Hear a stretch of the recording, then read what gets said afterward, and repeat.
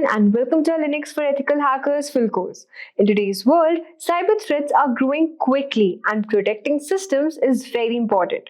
Ethical hackers play a key role in finding and fixing security issues before attackers do, often using tools like Linux. This course will teach you how to use Linux, a vital skill for ethical hacking, to secure networks, applications, and even data. And by 2025, there will be a huge demand for ethical hackers, especially in India. Entry-level salaries start from 6 lakh to 10 lakh per annum, and experienced professionals can earn up to 25 lakh per annum or even more. Mastering Linux can open doors to high-paying cybersecurity jobs. So get ready for hands-on learning as we cover key Linux commands and tools that ethical hackers use to protect systems. So let's get started. But before we comment, if you're interested in mastering the future of cybersecurity, Simplilearn's professional certificate program in cybersecurity is your perfect starting point. This 20-week program, in collaboration with Purdue University and IBM, equips you with hands-on expertise in tools like Metasploit IT, Burp Suite, Nmap, and exploring generative AI in cybersecurity with real-world projects guided by industry experts. Demand for skilled professionals is skyrocketing, and in this program, it will provide you with the certification, skills, and confidence you need to excel in the cybersecurity field. Good morning everyone, and welcome to the next video in the cybersecurity space. In this video, we are going to discuss what is ethical hacking. Now take this as an example. There is an organization that keeps on getting compromised or keeps on getting attacked repeatedly every month, and they're at a loss of why exactly this is happening. So an employee comes up with a brilliant idea of hiring an ethical hacker to test the security systems.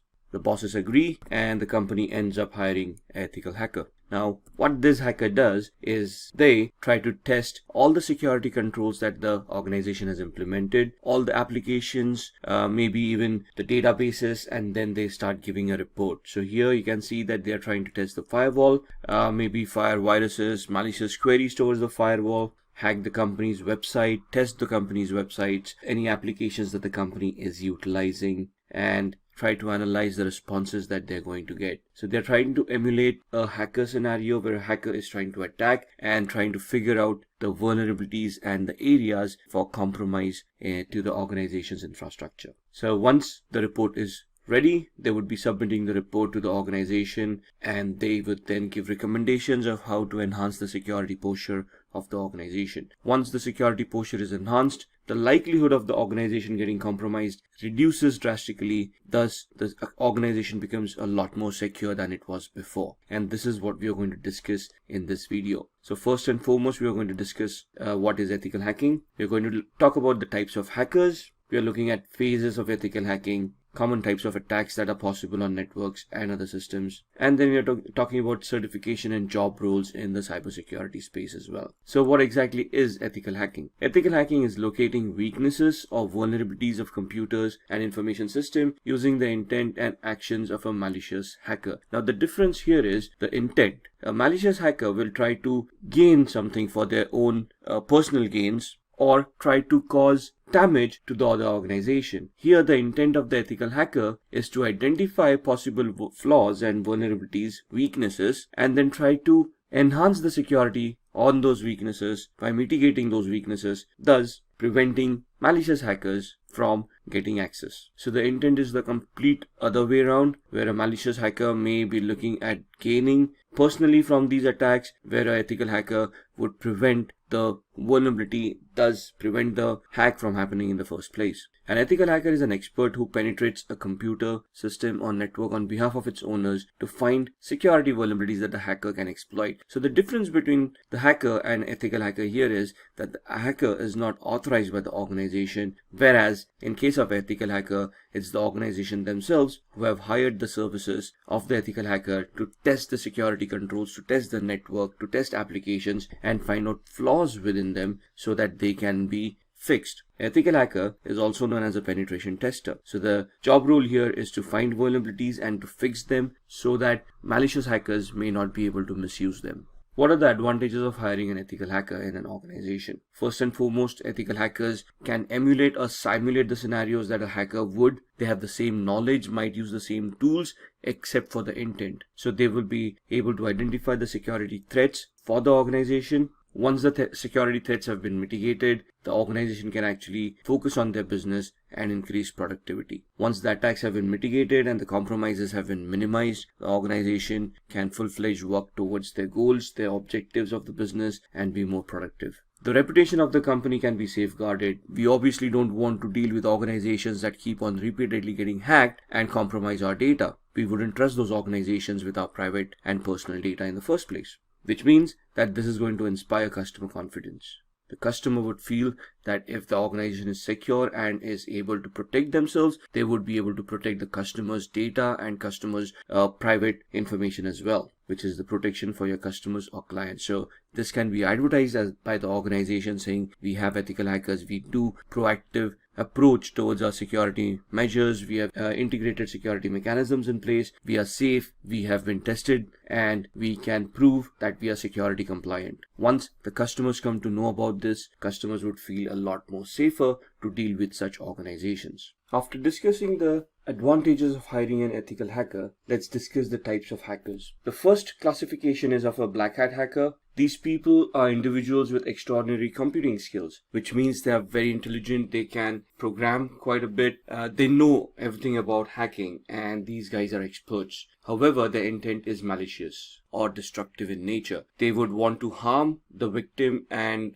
gain possibly monetarily from these kind of activities. Some of these people would do it for fun, an ego boost if you will. The second classification is of a grey hat hacker. These are individuals who work offensively as well as defensively. So at times they can, for an agenda, become a black hat hacker, gain out of it, hack without authorization, and at times they can actually accept a contract from an organization to help them enhance the security of that organization. And then there are white hat hackers. These are individuals professing the same skills that of a black hat or a grey hat. They might use the same tools, possess the same knowledge, except for the intent. Their intent is not to cause harm, but to protect the organization and enhance their security skills. These are people like us. These are ethical hackers who essentially try to emulate or simulate the attacks from a black hat hacker's perspective to find out the flaws and then try to mitigate them, try to enhance the security posture of the organization to prevent that organization from getting hacked. And then there are suicide hackers. These are individuals who bring down critical infrastructure for a cause. The main difference between the black hat hackers and suicide hackers is that black hat hackers will try to hide their identity. Suicide hackers do not. In fact, they will claim responsibility for the attacks that they have done. Then we have script kiddies. These are unskilled hackers. They have no idea what they're doing. They may not be technically very adept, but they rely on tools already created by black hat hackers and then try to use those tools and leverage them to try to hack an organization.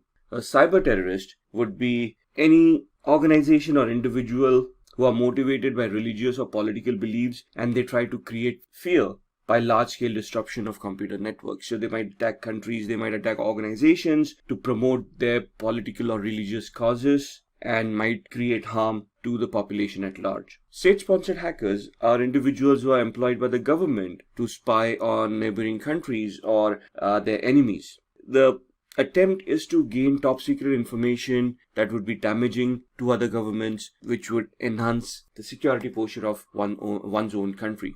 Now, this is not an official job profile, but it's a known fact that most of the governments have hired hackers to spy on other countries and other organizations. Then there are hacktivists, individuals who want to promote a political agenda by hacking and defacing websites. These guys do not cripple infrastructure, they just hack websites, deface them, put their own propaganda on the face of the website to promote whatever political messages that they want to promote. Now let's talk about the phases of ethical hacking. Ethical hacking is distributed into 5 different phases. They are the reconnaissance phase, scanning, gaining access, maintaining access, and covering tracks. The first phase, the reconnaissance phase, is all about information gathering. Here you're trying to identify the target, trying to get to know the target, gathering information about the target. Could be digital in nature, could be any personal information or organizational information that you can leverage later on for social engineering attacks as well. Here you might try to find out from a technical perspective the IP addresses, domain names, subdomains, email addresses, phone numbers of people working in the organization. Once you have all this information, you would then proceed to the scanning phase. We are going to actively scan for devices that are live and you can interact with. Then you're going to scan those live devices to identify ports, protocols, and services running on those systems. Now, these ports or protocols, these would be your entry points to try to gain access to that system. It is here where those flaws would exist. So in this phase, you're basically identifying which ports are open, which services are running on top of them, what protocols are being utilized by the machine. Once you've identified this, you might want to enumerate them by gathering more information from a specific protocol. And then you might want to go into the vulnerability scanning phase, where you're going to scan these services, protocols for vulnerabilities, trying to create a list of all the possible vulnerabilities in that system. Once you have the list of possible vulnerabilities, you're going to move on to the gaining access phase, where you're going to attack those vulnerabilities, try to exploit them, and try to gain access or embed a Trojan, virus, keylogger, or any software that can spy on the victim. Once you have hacked into this machine, you're going to try to maintain access.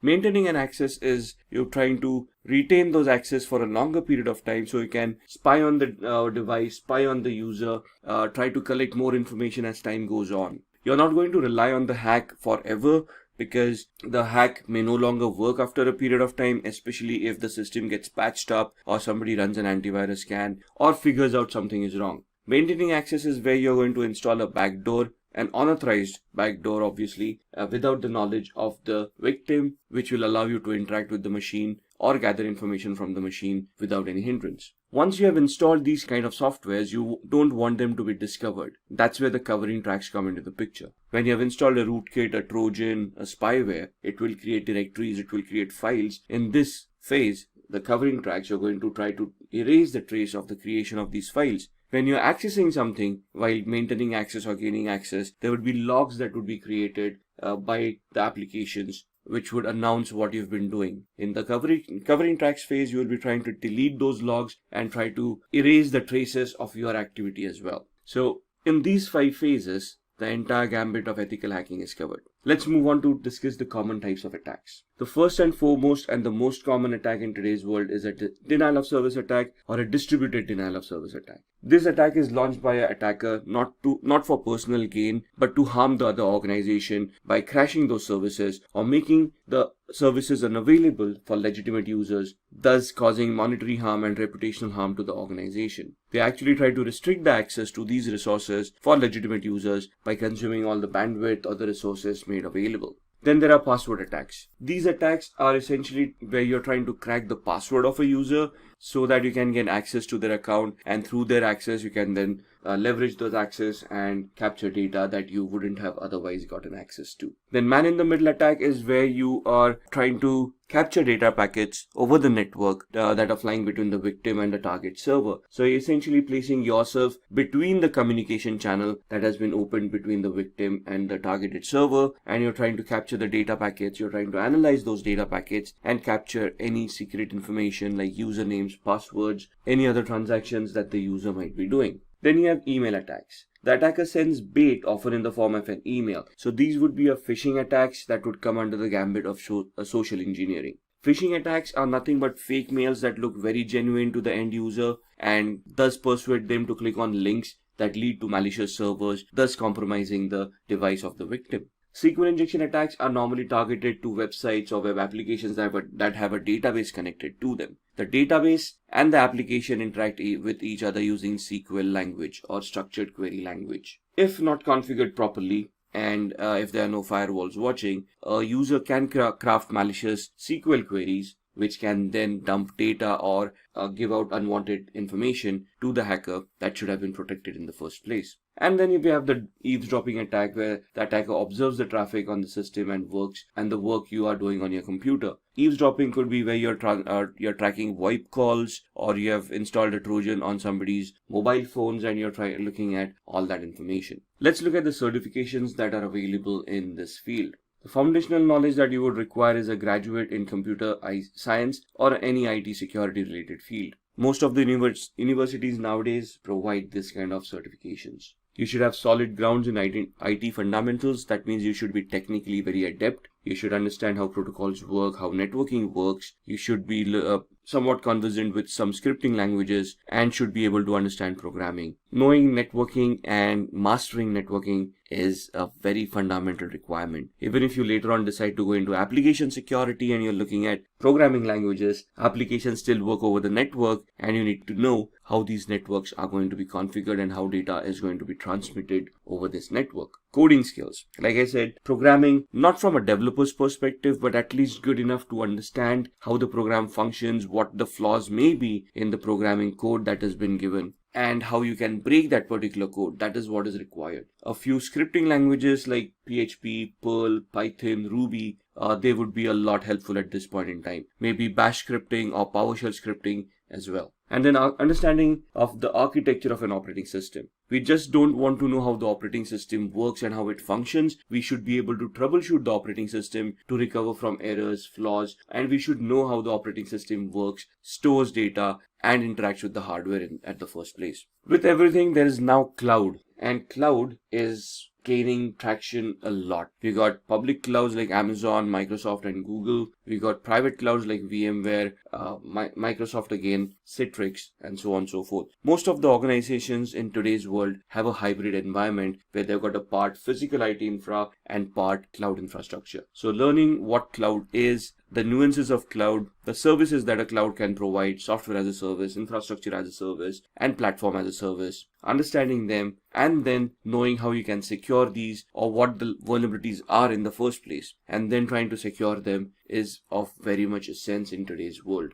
Over a period of time, you will have to learn cloud security to be relevant in today's world, especially with IoT, artificial intelligence, and machine learning picking up pace. And then malware analysis and reverse engineering. So let's say there's a new virus that has been released and there's an antivirus company who's working to figure out how the virus works, what are the signatures that are created by the virus, and this is where those malware analysis skills come into the picture. Even in real terms or in normal terms, if you're working in an organization and if a machine has been infected or is suspected of an infection, you need to investigate the machine to identify whether it was a worm, virus, or a Trojan, and need to take effective action to prevent further compromise from happening. And that is why malware analysis is of importance as well.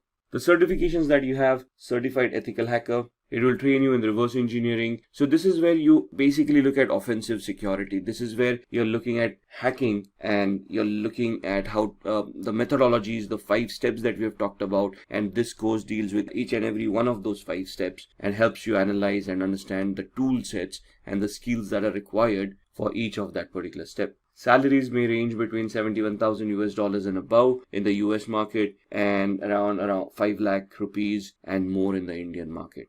After CEH, we have got the ECSA/LPT course. ECSA is the EC Council Certified Security Analyst course. Once you get certified on that, you can then apply for the LPT, which is the License Penetration Tester. So it's for CEH, then ECSA, EC Council Certified Security Analyst, and then LPT, License Penetration Tester. This gives certified penetration testers the opportunity to practice their skills and gives you a license where you have and a certificate that proves that you have understood the methodology and are very adept at the skills of hacking. Data is the new gold. Imagine how much data is generated by just your smartphone every single day, be it the pictures you click or the messages you send. Nearly 41 million messages are sent worldwide via WhatsApp every single minute. So safeguarding your personal data against hackers has now become a top priority. Did you know that India leads the world when it comes to ethical hackers, with 23% of the worldwide hacking population from India? The top ethical hackers earn more than twice of what software engineers in India do. But what makes ethical hacking such a demanding industry? Ethical hacking is the process of taking security measures to safeguard data and networks from malicious cyber attacks. The hackers use every tool at their disposal to try and breach the security barrier and find any potential vulnerabilities. The ethical in ethical hacking denotes the lack of malicious intent, since these sessions are often permitted by the system owner or the network that is being hacked into to fix any compromised entry points before black hat hackers discover and exploit them. So what is a black hat hacker, you may ask? A hacker who exploits security vulnerabilities for monetary gains, like stealing or destroying private data, altering, disrupting, or shutting down websites and networks, is known as a black hat hacker. On the other end of the spectrum, we have white hat hackers who help people secure their networks by stress testing their platform against the most dangerous of cyber attacks. That is with their consent, of course. But the most neutral of the bunch are grey hat hackers who may not ask for consent before snooping on a foreign system, but they do inform the owner if they find any vulnerabilities, sometimes in exchange for a small fee. See, security breaches have become less and less prevalent thanks to rigorous ethical hacking campaigns and corporate awareness programs. The ability to fix critical security issues before black hat hackers leverage them has saved organizations billions of dollars. Google, IBM, Microsoft, and virtually every major corporation are looking to protect their data.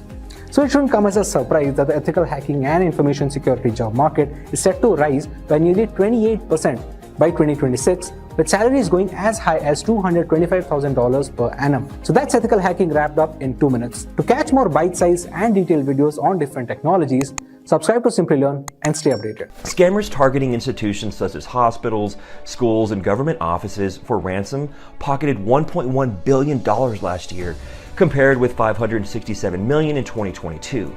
Cybersecurity experts act as a multi-level line of defense against cyber attacks through all internet activity, securing individuals, corporate giants, tech multinational companies, international agencies, and even governments.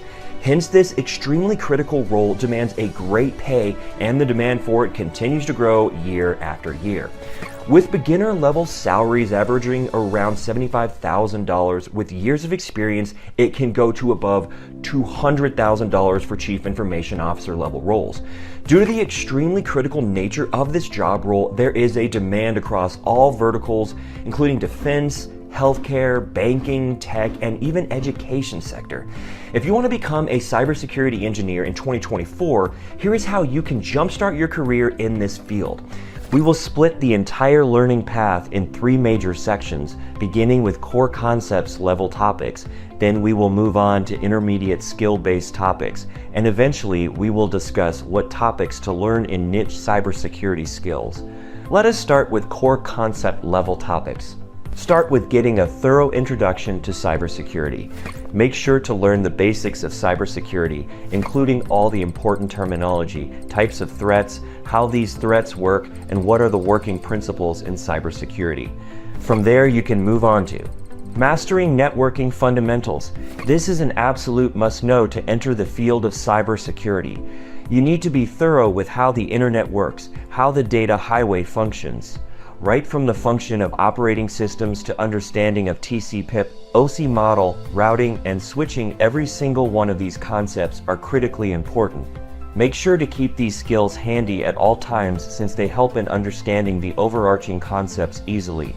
But it's not just the networking part of operating systems that you need to know. This is where the next important part comes into the picture. Operating systems. Proficiency in Windows, Linux, and possibly MacOS operating systems allows you to work across all domains. Being adept in each of these helps you become better at safeguarding the fault lines across them. This is critical for your day-to-day working, since you will be directly iterating with these to perform your daily tasks. It is not unknown that mathematics and computer science go hand in hand. This extends to the field of cybersecurity too. You need to learn cryptography, where the knowledge of encryption, decryption, cryptographic algorithms, and protocols is very important. Next up is risk management, understanding risk assessment, mitigation strategies, and compliance frameworks like GDPR and HIPAA. Finally, you should also understand cybersecurity laws and ethics, awareness of legal and ethical considerations in cybersecurity. Let us now move on to 2 intermediate level skill and tools-based topics. Security technologies, familiarity with firewalls, intrusion detection prevention systems, antivirus software, and endpoint security. Vulnerability assessment and penetration testing, hands-on experience with tools like Nessus, Metasploit, Nmap, and Burp Suite. Security operations, incident response, threat hunting, log analysis, and security information and event management, secure coding practices, knowledge of secure software development practices, and common vulnerabilities like OWASP Top 10. Cloud security, understanding of cloud computing security principles and best practices, including Oz, Azure, and Google Cloud Platform. Mobile security, knowledge of mobile application security testing and best practices for securing mobile devices.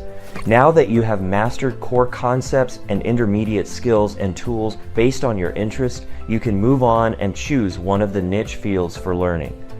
Niche cybersecurity skills, industrial control systems security, understanding of SCADA systems, PLCS, and protocols like Modbus and DNP3. App security, knowledge of securing Internet of Things devices and protocols. Blockchain security, understanding of blockchain technology and its security implications. Threat intelligence, gathering, analyzing, and leveraging threat intelligence to enhance cybersecurity posture. Reverse engineering, skill in analyzing malware and understanding its behavior. Red Team Blue Team exercises, participating in simulated attacks Red Team and defending against them Blue Team. With that said, we have reached towards the end of our video.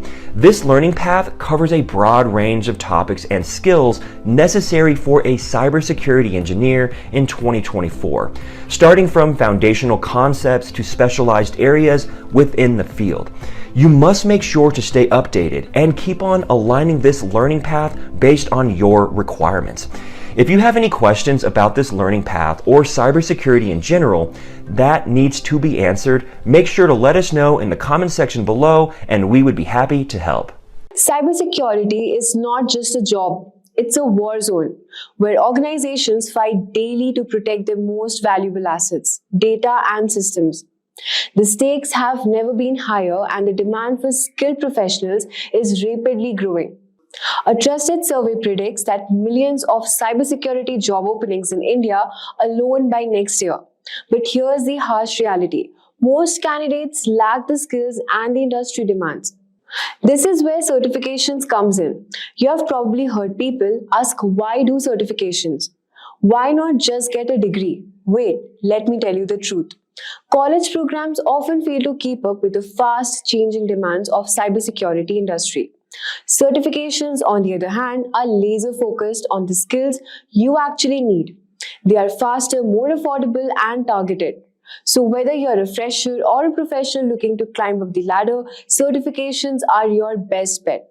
Let's explore the top 5 certifications that can give you an edge to help you land that dream cybersecurity job. Now you might be thinking, I'm not from an IT background, can certifications really help me? Or maybe you have graduated with a computer science degree and are wondering why bother with certifications. Let me explain why certifications are so powerful. First, if you are from a non-IT background, certifications can open doors you never thought possible. They provide you with hands-on practical skills that employers value far more than theoretical knowledge. For example, even if you have never written a single line of code, certifications like CompTIA Plus Security or Certified Ethical Hacker can teach you the foundational skills needed to land your first job in cybersecurity. On the other hand, if you're already a computer science graduate, certifications allow you to specialize. Cybersecurity is a vast field and employers look for specialists in areas like penetration testing, risk management, or compliance.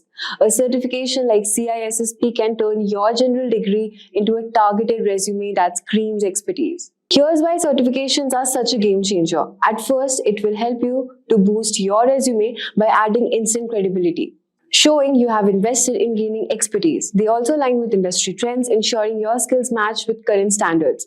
They also demonstrate your commitment to your career and give you a competitive edge, making you stand out to hiring managers in a crowded job market. So now let us explore the top 5 certifications that you can take your cybersecurity career to the next level. So let's get started. So now let's begin with the very first certification at the top of the list, which is Certified Information System Security Professional, CISSP, widely regarded as the gold standard in cybersecurity certification. It's offered by ISC and it is one of the most respected organizations in this field. This certification is very essential for professionals who want to lead cybersecurity efforts at an enterprise level. Well, CISSP is a comprehensive certification that covers 8 key cybersecurity domains, such as risk management, security operations, and software development security. It's highly designed for experienced professionals and proves you have the expertise to design, implement, and also manage a robust cybersecurity program. Organizations worldwide trust CISSP certified professionals to handle sensitive security needs. Talking about the eligibility to qualify, you need to at least have 5 years of professional experience in at least 2 of the A domains, a bachelor's degree in computer science, or any one of the experience is preferred. Even without full experience, you can take the exam and earn the title associate while you complete the required work experience. Let's talk about the exam details and cost. Well, the CISSP exam is about 6 hours long with 250 questions, and the cost of the exam is rupees 61,409 Indian rupees, and for US it's around $749. This is one of the fee to register and sit for the certification exam. CISSP opens doors to senior roles such as Chief Information Security Officer, who can earn around 76 lakhs a year in India and $150,000 plus per year in the US.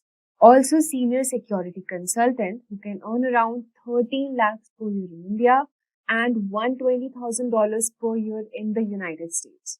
Well, CISSP is more than just a credential. It's a symbol of expertise, leadership, and trust in the cybersecurity world. For anyone serious about advancing in this field, this is the certification you should aim for. Also, if you're looking for specialized training to ace the CISSP examination, consider Simplilearn CISSP certification training. This is globally acclaimed program and is aligned with the latest ISC exam pattern, offering comprehensive coverage of all the A domains with live online classes, hands-on lab, and also expert guidance with features like simulation tools, test papers, and included CISSP exam voucher. Simplilearn ensures you are exam ready, plus their 100% money back exam pass guarantee also adds extra confidence as you work towards elevating your cybersecurity career. Next on our list is CISA, which is Certified Information System Auditor, a highly respected certification from ISACA, focusing on auditing, compliance, and risk management. It's perfect for professionals responsible for evaluating and improving an organization's security framework. CISA is recognized worldwide, especially in highly regulated industries like finance, healthcare, and government. It demonstrates expertise in identifying vulnerabilities, ensuring compliance, and improving security controls. Let's talk about the eligibility for this certification. Well, to qualify, you need to have at least 5 years of work experience in IT audit, control, or security. You also need to have a bachelor's degree that can waive up to 2 years of this requirement. Let's talk about the exam details and cost for this certification. Well, the exam is 4 hours long with 150 questions testing your knowledge of auditing and compliance. Exam fee is around 47,141 Indian rupees and $575 for ICACA members. And if you're not a member of ISACA, then you have to pay 62,000 in Indian rupees and $760 for USA. Let's talk about the career opportunities and salaries. Well, CISA certified professionals can secure roles like IT audit manager, who can earn around 20 lakhs per year in India and $130,000 per year in the United States. Compliance program manager also can earn around 24 lakhs per year in India and $140,000 per year in the United States. With organization increasingly prioritizing governance and compliance, CISA has become a critical certification for professionals in these areas. It's must-have for those who want to specialize in auditing and risk management. Also, if you want to boost your career in IT auditing and compliance, you can consider Simplilearn CISA certification training. As an accredited training partner of ISACA, Simplilearn offers comprehensive preparation including live classes, by industry experts, access to the official ISACA learning kit, and simulation tests to help you master the 2024 CISA exam and domain. This training provides you up-to-date curriculum and practical insights to help you excel your career. With an exam pass guarantee and flexible learning options, Simplilearn also ensures that you're fully prepared to achieve CISA certification and advance your professional journey. Let's talk about the third certification on the list, which is Certified Information Security Manager, CISM. Coming at number 3, this is another certification from ISACA, aimed at managers and leaders in cybersecurity. It's ideal for professionals who want to transition into leadership roles. CISM focuses on the strategic and managerial aspects of cybersecurity, such as governance, incident management, and program development. It's valued by organizations seeking security leaders who can make informed, high-level decisions. Let's talk about the eligibility. To qualify, you need to have 5 years of experience in information security management, a degree of another relevant certification that can waive up to 2 years of this requirement. Let's talk about the exam details and the cost. Well, the exam is 4 hours long with 150 questions assessing your strategic thinking, and the cost is 47,000 rupees and $575,000 in United States for ISACA members, and 62,000 rupees for Indian currency, and for non-members it is around $760,000. CISM certified professionals often step into leadership roles such as Director of Information Security, who can earn around 37 lakh per year in India and 160,000 per year dollars in the United States. Data Governance Manager can earn around 30 lakhs per year in India and $140,000 per year in the United States. For those aiming to lead cybersecurity teams and make strategic decisions, CISM provides the credibility and expertise needed to succeed. Also, if you want to elevate your career and leadership role, Simplilearn CISM certification training can be your ideal choice. As an ISACA Elite Training Partner, Simplilearn provides an official learning kit including the ISACA Value Review Manual, QAE and exam voucher along with live classes conducted by accredited instructors. So you can refer to this certification by Simplilearn. Let's move on to the fourth number on the list, which we have CompTIA Security Plus, the perfect entry-level certification for building core cybersecurity skills. It's a vendor neutral, which means it's recognized across industries and applies to various technologies. Security Plus covers essential topics like network security, threat management, and compliance. It's designed to give beginners a strong foundation in cybersecurity and prepare them for real-world challenges. Let's talk about the eligibility. Well, there are no strict prerequisites, but CompTIA recommends having basic IT experience or earning the Network Plus certification first. Let's talk about the exam details and cost. The 90-minute exam includes both multiple choice questions and also performance-based questions. The registration fee for the exam is 30,000 rupees and in USD it is around $370. With Security Plus, you can pursue roles like security engineer, who can earn around 8.2 lakhs per year in India and $95,000 per year in the United States. Cloud engineers can earn up to rupees 6 lakh per year in India and $85,000 per year in the United States. Security Plus is an affordable, impactful way to start your cybersecurity journey, making it an excellent choice for beginners. Also, if you're looking to begin your cybersecurity career with confidence, consider Simplilearn's CompTIA Security Plus certification training. This will also provide you comprehensive coverage of all the exam objectives and focuses on real-world applications to prepare you for the industry challenges. Additionally, flexible learning options and 24/7 assistance makes it an excellent choice for learners worldwide. Finally, we have CEH, which is Certified Ethical Hacker on the list. The perfect certification for those who dream of thinking to become a hacker to protect systems. Offered by EC Council, this credential focuses on skills needed to become penetration testing and ethical hacking. CEH is a hands-on certification that teaches you to identify vulnerabilities, detect attacks, and secure systems. It's a great choice for professionals drawn to ethical hacking and proactive cybersecurity. Moving on to the eligibility part, to qualify, you need to have 2 years of experience in information security or at least completion of the EC Council's official training program. The exam details and the cost is, the exam is around 4 hours long with 125 multiple choice questions, and the exam fee is 98,000 and 1,199 USD dollars in USD. CEH certified professionals often work as penetration tester who can earn around average of 5 lakh per year in India and $85,000 per year in the United States. Cybersecurity engineers can earn 7.3 lakh per year in India and $100,000 in the United States. CEH is perfect for professionals who want to specialize in offensive security and ethical hacking. It's an exciting certification that paves the way for dynamic, high-impact roles. So today, we will start our tutorial with an example. Imagine a world where every 39 seconds, a cyber attack occurs, affecting businesses, governments, and individuals alike. And in a digital age, where data is the new gold, cybersecurity has become one of the most critical fields to master.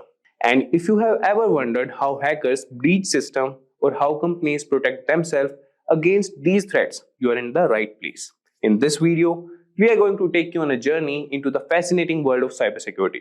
We will break down the steps you need to learn cybersecurity, from building a strong foundation in networking and programming to mastering advanced techniques like ethical hacking and threat analysis. We'll also share some of the best resources and certifications that can propel your career forward. And this video will provide you with a clear roadmap for you. So get ready to unlock the secrets of cybersecurity and start your journey towards becoming a digital defender. So here first we will start with the essential skills for an ethical hacker, or when you will learn cybersecurity, what skills you will need. So here we'll see the list, and the number one is strong understanding of networking. So ethical hackers or cybersecurity professionals need to have understanding of networking protocols, how data travels across networks, and the vulnerabilities associated with different network configurations. Then comes programming and scripting. So proficiency in programming languages like Python, C, C++, and scripting languages is crucial for writing custom exploits and tools. And then comes cybersecurity fundamentals. A solid grasp of basic cybersecurity concepts, including threats, vulnerabilities, risk management, and security principles, is fundamental. And then comes operating system. Familiarity with various operating systems, including Windows, Linux, and Unix, is essential for understanding their vulnerabilities and security configurations. And then comes web application security. So knowledge of web technologies, that is web application vulnerabilities such as SQL injection, cross-site scripting, and security best practices for web development. And then comes penetration testing tools. So the proficiency in tools like Metasploit, Nmap, Wireshark, Burpsuit, and other penetration testing tools used to assess system vulnerabilities. So these tools you should have hands-on, and these are the skills that a cybersecurity professional must possess. And then comes cryptography. So understanding of encryption, decryption, cryptographic algorithms, and their role in securing data. And then comes wireless security.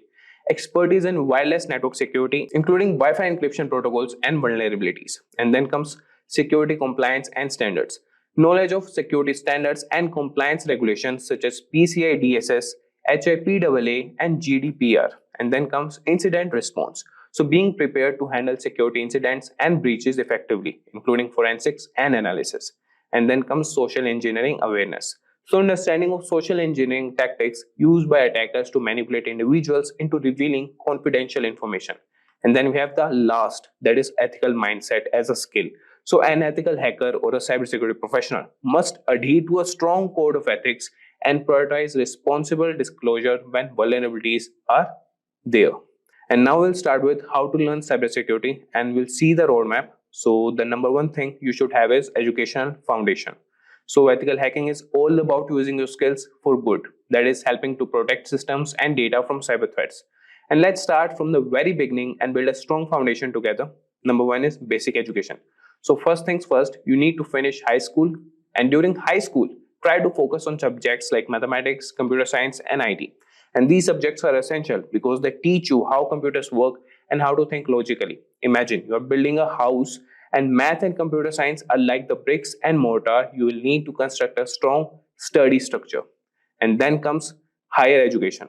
So after high school, consider pursuing a degree in computer science, information technology, or cybersecurity. Now you might be wondering, do I really need a degree?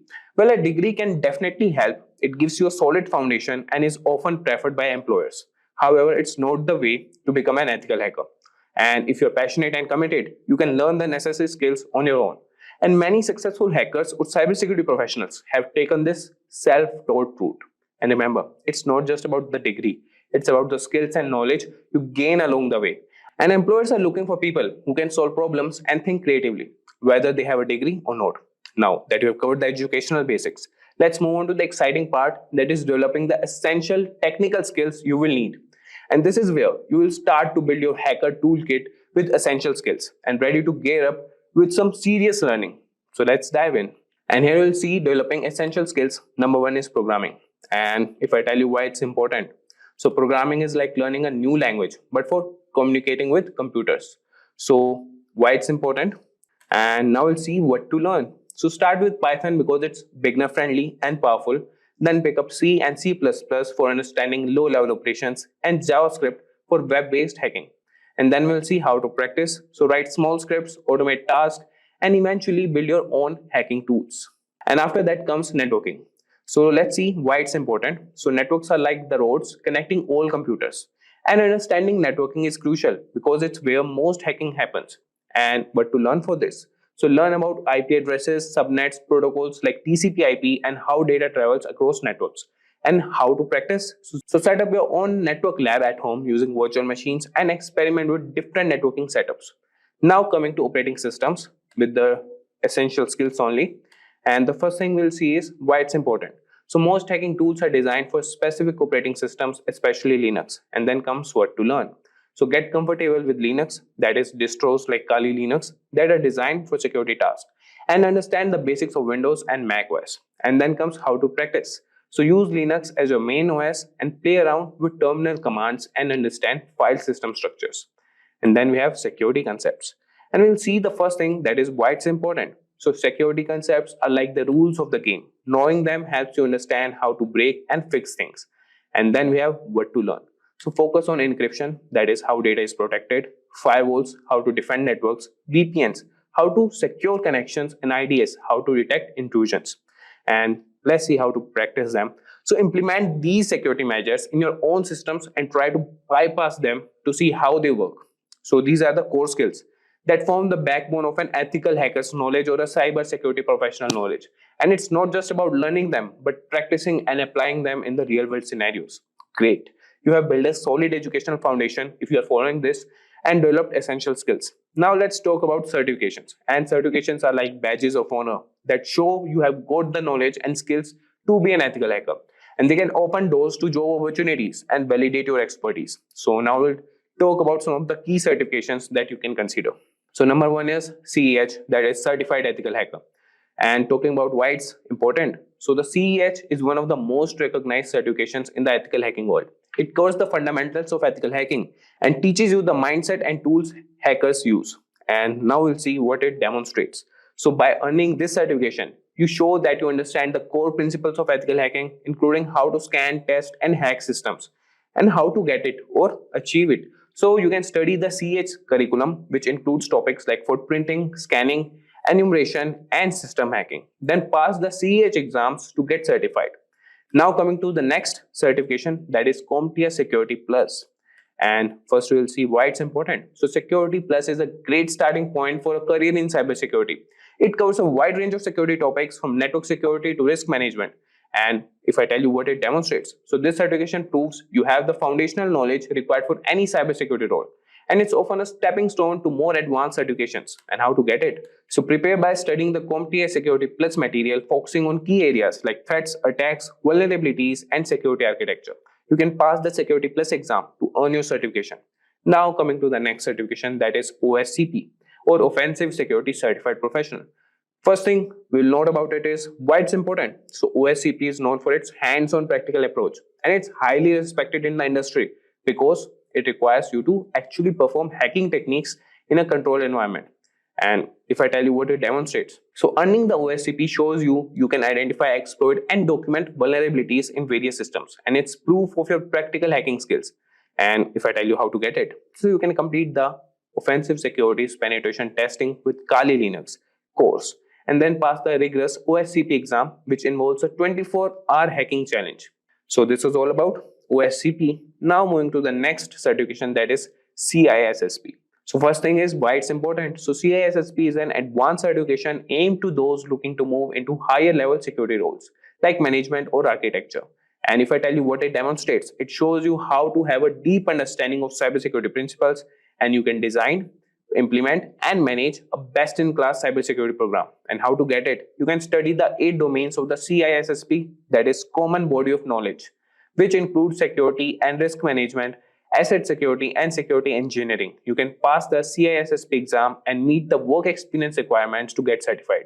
And these certifications not only validate your knowledge, but also make you stand out in the job market. They are a testament to your dedication and expertise in the field of ethical hacking. So next, we will explore how to gain practical experience, and this is where you will put your knowledge to the test and hone your skills in real world scenarios. So ready to dive into some hands-on action? So let's move on. So the next part is number 4, that is gain practical experience. So I will say that's awesome that you have got your education, developed essential skills, and earned some certifications. Now we are coming to this part, that is now it's time to get hands-on and gain practical experience. This is where the real fun begins, applying what you have learned in real world scenarios. Number 1 is labs and simulations. So labs and simulations provide a safe environment to practice hacking skills without the risk of breaking any laws. They allow you to experiment and learn from your mistakes. So you could use the platforms like Hack the Box, Try Hack Me, and Cybersec Labs that are fantastic resources. And these resources offer a variety of challenges and scenarios that mimic real-world systems and networks. So internships and entry-level positions provide real-world experience and a chance to apply your skills in a professional setting. They also help you build a network of industry contacts. You can seek out internships or jobs in IT, network administration, or cybersecurity. So these roles will give you hands-on experience with the systems and technologies you will be protecting as an ethical hacker. You can check job boards, company websites, and LinkedIn for openings. And don't be afraid to reach out to companies directly to inquire about internship opportunities. You can tailor your resume to highlight your skills and certifications, and be prepared to discuss your hands-on experience from labs and simulations. And after that comes the bug bounty programs. So bug bounty programs are an essential or excellent way to test your skills in the real world scenario. Companies offer these programs to identify security vulnerabilities in their systems, and they reward you for finding and reporting these issues. So platforms like HackerOne and BugCrowd connect ethical hackers with companies offering bug bounties. And these platforms provide a legal and structured way to test your skills. And you can create profiles on HackerOne and BugCrowd. And you can start by reading through the rules and scope of each program to understand what's allowed. And you can begin with lower risk programs and gradually move to more complex ones. As you find and report vulnerabilities, you will gain recognition and potentially earn money for your findings. And after that, we have practical experience that is invaluable and is where theory meets reality.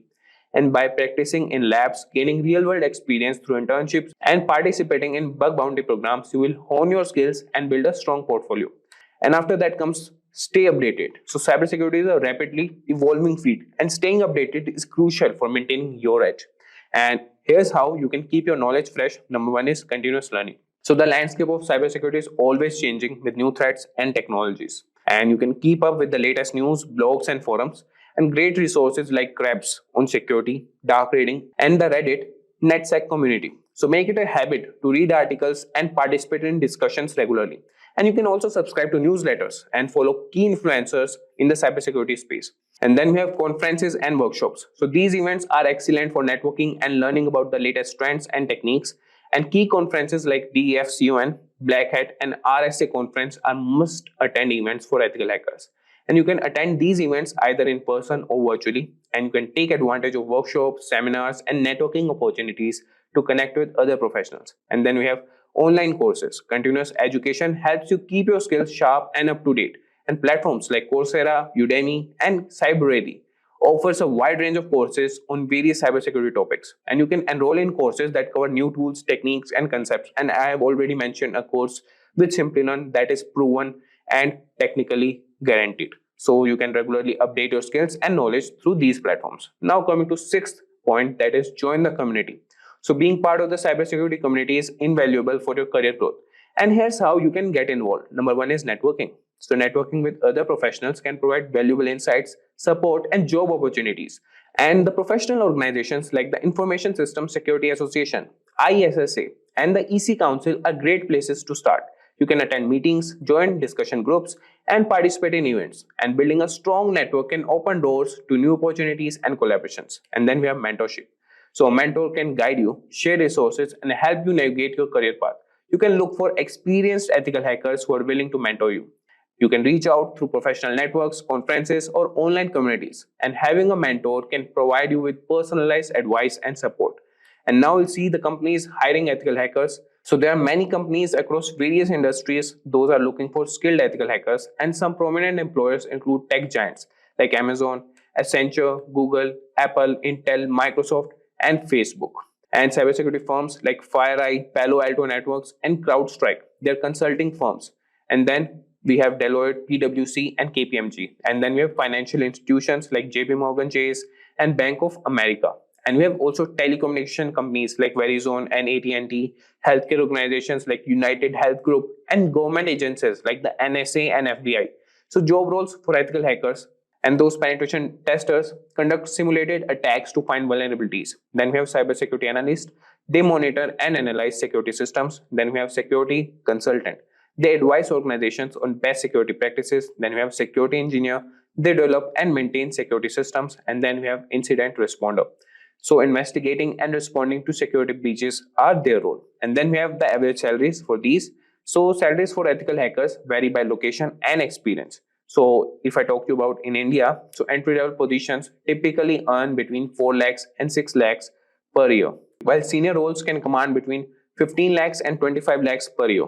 And in the United States, entry level salaries range from $70,000 to $90,000 per year, but with senior positions, earning can be vary between $130,000 to $170,000 per year. Do you know, friends, that Wireshark is a powerful network protocol analyzer that helps you capture and analyze network traffic in real time? It allows you to deep dive into data packets traveling through your network, giving you insights into network performance, security, and troubleshooting.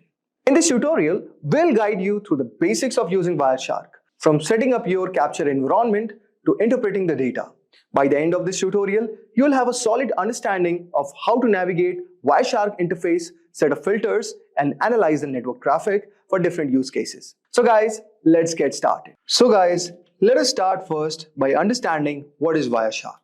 So guys, Wireshark is a comprehensive open source network protocol analyzer that basically allows user to capture and analyze the data traveling over the network in real time. It is widely used by network administrators, security professionals, and also developers for various purposes. For example, guys, like network troubleshooting, where you have to identify and resolve network issues by examining the traffic patterns and diagnosing the connectivity problems. The next one is network analysis, which we'll also be doing in our hands-on, where you have to understand and optimize network performance by analyzing data flows and interaction between network systems. The third one is security auditing. You will also have to detect and investigate unusual or potentially malicious network activities such as unauthorized access or data breaches. And finally, you have a protocol development, where you can debug and develop network protocols by capturing and analyzing protocol messages and behaviors. The key features of Wireshark are: the first one is packet capture. Wireshark captures packets of data transmitted over the network. Each packet contains a wealth of information, including source and destination addresses. And also you get protocol, types, and payload data. So as you can see all over here, I've already downloaded Wireshark, and I'll guide you also how to download it. But as you can see, these are the lines that shows that the Wi-Fi packet, graph is showing that this is how the packets are transmitting. So this is basically the real-time analysis what you can get through in Wireshark. Next one is you get a detailed inspection. Guys, Wireshark also decodes and displays data at various protocol layers. Example, you can get Ethernet, IP, TCP, HTTP, which allows for detailed examinations of network communications. You can also perform filtering and searching.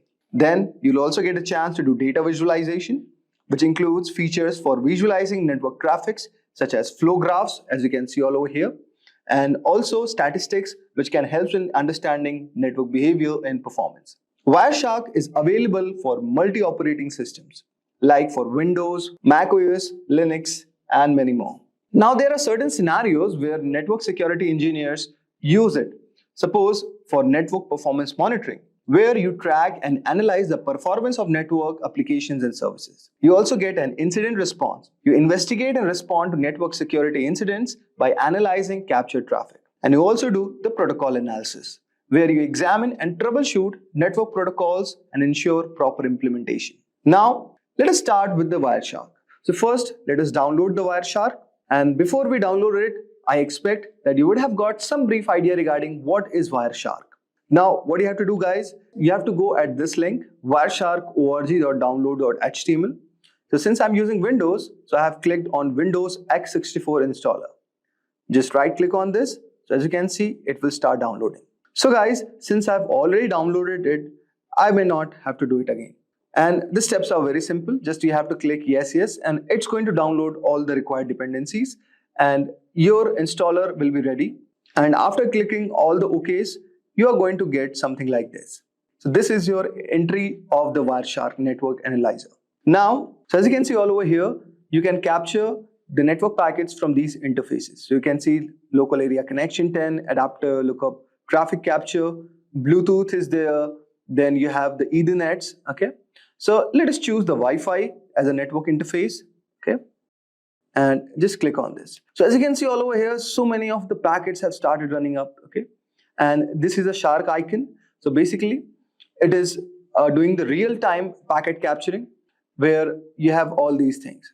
So now, let us try to understand what is there in Wireshark. So you can see you have file. Basically, for managing files, you have open, save, export. Okay, so these kind of options are there. You can also export the TLS session keys. Okay, you can export the objects, and you can do print, quit. Then here in the edit, so edit, you can modify the preferences, settings, and profiles. If you talk about view, you can adjust the layout all over here of Wireshark. If you talk about go, you can navigate through the packets all over here. Then here is a capture. You can start or stop all over here. You can restart it. Then next is analyze. So as you can see all over here, you have display filters, display filter macros, display filter expressions, and many more. Okay. Similarly, you have statistics, okay, which helps in viewing network statistics and data summaries. Here you have telephony for using these kind of protocols. Okay. Then you have wireless. Okay. Then you have tools all over here, firewall, ACL rules, MAC address. Okay. And there you have the help icon. So this is a very basic outview of this application. Now, let us do some basic exercises first. So let us try to capture a traffic first. Okay. So since I've already selected our network interface as Wi-Fi, and let us restart it. So you can just go on capture and just start the restart. Okay. So this has started. Now go to your browser and just type, say, HTTP. Okay. And say bin.org is the file. So guys, this is a basic website that we have requested on our browser. And let us go to our Wireshark and stop this for a moment. So as you can see all over here, this icon shows applying a display filter. Now go all over here and type the filter, say HTTP. Okay. And you can say our filtering would be done. So as you can see, here you have the source, you have the destination, here you have the time, here you have the number, here you have the length of the packets, okay, and this is the info, okay. So now let us do the general analysis of the Wireshark output. So as you can see all over here, the first one is HTTP request and responses. So as you can see, this is our source, okay. We are sending a request to the destination address with 44.219.81.240. The protocol is HTTP and the length of the packet is 480. And it is basically a GET request, okay. So get HTTP/1.1. Now there is a reply from this destination all over here and to the destination at our source. The protocol is still HTTP. Now the length of the packet is increased, is 887. And what we are getting, guys, all over here, that the status is 200 and it says okay. Now, as you can see, what we are getting basically an HTML file all over here. Okay. Now, similarly, we are again requesting and we are getting a JSON file all over here. Now, getting a specific JSON HTTP 1.1 and similarly, reply is coming. So as you can see, it's a to and fro motion where we are requesting to a destination, which is the browser with the protocol HTTP. And similarly, we are getting a reply from our destination. So guys, this is our device and this is the given resource we are trying to access on our browser. So basically, now we can see these are the content types, which is text HTML for the HTML structure, okay. And also you can see all over here, this is a JSON type, okay. And these are the type of the content we are trying to access it. Okay, and this is the request what we have done to our destination, which is the browser. Okay, with the bin org, and it is returning a text.html file. I hope so, guys, you would have got a brief idea like how you can do the general analysis of the Wireshark output. Now let us try to do one more example which will make our concepts more clear. Now guys, I will show you one more use case of this, that you can diagnose the network issues with ping and trace command. Okay, so with the help of Wireshark, this can also be done, guys. So what you need next is you can open a terminal, okay, and just right click all over here. And now in this, what we are going to do, guys, we are going to generate an ICMP traffic. So with the help of ping command. Okay, so now what we do, we type ping, say google.com,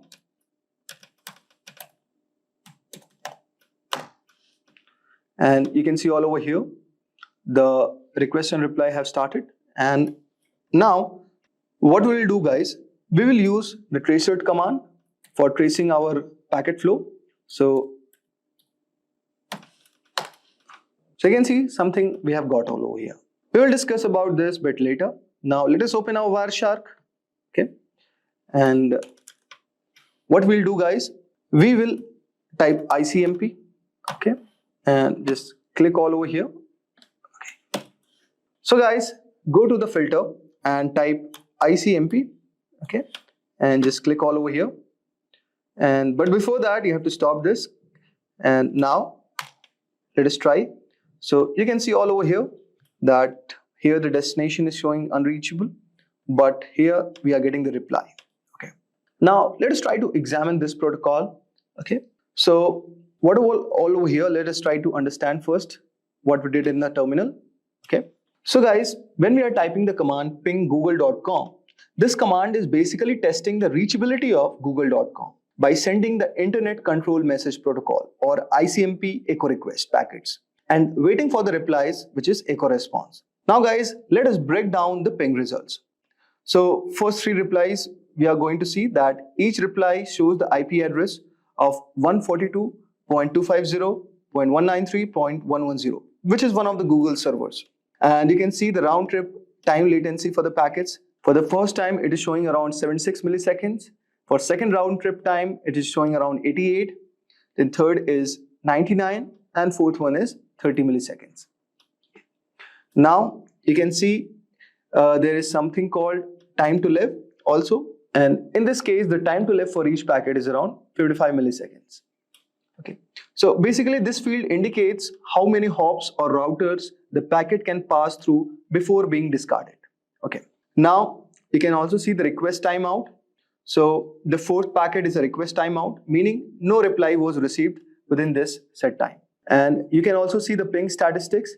So you can say here sent 4 packets, received 4 packets, and there is no loss. Okay, so this is one thing. And also approximate round trip in milliseconds, you can see minimum is 30 milliseconds and maximum is 99 milliseconds. Average is calculated 73 milliseconds. So this is statistics what we got. Now you can see all over here we have the tracer command. Okay, so here no arguments are provided first. So let us try to understand. The D means do not resolve IP address to host names, okay, where H means maximum number of hops of routers to search, and W means timeout in milliseconds for each reply. So suppose if I see tracer@google.com, so guys, this will show all the hops that the packet has to travel through reach the Google server, which will help to diagnose where the delays or issues might occur on the path. Now you can see all over here there are a lot of options are given. So similarly you can read this. Now let us try to do the Wireshark analysis. So you can see all over here with our source 10.101.5.118, and we are sending the request to the Google server, and this is Internet Control Message Protocol. So you can see all over here this is echo. This is a ping request with ID 0x001, and we can see the sequence is also given, the time to live, and we are replying in 7641 milliseconds. So this packet is basically what we are doing, guys. We are saying 7630 is our packet number, and this is what we are sending as a request. Then 7641 is a reply from the Google server, with the given ID, okay, the sequence number of this and the time to live, and it is also giving the request one. Now what you can do, guys, you can also apply one filter all over here. We can, okay, now with the help of this you can just see there are a lot of options as a filtering, okay. So you can read the documentation for this, and whenever it is turning red, guys, it is showing something as error, okay. And now let us do this and let us type our IP address, say 101, okay, 1.5.118, okay. So this is also one of the way you can apply the filter, okay. So it's going to filter out the IP address, okay. Say, let's do this. So it is going to filter out our IP address, which is basically the same which is sending, because we have not given any other ping request. So guys, here what we can see, so this is kind of the analysis what we are doing basically, okay. So guys, this was a Wireshark analysis for diagnosing the network issues with the help of ping and trace commands. And you can do a lot more other things with the help of Wireshark. Basically, these tools are used by network administrators, hackers, and also network engineers to understand the network performance, diagnose the network issues, okay. So this was a short exercise which I have shown you about the basics of Wireshark. I hope so you would have enjoyed our today's video. Imagine this, you are a protector of a digital world, keeping intruders out and ensuring sensitive data stay safe. That is what the core of cybersecurity. And at the heart lies Kali Linux, the ultimate operating system trusted by ethical hackers and security experts. In this beginner-friendly tutorial, we are going to understand what Kali Linux is and why it is important. We are going to discover the most essential tool it offers. We are going to dive into the hands-on activities to practice the real-world scenario. So let us start first understanding what is Kali Linux. My dear friends, Kali Linux is a powerful open-source Linux distribution specifically designed for cybersecurity professionals like ethical hackers, penetration testers. So these guys can use this tool. Actually, this tool is built on Debian. So Debian is an operating system and it comes with pre-installed over 600 advanced security tools to perform various tasks like penetration testing, vulnerability assessment, digital forensics, and wireless network analysis. Kali Linux was developed by Offensive Security, and it is widely used in cybersecurity training and certifications like OSCP certification program. If I talk about Kali Linux is a versatile, offering various options for installation on virtual machines, USB drives, or even as live operating system. Additionally, it supports Windows subsystem for Linux for seamless integration into Windows environments with clean interface and customizable setup. Kali is just not for professionals, but it is also an excellent platform to learn cybersecurity. Now, if I talk about advantages of using Kali Linux, there are several one of them. Like, first of all, it has over 600 tools, okay, so which are pre-installed tools and which is specifically tailored for security professionals. Second of all, it has wide support. Now, in terms of wide support, it works on multiple platforms like virtual machines, Windows subsystem for Linux, Raspberry Pi, etc. Third of all, because of its documentation. Now, it has extensive tutorials and forum for guidance. So you could see all over here, this is the official documentation of Kali Linux, and you could see there's a very amazing documentation. It will help you with installation, introduction, then it has given option for USB, Kali on ARM, WSL, cloud, and many more. And finally, you could customize this. It is fully customizable to suit specific tasks and workflows. Now, let us move ahead and let us try to understand some of the known commands of Kali Linux.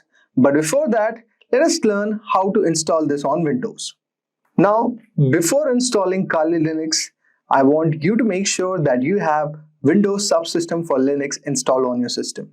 If not, you can navigate to this website, which is installing WSL, so you will get a Microsoft official website.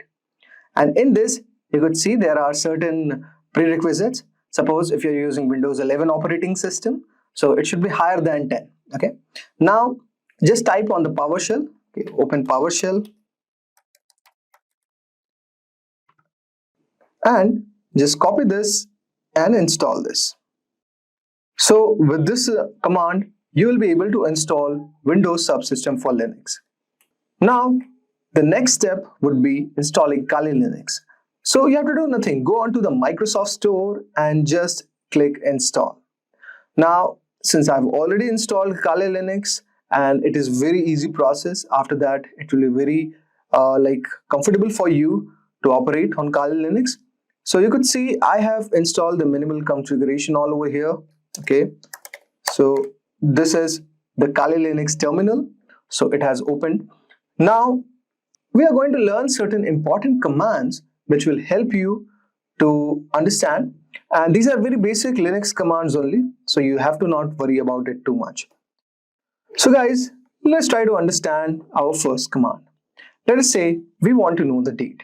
So the name of the date command is just date, and you could see you will get the exact date of today and the given time. And since I'm connected from the Indian time zone, so it is showing IST 2025. That's a very basic command. Next command is cal command. So cal command basically displays the current month's formatted calendar in our terminal screen. If you require more advanced version of cal, you can install the ncal package on the Linux machine, which displays calendar vertically and provides additional options. So for now, we are fine with cal. Just type cal. Okay, so you could see I have not installed cal. So let us try to install. So type sudo apt install ncal. Now you could see all over here, it is fetching all the packages and we have perfectly installed it. Now let us type cal. Okay, I think so, still processing. Now you could see all over here, we are getting calendar in the vertical format, and you could see the month, date, and all over here. Okay, so that is one of the most amazing package ncal. Okay, next is a very basic Linux command, that is cd. So cd is also called change of directory. Okay, so if you want to switch this command, if you want to move to any directory, so you could just type cd and the given directory name. Okay, but we are now fine all over here. Now next thing would be cp. Now cp is also same command as one of the most important Linux command, which basically helps you to copy files or group of files or directory to create the exact image of a file on a disk with a different name.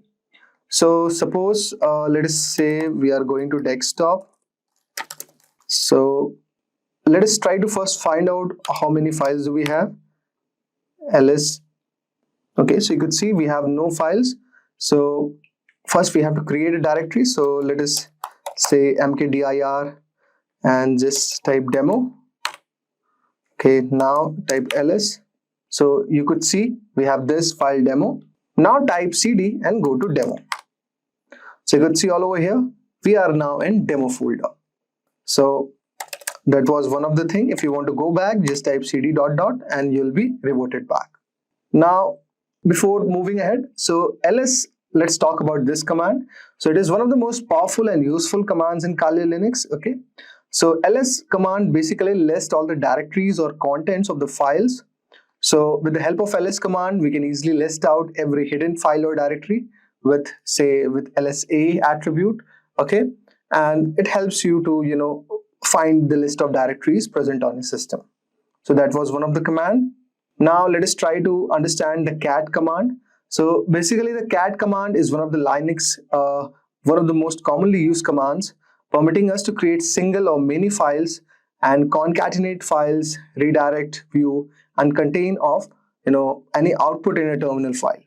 Usually we use the cat command to display the content of a file. So suppose we created any file, say let us go to demo. So with the help of touch command, let us create one file. Okay, let us go to demo first and let's type touch demo.txt. Okay, and now type cat and demo.txt. And see, since we have nothing written all over here, so if you have already written, then you could get out certain output like what's written. So suppose let us do this activity by writing certain thing. So you could see this is a demo file.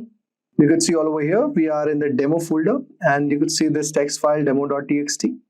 And since we have not written anything, so that's why it's not showing any output. So we have got a bit of hang around what are the basic commands of Linux, and same thing will be used in Kali Linux. Now let us download some of the amazing tools, because Kali Linux has support for a lot of tools, and let us try to do some hands-on activity on them. Okay guys, now let us try to download Nmap first. So what is Nmap? Nmap is basically for network scanning purposes. So that's a very amazing tool. So you could see this is official documentation of Nmap. So if you want to scan any network, then this is a very amazing tool, and this is available in Kali Linux. So you could see the documentation is written all over here. So you could go to the reference guide, and you could see all these things which they have given. Okay, suppose now it has description, option summary, target specification, host, port scanning basics. Okay, so let us click on port scanning basics. So so it has given about all these ideas, and similarly we are going to do the same thing in the Kali Linux. So let us try to install Nmap first. So as I have already told you that Nmap is a very powerful network discovery tool. So for installation purpose, type this command sudo apt install Nmap. Okay, some mistake was there. Sudo apt install Nmap y. So you could see, okay, again we have done some mistake. So you could see we have correctly installed Nmap, and now you could check the version number of the same. So type Nmap, go on version. So you could see we have Nmap version of 7.94, and we are using Linux GNU platform. Okay, so you could see it has also given us compiled with liblua 5.4.6. Okay, so these are the certain information that you will get. Now let us do a one hands-on activity with this tool. So let us first clear it all. Okay, now let us try to scan a network for connected devices and identify the open ports. So let us say we are targeting certain devices to a local network. So suppose we type nmap and then sp, okay, then the given name of your IP address. So suppose we type this local address 168.1.0/24, and let us see. So you could see it has started scanning. Okay, and you could see host is up with this latency, host is up with 0.055 seconds latency.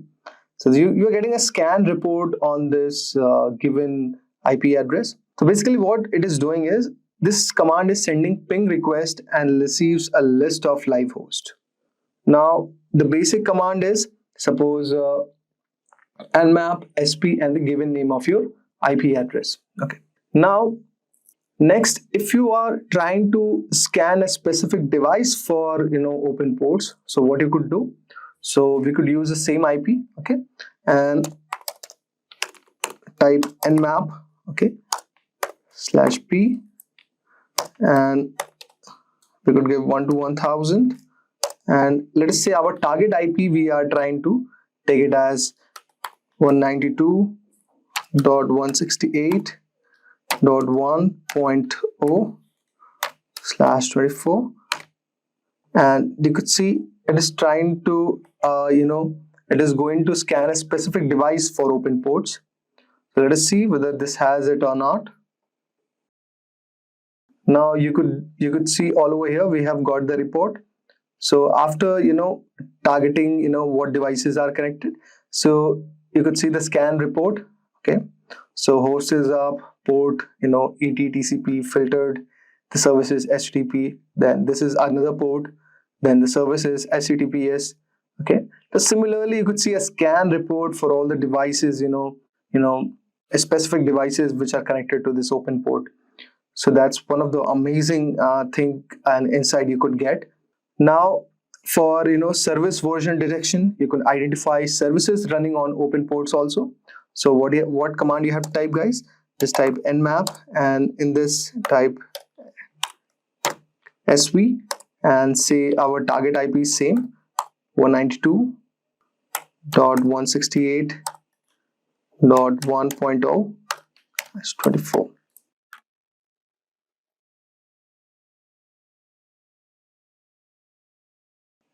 So guys, as you can see all over here, the service scan is done. So you could see the scan report is given and it is saying service detection performed. So you could see service info, operating system, CPE. So it has given all these amazing things. So guys, with this tool, what you could do, one activity is find your router's IP address and then find the open ports and research the services associated with this. Now, you will find a bit difficulty, or even you'll be thinking how to find a router's IP address. So you could use this command, guys. So you could use a Kali Linux terminal and you could just type all over here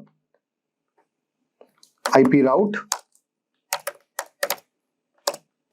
grep default. So you could see we are getting certain thing, default IP 172.28.8.1.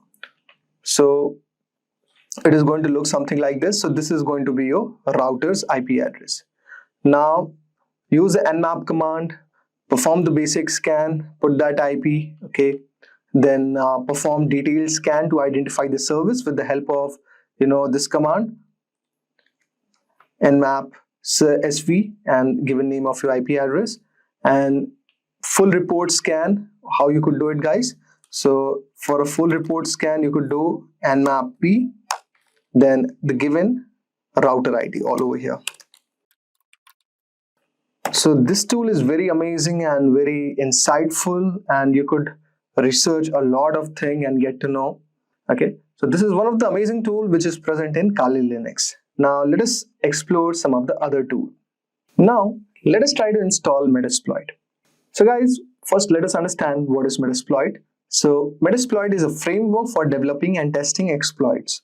So what it does is it allows penetration testers to simulate real-world attacks and identify vulnerabilities in the system. Basically, Metasploit is usually pre-installed on Kali Linux, but if not, you could install with certain thing like this. Type this command sudo apt install Metasploit and type y. Okay, so it is going to install Metasploit framework. Since I have already installed it, so I need not to do it again. And if you want to verify the installation process, type this command ms fconsole and type version. So you could see you will get certain thing like this. The version number is 6.4.34 dev. Now let us do a hands-on activity. Now let us exploit a vulnerable system using Metasploit.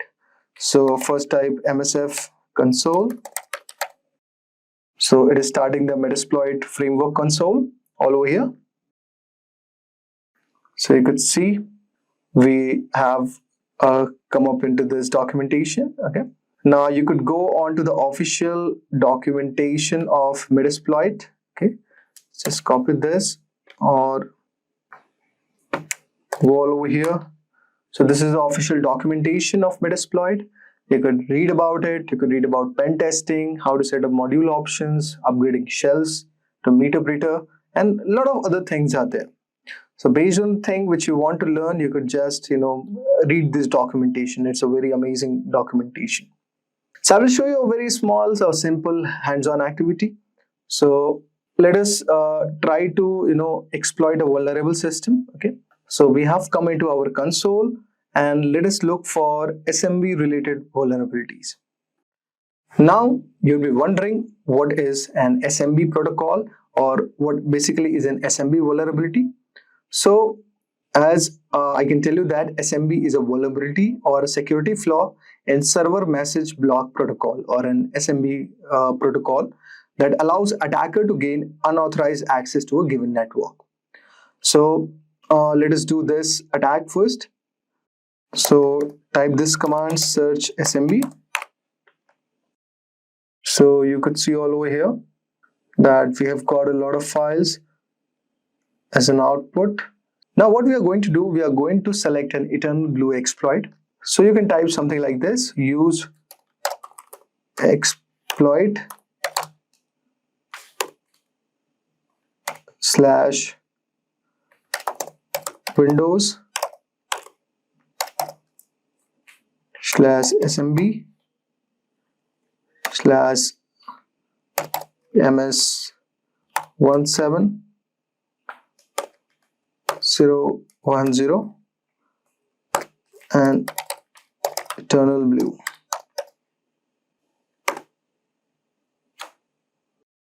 Now what after this, so it's saying no payload configured, defaulting to Windows XP Meterpreter reverse TCP. Okay, so this is MS-F6 exploit. So let us say, you could just, after do certain thing like this, set RH host first and give your target IP all over here, and you could execute the exploit after this.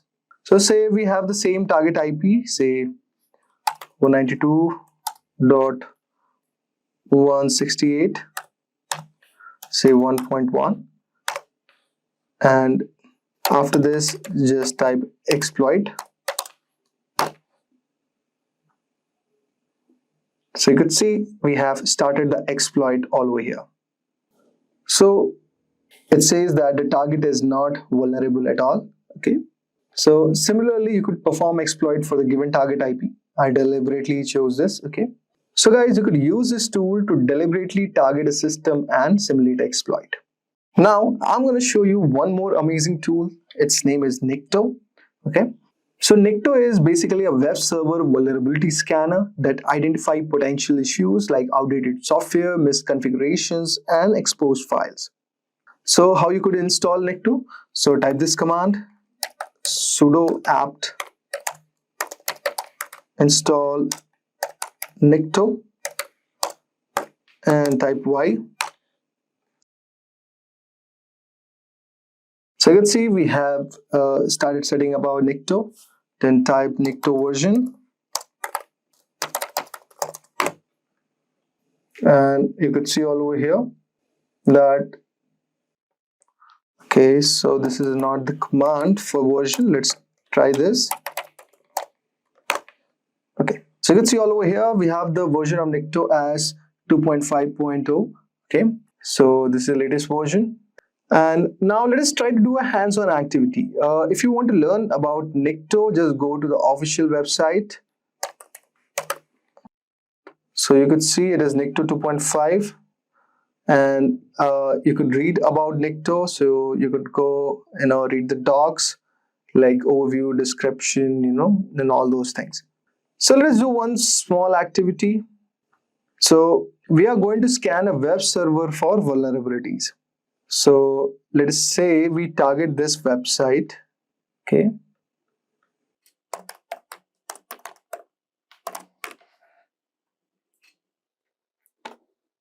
So guys, as you can see all over here, we will take this as our given website. So just copy the link of this website and go on to your terminal and type Nikto.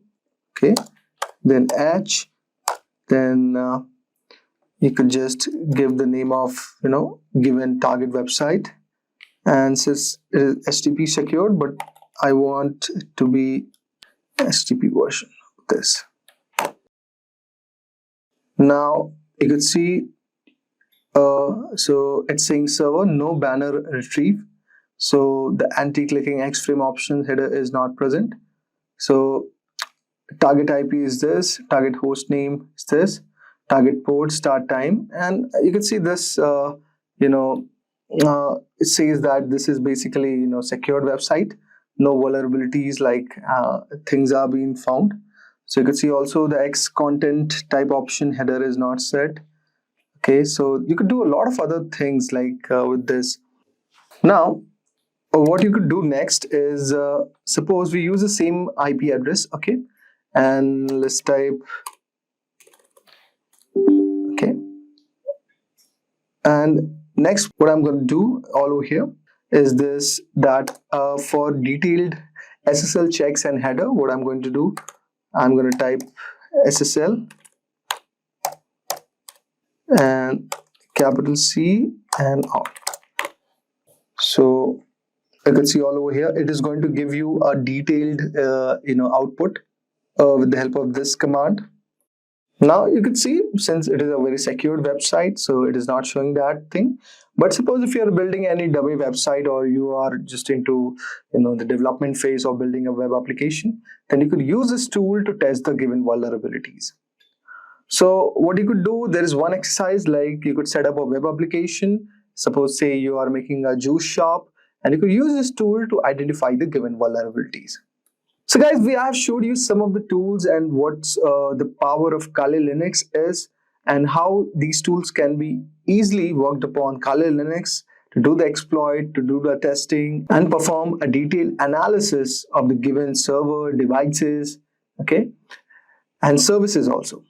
Basically, the tools which I have showed you represent the core of what makes Kali Linux so powerful for cybersecurity professionals. So by using the tools like Nmap, Metasploit, Nikto, you have gained a bit of hands-on experience with network scanning, packet analysis, exploitation, how to do brute force attacks, and web vulnerability assessments.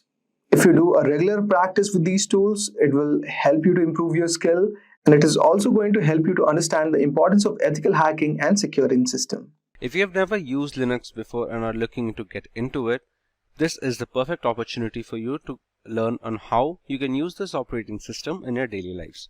Now, although this video is specifically catered towards people who are trying to get into cybersecurity or who are trying to learn ethical hacking, the more people that get into Linux is that much easier, because it just provides an alternative operating system that you can use and perform in your day-to-day lives. Now, it's very important, especially for ethical hackers, to understand how Linux works, and specifically how Kali Linux works, that we are going to cover today. Now, Kali Linux is also an operating system dedicated specifically to cybersecurity analysts and hackers, and has a bunch of tools that makes the process of ethical hacking and vulnerability analysis, malware analysis very easy. So, in this Linux crash course, we will learn everything about Kali Linux, what it is, what you can use it for, then understanding a bit more of the Linux system fundamentals. Now that can span across a variety of topics. For the Linux fundamentals, we often have how to navigate the file system, how we can use the Linux operating system command terminal for creating, editing, and just manipulating files. We'll understand some networking commands that can help you.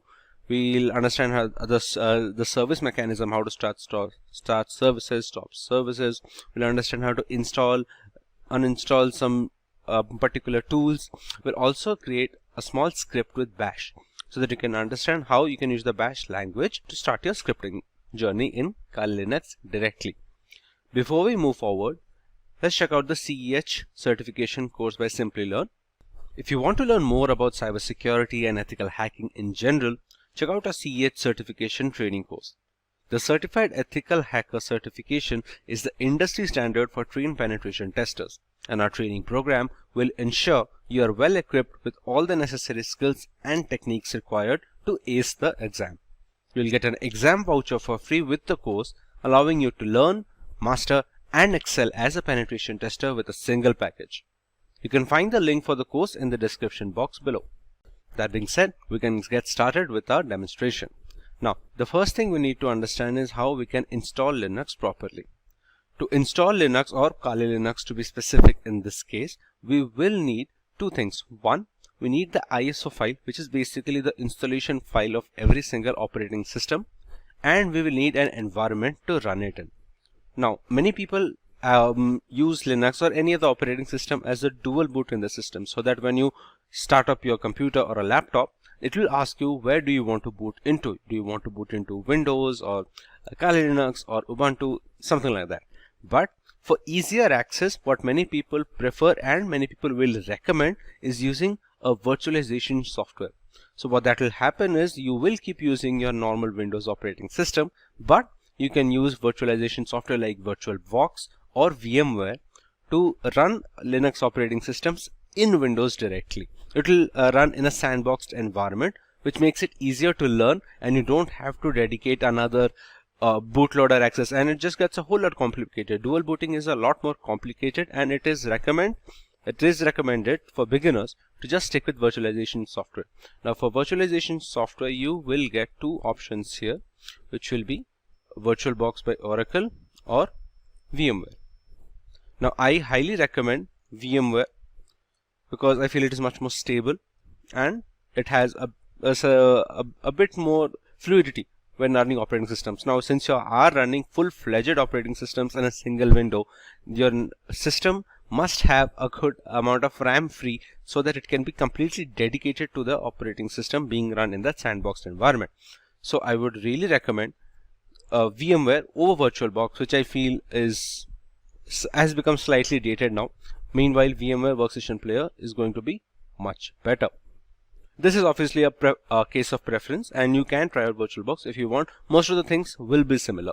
But once you download VMware and install it, you should be getting a window like this. Now this is the workstation. You can get the VMware Player version, which is the free version. You can get that as well. And again, most of the things will be similar.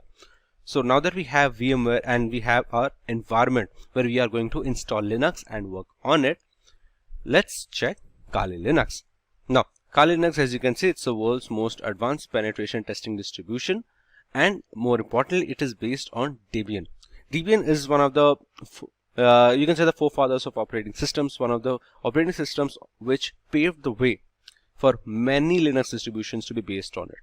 Apart from Kali, we also have another operating system which is called Parrot Security. This is also used by ethical hackers and cybersecurity analysts because this has this functions the same way as Kali Linux, as in it has all the tools and techniques that you may require in your ethical hacking journey. So you can use either of them, either Kali Linux or Parrot Security. And more importantly, for today's video, actually any Linux distribution will do, because this is more about learning the basics, and the basics will stay same irrespective if you go for Kali, Parrot, Ubuntu, or any other Linux distribution that you can think of. But just letting you know that there are two options here. Parrot has a bit more features, but Kali Linux is the industry standard today and has been for like a decade now at this point. So it is much recommended to go with Kali, and that's what we are going to work on today. So to download the ISO file, we'll just click the download button here. And you can see it offers a variety of options. You can directly download for virtual machines, which is, as you can see, it is the recommended, but it is going to deprive you of a few learning things. So what we can do is we will get the live boot system. What live boot will do, it will provide the ISO file, which we can later use to install on our VMware system. So I will go to the live boot. It includes everything.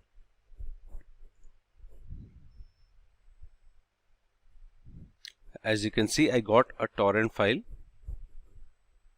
I will place this torrent for download now. Actually, instead of the torrent, we can just download the point release live image. This version had every tool possible, but this January edition, you can see Kali 2023.1, the January live version point release live image. You can just download this one directly. Just click the download button here, which is written at 3.8 gigs, the ISO file size. Just click on download, and your download will start. Then remember, once again, you can do this process with Parrot Security directly as well.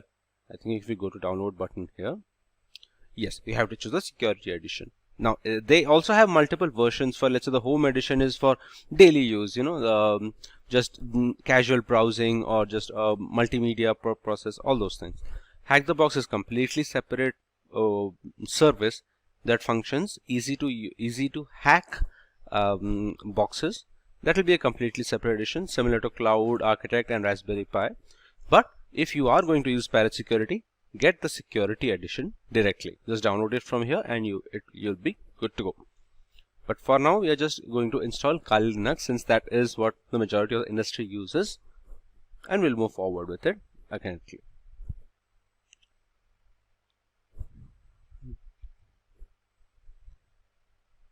These are the containers. Yes. Now what would have happened if you had chosen virtual machine is, as you can see, there are many virtualization software like VMware, VirtualBox, and QEMU. What will provide is, it will provide a installed file. It will give a folder where the VirtualBox VMware has already installed Kali Linux. So you can just load up in your VMware system. As you can see, you have to choose open a virtual machine if you download the image directly, this one. So you can just open up that folder and your operating system will load on its own. But after getting the ISO, you can customize a lot of things. The thing about this virtual images are they're not customizable as such. With the ISO, I can customize how much hard disk space I want to devote to just the sandbox operating system, how much RAM usage, although those RAM usage and all can be customized. Everything will be tailor-made based on your specific needs. So we will check that once the download is completed, which is just 1 minute remaining. Apart from that, you can see there is a 64-bit. I think this is 32-bit as well. I'm not sure if 32-bit is required nowadays, considering everything is 64. But yes, before while the ISO is getting downloaded, let's check out VMware Workstation. Now, to get started at creating our sandboxed environment, we will touch upon create a new virtual machine.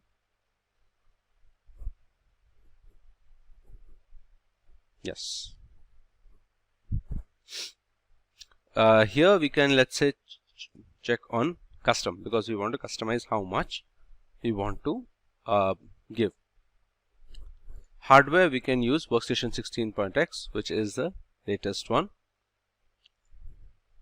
Now, here I am going to choose, I will install the operating system later.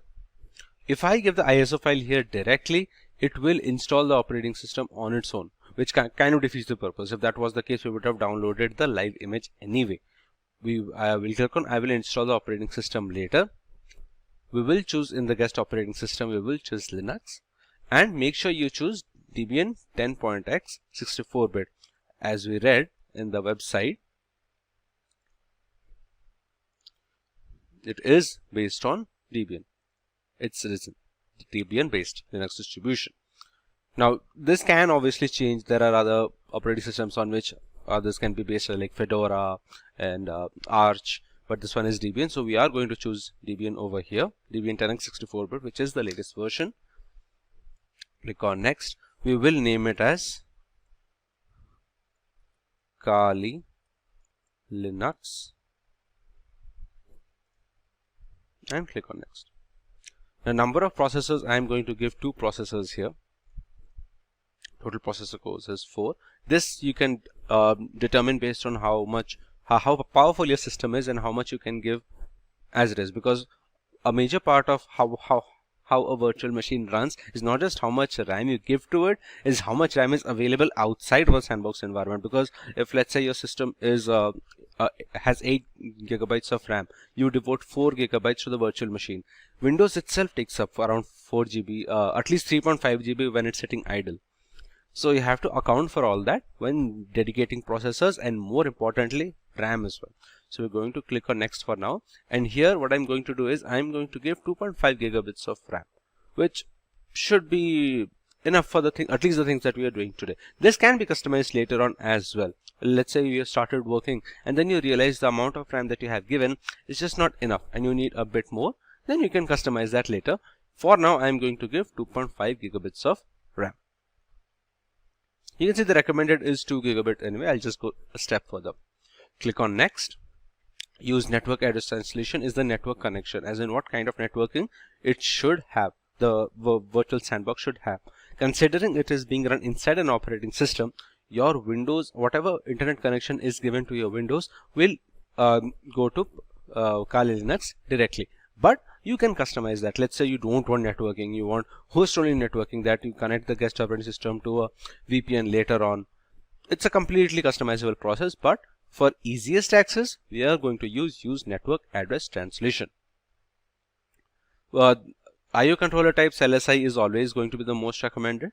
So just go ahead with it. Choose SCAI for the virtual disk type. Now, these are different virtual disk types that can be used, and they have different purposes. Like some make it easier to transition between multiple installations of VMware or VirtualBox based on what you have chosen. But SCSI is always considered the best. Disk would be, we will create a new virtual disk. Now, this is the maximum disk size or the disk capacity.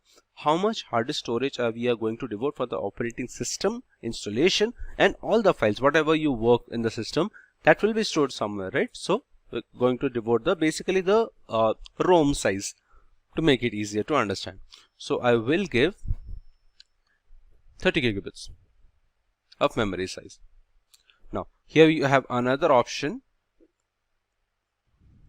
You can actually allocate all disk space now, as it is written. Allocating the full capacity can enhance performance, but requires all of the physical disk space to be available right now. So the good thing about VMware is, if I think that's in VirtualBox as well, if I do not click this, even though I have written 30 gigabits, it does not take up all of the 30 gigabits in your hard disks. It takes how much ever is required. Let's say after installation and everything, it takes up 10 gigabits of space. That is all that will be taken up. It won't take up all the 30 gigabits. The more you keep working and slowly the data increases, the size increases of the virtual machine folder, it will go up to 30 gigabits. That's it. So if you allocate all of it now, it will take up the 30 gigabits directly, and it will be slightly more performance because it will remove that read functionality when the virtual machine is being run.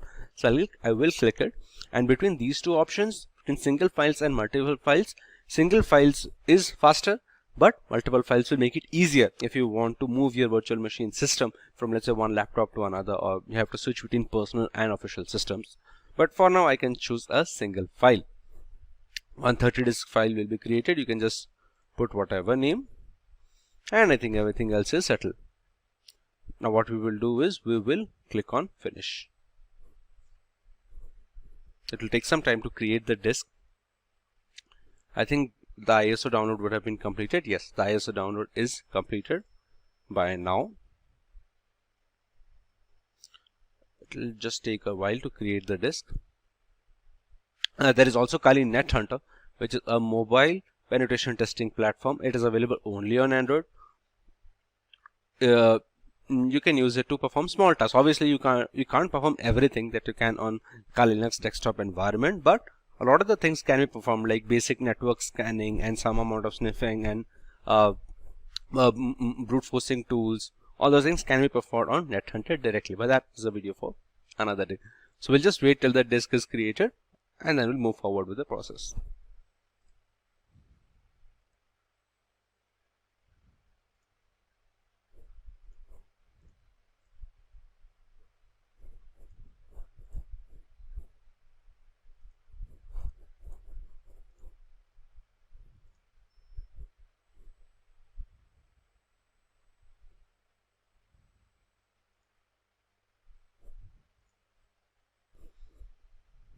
As you can see, the virtual machine is now created.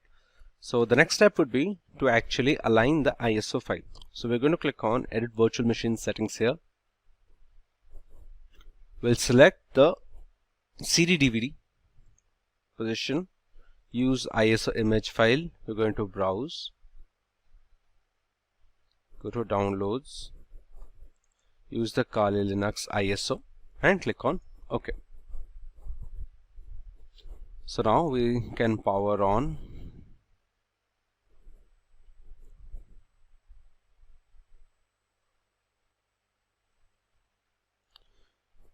Select Live System AMD 64 at all times. Okay. You can see a pop-up here below that says install Debian as your physical computer, that we are going to do, which should be Kali Linux. In this case, it just shows Debian because it is based on Debian. That's it. When you're done and the operating system boots up, click I finish installing. So we will do that when the time is correct.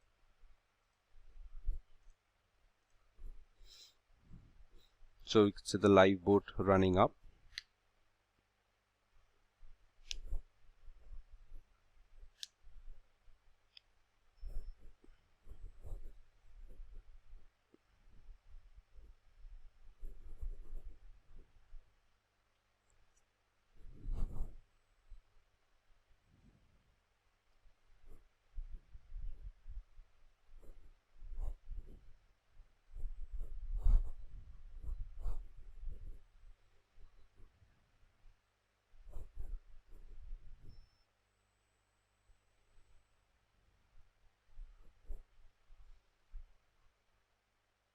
Okay, you can see Kali Linux is booting up now. You get the usage, CPU usage meter here, and this should be the memory.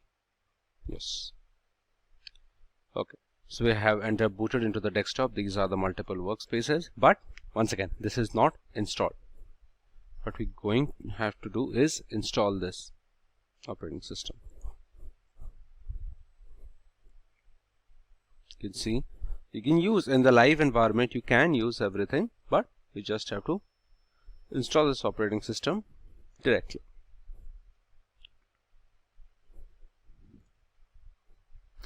The networking system is working. Okay. So once you familiarize yourself with the Kali Linux operating system, and more importantly, in the live environment, you are able to check if the amount of RAM that you have given and your processor in general is able to sustain everything or not. What we'll do is we will just power off the virtual machine. We'll again power on, and this time we'll not choose the live system. What we will choose is we'll go down, we'll choose the advanced installation options, we'll click graphical install and install. That's it.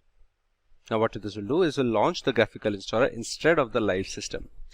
Some operating systems like Parrot Security, for example, will allow you to install directly from the live environment, but that's it. It's not really a very big difference if you run it from here or there. Now the installer is launched. I'm sorry. We'll click the English language. Yes. It will ask for your location so that it will set your time zone. I will choose India. Configure the keyboard. You can choose American English, considering that is the standard keyboard layouts that is available on the market. It will load the additional components like the networking modules, the input-output device detection drivers, all those things. Some of the partitioning devices as well, I think. It will take the network hardware next. Configuring.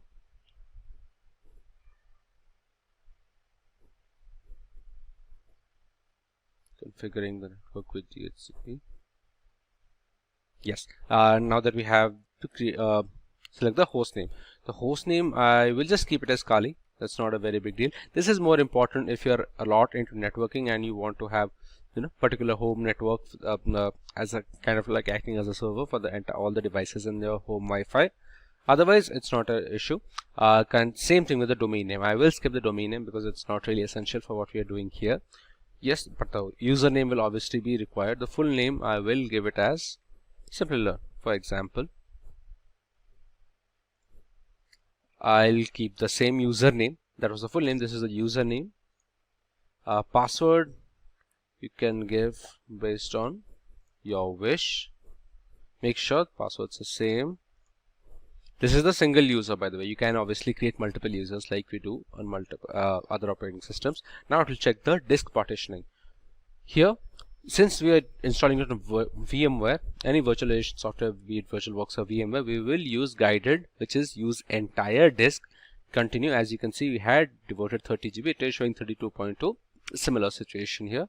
We're going to click on continue. All files in one partition, which is recommended for new users. You can partition it to home, where TMP, maybe other partitions as well that you can keep, a swap partition as well, but that's not necessary now. We'll keep all of them in a single partition. Just make sure all the changes are there. It will create the swap memory on its own and click on continue. It will ask that these are the changes being made. Just select yes, continue, and it will start installing Kali Linux into the VMware virtual disk. Now, this will take some time, so we will speed this up and come back to it when the installation is done. So now we have to set the package manager. The main partitioning system is done and most of the installation part is done. You just have to configure the package manager and use a network mirror. Click on yes, APT. You don't need to set up anything else here. You can just click on next and it will set up APT, which is the package manager of Kali Linux. Now what the package manager will do is help us install, uninstall, update the tools and libraries that Kali Linux uses, all the softwares and all the tools that we're going to use later on. It will configure the package manager for now.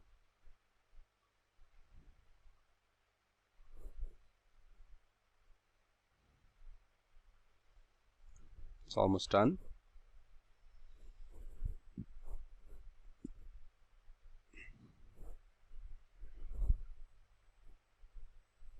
Now it's installing the grub bootloader, which will, when you start up the system, it will ask you where do you want to log in. Yes, install the grub bootloader to my primary drive. Click on continue.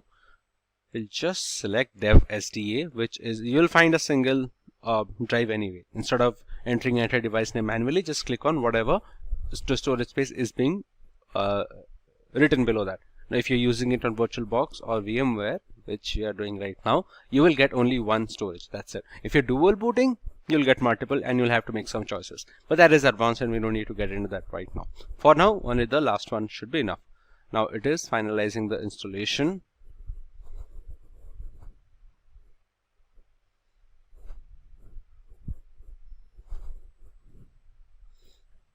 Just running a few post-installation clicks, that's all.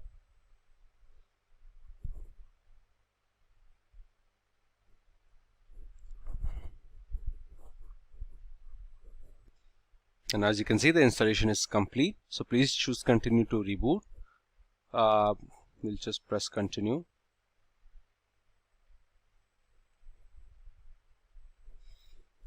Now it loaded in a lot of the packages during the live version and during the installer so that it can continue with the installation.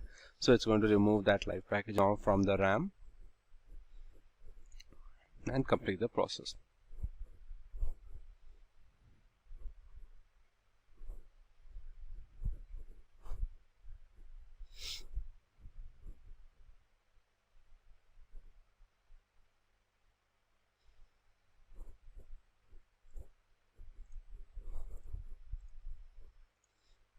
As you can see, Kali Linux has rebooted and is going to the installed operating system now.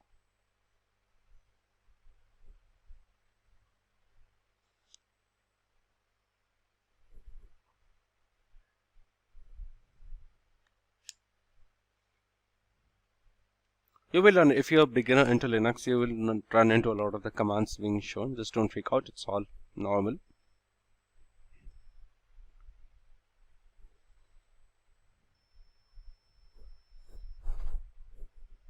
It does take some time to start up depending on how much memory you have given it, how much RAM you have devoted to it, how much hard disk you have given it also depends on that. And obviously it also relies on how much memory your Windows operating system is using, so that how much extra RAM is available and how well Windows can push VMware Workstation. So you have the login screen. We are going to use whatever username and password we had set during installation to log in. Now this will be the root user. You'll understand more about that just now. Let's just allow it to boot completely.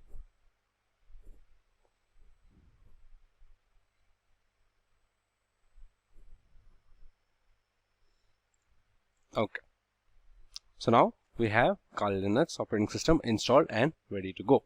Now what I would recommend, the first thing is just go around, just check. If you're new to Linux, do not make a lot of changes or anything like that, but do move around. For example, if you can just click the start button here, which is termed as applications, you can see a lot of the programs that are installed. Now the good thing about Kali Linux is it's very intuitive.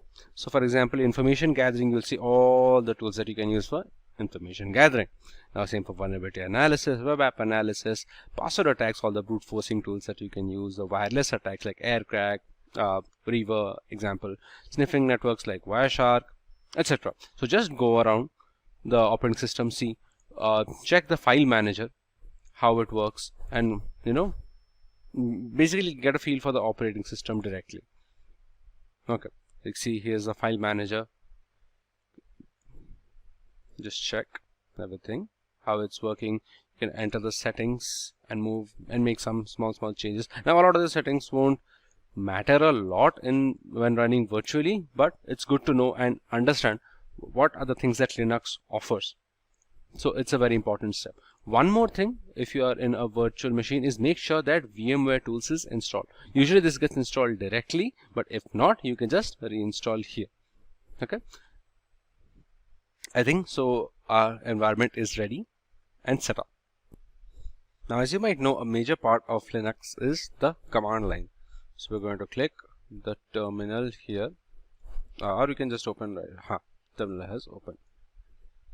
So this is basically the command line that you can use in Mac OS or Windows. So a lot of the things that we do on Linux is in the command line itself. Now you can use general graphical tools like let's say the file manager, for example. You can use graphical tools. You can use other networking tools as well, but it's always better to use the terminal, because one, you can reach things faster compared to a graphical tools, considering you just have to write a single command and that's it for most of the tools, other than having to navigate through a lot of menus and sections and other compartments that you have to do on a graphical interface. So we will have to focus more on this command line terminal. And the first thing that we have to learn in a command line terminal is the sudo user or the root user. We had discussed when creating the user, but I told that will be the root user, considering we're only adding just one user for now. Okay, so let's break that apart actually. Sudo is the keyword that we are looking for. Okay, now the super user or the root user, administrator of the system, is going to be someone who has the all of the access to access everything, all the sensitive files, all the sensitive settings, all those things. Now if you can just see, let's say if I want to open a file, I'm going to put cat etc shadow.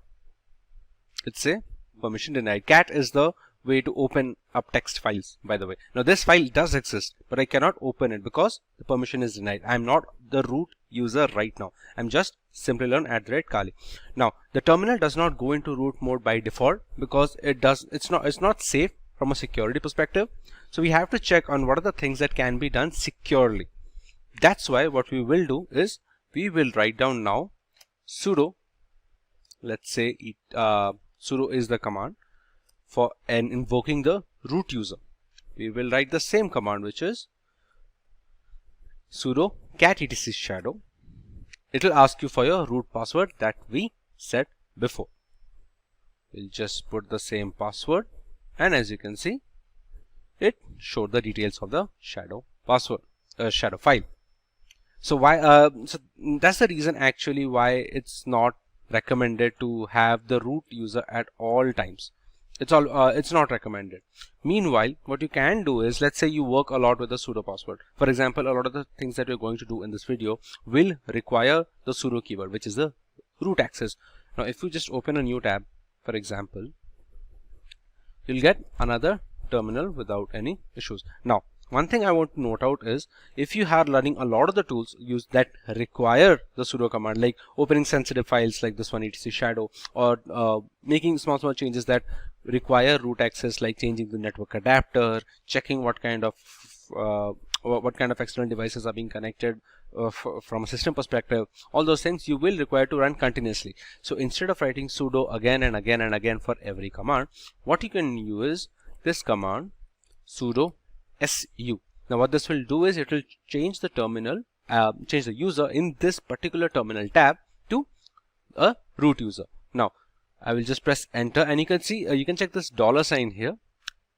Once I press on sudo su, this will change to a hash, and you can see the user has changed now from the Simplilearn to the root user, which basically has all the permissions to do whatever it can with the system.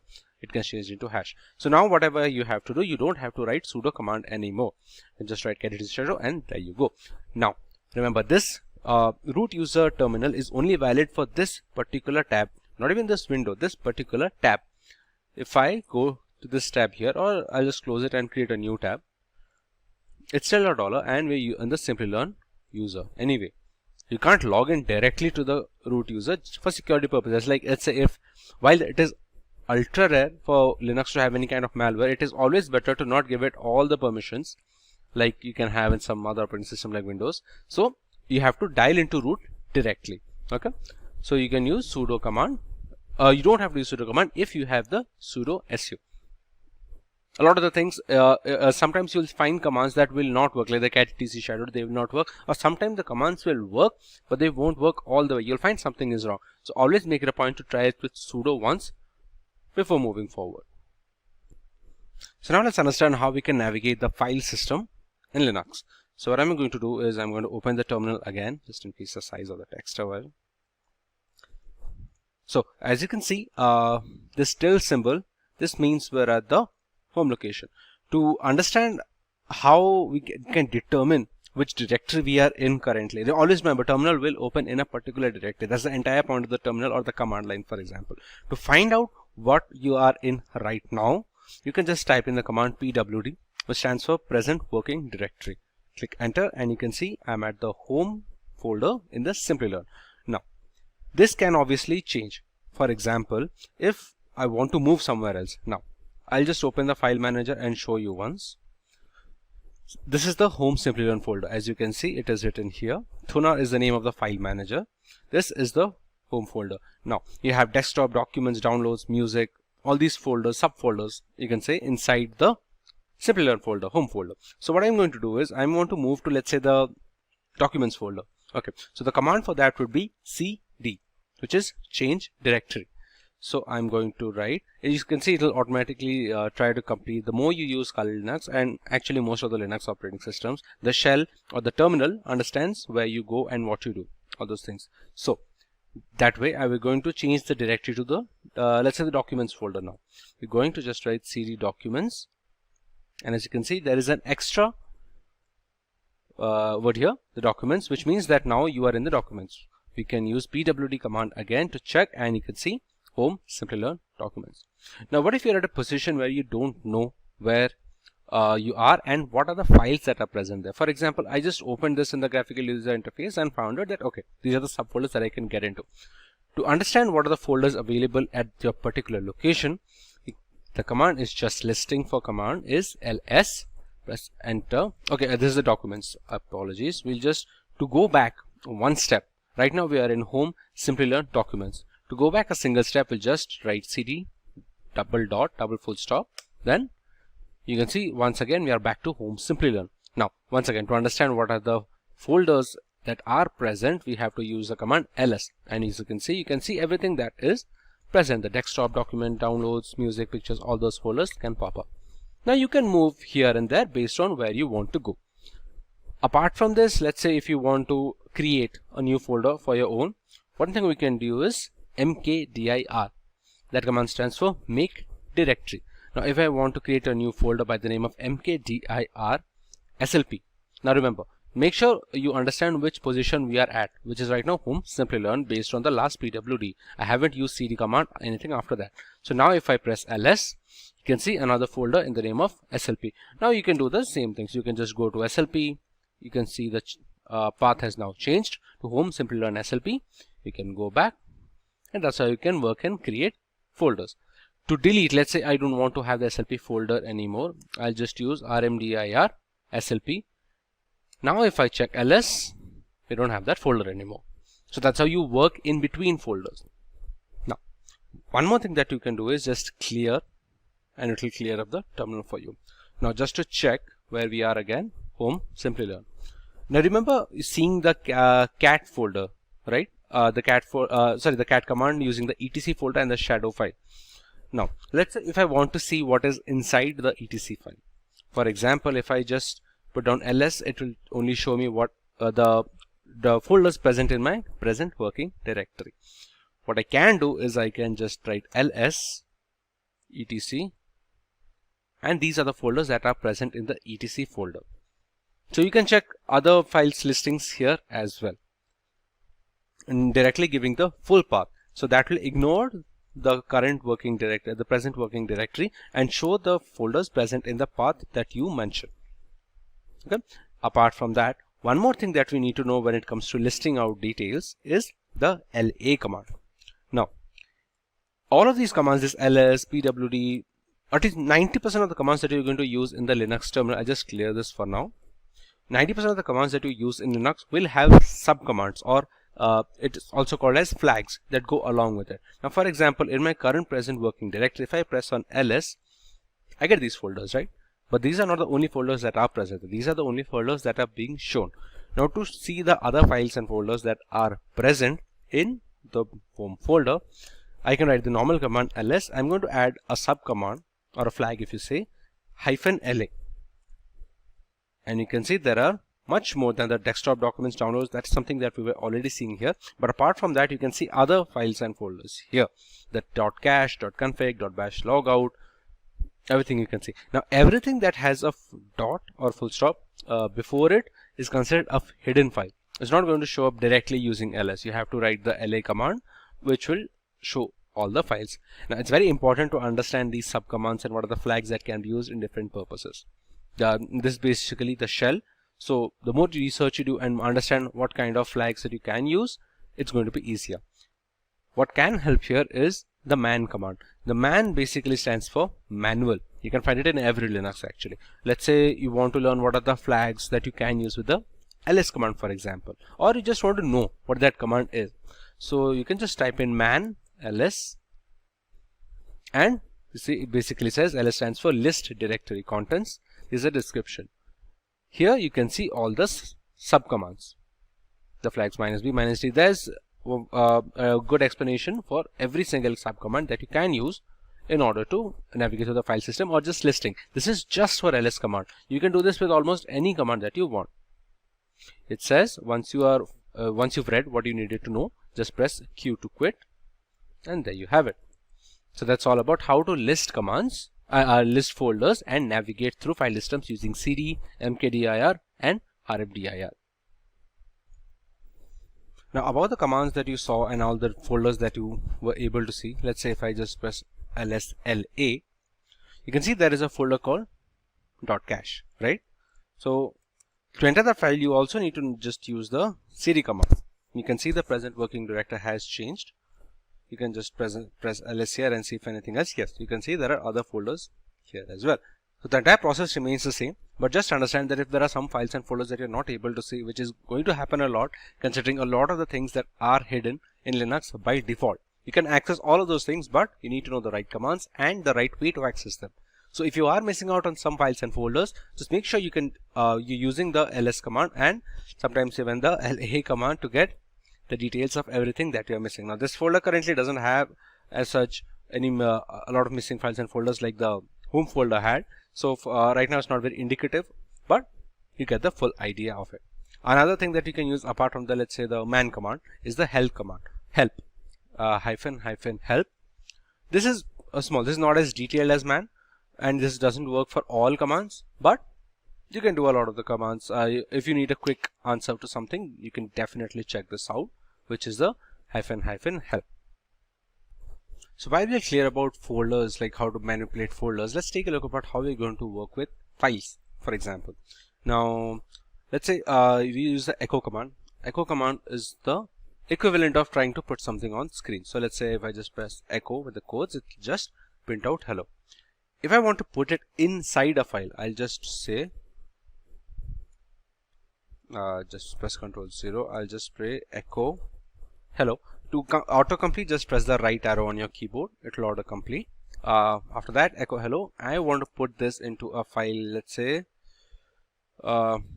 my file .txt. Yes. We'll do one thing. This is currently in the cache folder, right? We'll just go back. Yes, this is the home folder. So we're going to do the same thing here. Now, to go back to our history of commands, I want to do the same thing. I want to echo hello into a new file. So I'll just press the up arrow and it will go cycle through my recent commands. So I'll just press enter. And if I just press ls now, you can see in the home folder, there's a new file of my file.txt. Okay, if I want to, let's say, move this file to one of these folders, let's say I want to move this to the video folders. So the command for that is cp, which is copy. I will copy the my file dot text to the videos folder. So I'll just enter. I don't need to actually enter videos to see the files like we had discussed. So what are we going to do is I'm going to just type in ls videos, and you can see it has the myfile.txt folder. Now since I copied it, obviously the home folder will also have the myfile text. In order to remove the myfile text, I have to use the rm command. Now remember, to remove directories we used rmdir. To remove files we just have to use rm. So I'm going to use rm myfile.txt to delete the file. Now if I ls, the home folder does not have. But since it had in the I had copied kept a copy in the videos folder, I'll press ls videos, press enter, and you can see it still has the myfile command. Okay, now one more thing that we can need to know is the move command. The move command will essentially move whatever folder wherever you want. Let's say I want to create echo hello myfile. Again, I'll press ls and I'll see the myfile.txt folder. Now if I want to move this file, let's say if I use the mv command instead of the cp command, which is just for a, I want to use the myfile.txt to, let's say, the downloads folder. It's saying permission denied. So what I will do is I will click on sudo. Like we discussed, a lot of the things will not work directly. We will use the same command. We'll use the downloads folder. It will now work. It's time to take a look at users and privileges. Now if you remember our ls command, let's just check my present working directory. It's the home folder. Now if you remember the -la, you see a lot of the characters here, which is dr, w, xr, all those things. Now this is basically to understand what permissions a user has. If you check here, there are folders and files. You can see the folders in the dark blue color and the files in the white color. You can see light blue for links, but it's a completely separate thing. So another thing, the permissions part. If you see, there are three groups here. This is the first group, this is the second group, this is the third group. The first group is the owner of the file. Now what permissions does the owner have? Now for example, right now the owner of, let's say, this one, this file, for example, is root. Most of the time it will be the user, but this time it is root. It has read, write, execute, R for read, W for write, and X for execute. Obviously the owner will be able to do all those things. Now the second group is basically for anyone who is part of the domain group in the users. Like if you remember, while installing, there was a option called create a domain. While we did not create it because we don't have a lot of users right now, but when you create a domain, what are the people in the group who are going to do? So they have the read function, which is the RX for execute, but they do not have the write function. They cannot write directly in this file. Similarly, for the third group, which is anyone outside of the group. So any other user, if they are not in a particular group of the file, then they also have the read function and the execute function, but they will not be able to write into the file directly. So that's how you can check all of the files that are able to, that a user can access or not access. That's basically the entire purpose of the privilege section, because we don't want to give undue permission to a people who do not require it. The entire point of security in Linux is a level of abstraction that is providing users with exactly what they are needed. So if you have a user that does not require executable functions to, let's say, the downloads folder, we can cut it off from our end as a root user anyway. So that's about providing privileges and providing access to certain files. Now, like we had discussed, the etc shadow file that we had used when checking the cat file. Now, one more thing that we can do again is understanding what the shadow file does. If you just press cat etc shadow, obviously it will not work. It will just say permission denied. We're going to say sudo cat shadow. This basically has the password hashes for all the users that are in a system right now. You can see the root does not have a hash, because it's not safe to have a particular hash for a user, just from security perspective. the user that we have created, which is Simplilearn, you can see the password hash being mentioned here. Now, depends on how many users you get. If you create 3, 4, 5 users, you can see all the password hashes here.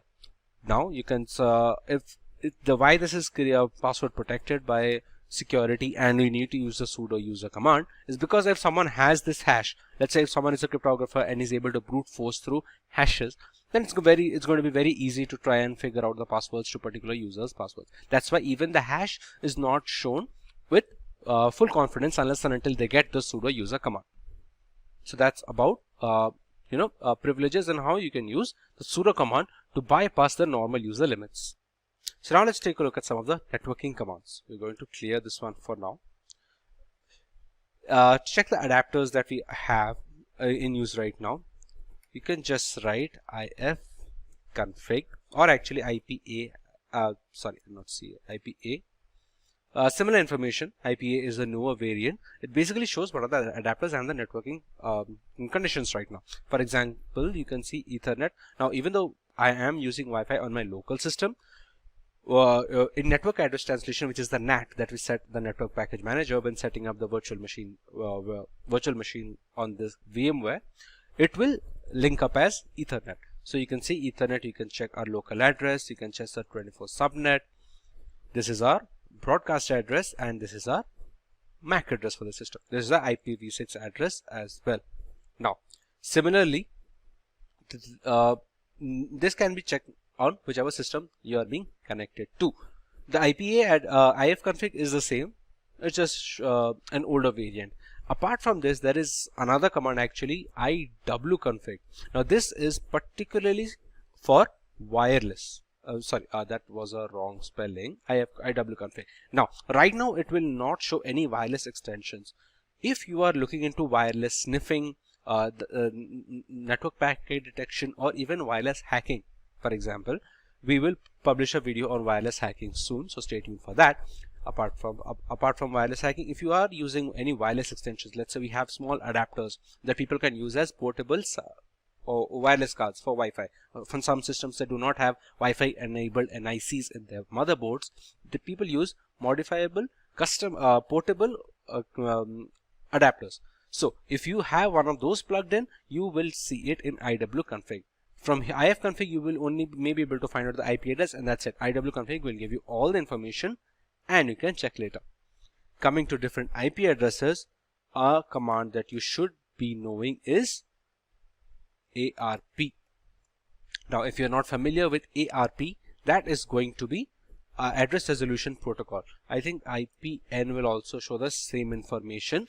So what both of these do is it basically states which IP address relates to what MAC address. It will also show which one is reachable, which one is stable, all those extra stuff. Now, remember, whatever is being done in these kind of IP addresses and MAC addresses, all of them need to be put in a routing table if you want to connect with each other. Now, how you can check that? Just enter route and you can see the routing table for this particular system. You can see there is a destination for every IP address. There's an open gateway. There is a mask here. All of this stuff. Whatever data needs to travel in between hosts. Now the second host, let's say from this virtual machine, I want to travel. I want to communicate with a system that is in my similar Wi-Fi, in the same Wi-Fi network. Then there must be a routing table connection between them. This can the example that I gave, the same Wi-Fi network thing, that will mostly be handled by a modem or the router basically.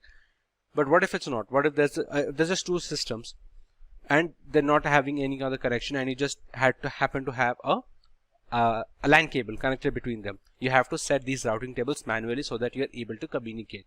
This is going to be expressly useful if you're setting up in domain group authorities and all those things. But apart from that, it's just a good thing to know how networking works. Now, all of these commands, these MAC addresses, these IP addresses, these are something that are of utmost importance. So learning networking when learning Linux is very essential. I highly suggest learn networking so that you can be able to grasp these things better.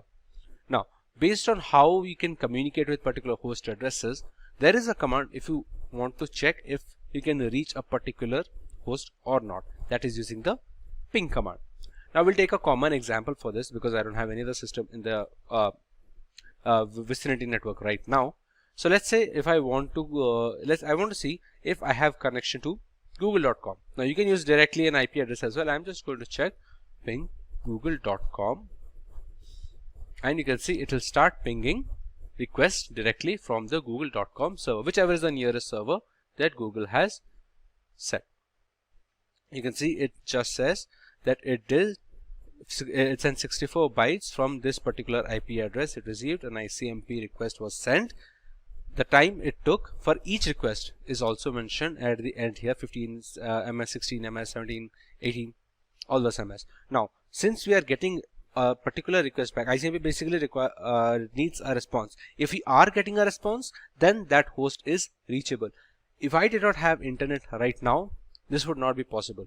I'll just show. I'll press Ctrl C. Whatever command is being run, if you want to stop it on the next terminal, it is best to it is Ctrl C. Okay, just press Ctrl C.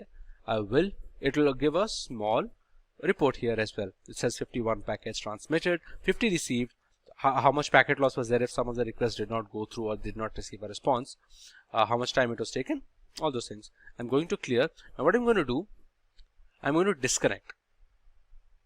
Yes, the network connection has been disconnected. Now if I put ping.google.com temporary failure in name resolution, as simple as that. So once I connect again, that started. Pretty straightforward. Apart from using domain names, you can also use IP addresses like we mentioned. Now another IP address that we can ping for sure, since we have internet connection, is Cloudflare's DNS resolution address. Now that would be ping 1.1.1.1.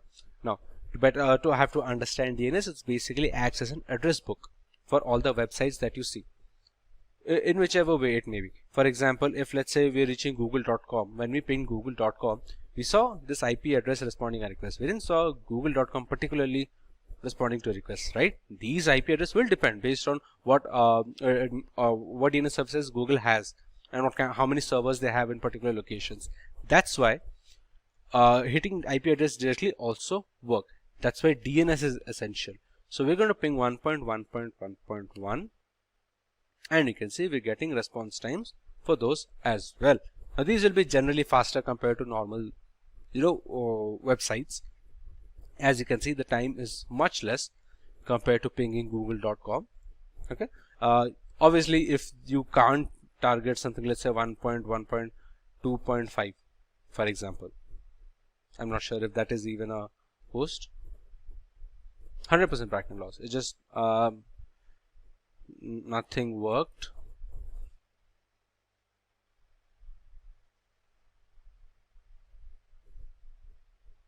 It will not work. It won't send anything. Even if there is a host, let's say if I have an IP address of a system that is in my group, but it does not have permission to receive IPP requests, or it has just closed off all the ports that we cannot connect with it, then it will just not work. It will just say it's not existing. You see, we sent 26 packets, none of them were received, and it was 100% packet loss. That's why. I'll just check once what is the IP address of our system. It was 192.168.72.130.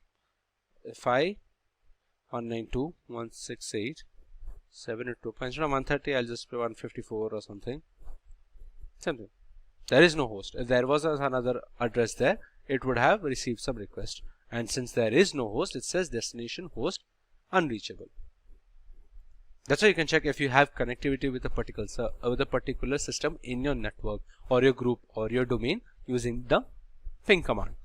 So that's the networking commands. That are all the networking commands that you need to know for now. The basics at the very least. The next thing you have to take a look at is services. Now services will differ widely based on the system that you are using. For example, on Windows, you see services for different stuff, like for any remote access software, you check and you see services. Similar cases with Linux. If I just open, let's say htop. Okay, it does no, we have to install htop. Let's just use top.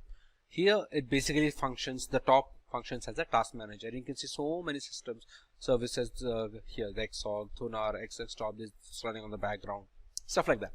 Now, if I want to start something particular, let's take the Apache web server. Now, Apache web servers have been in use for like like years, decades at this point. So in order to function, see how Apache servers use, the first thing I'm going to check is my IP address. This is my IP address. So what I'll do is I will copy this. I'll open my web browser. Apache web servers are hosted on your own IP. So I'll just paste it here and click enter. And you can see there's nothing popping up now. Now a major reason can this for this can be the server is not running. So one thing what we'll do is we're going to start the Apache server by starting its service. So we're going to use system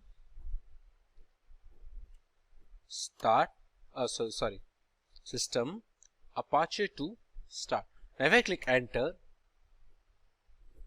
it'll say it just not work. What I will do is the correct term was service, not system. And even if I click on service Apache to start, it will say it needs authentication. Now this could be bypassed by directly giving sudo and putting in the root password in the command line itself, but all in all it's the same result. So I'll just use my password here, and now I'll just remove the HTTP here because Apache is a local server. Now you can see the Apache web server has loaded based on Apache Debian default page. Now as you can see, the server is working correctly. If I just open the terminal again, now to stop it, I can once again just go sudo service Apache to stop. This will stop the service. I'll just press enter. I'll refresh, and there we lose our access. A very good part of Apache servers used to be the ability to hold files, ability to host files, basically for people in the same domain or even the same network. Okay, now you can see where the files can be stored. Like for example, it says you should replace this file located at var html index.html. So if I just open up my file explorer and go to file system, var www html, this is where a lot of people can host their files. Okay, now another better way is to hold a Python server. Now considering all of Linux almost every single Linux distribution now comes with Python pre-installed. So how we can do that is let that keep running. We don't have an issue. I'll just check. No, actually let's stop that. It will be easier to understand how it's working. If we refresh now, as you can see, nothing is working. So what we're going to do is we're going to start a Python HTTP server. Python -m is the sub flag for it, and HTTP server we're going to start. Now what is my present working directory? Simplilearn. Let me just clear these. Present working directory is the home folder. If you check what are the folders that are available, desktop, documents, downloads, these are the folders. Now if I am running the HTTP server on this folder, even though it will only my IP is going to be used for accessing the server, it depends on which folder I am hosting it from. So if I host the Python HTTP server, Python HTTP server from this folder, I just press enter, and you can see it says serving HTTP on 000 is basically your local IP address, and I'm using the port 80. You can use whichever port, that's not really important which port you use. If I refresh now, you can see I see all the folders that are available. Documents, downloads. These dot are something other things that we've already seen using the -la command. So all the files are now hosted properly as expected. Similarly, if we want to use, let's say, any other files that we want to share with someone in a network easily, and this can very well function like an FTP server. This is not exactly an FTP server, but this can be easily accessed with just the URL. If someone is in my system, if someone is in my home network, for example, they can just use my IP address, which will be 192.168.702.130. They can check the ping command and see if it is reachable, which it should be, unless and until some particular port is closed. They can just access the files using this one. Now to stop the Python HTTP server, once again just press Ctrl+C and it's gone. So that's how you work with services in Kali Linux, at least from a basic perspective. That's how it's going to work. Now one of the last things that we're going to check is the ability to install, update tools, and basically all the software that you can see here. You see all the applications that can be run. For example, the vulnerability analysis tools, Nmap, SQL Map, Reaver, Pixie WPS, all those things. Now, how do these get installed, updated, and basically dealt with? So, PT, actually apt get also, but those are interchangeable and you can use whichever one you like. I use apt get, but in order to check, let's say if you want to update a system, which is one of the bare minimum needs of every system, right? So the command for that is going to be, first thing I'm going to do is I'm going to use sudo su, which is the sudo super user. I will just use sudo su and go into the root stage, because almost all of the commands that I'm going to put next require sudo. So I might as well just be without having to type the password every single time. Now, once I'm sudo su, the correct command would be apt get update. Now what this will do is it will check the repositories. Every Linux distribution has a few repositories that it gets the softwares and updates from. It will check the package list. Now for now, the repository that is being hit is the kali.download kali rolling in release, right? So it will update the repositories based on the data available on that particular address. We use the apt get update command there. So next thing what we are going to do is apt get upgrade. Yes. So now after the repositories have been updated with the data available on the web server, it says that the following packages will be upgraded. You can see the Apache 2 server needs an update. Then you have CS certificates, script setup, Firefox ESR, which is a Firefox browser for extended support release Linux platforms, all those things, the Mesa Vulkan drivers, Python Flask, all those things. Out of total 303 upgraded, no new installations are needed, and 4 need not be upgraded. So after this operation, you'll see 364 MB of files needs to be downloaded and 24 MB additional disk space will be used. You can either continue using Y or N. So that's how you're going to update your system. Now if I just, even if I click N and be done with it, this is all about updating. I'm going to clear this out. But how do we install files? For example, if you remember, I typed out a command called htop. It says command htop not found but can be installed with apt install htop. That can once again be apt get as well. It's not a very big deal which one do you use.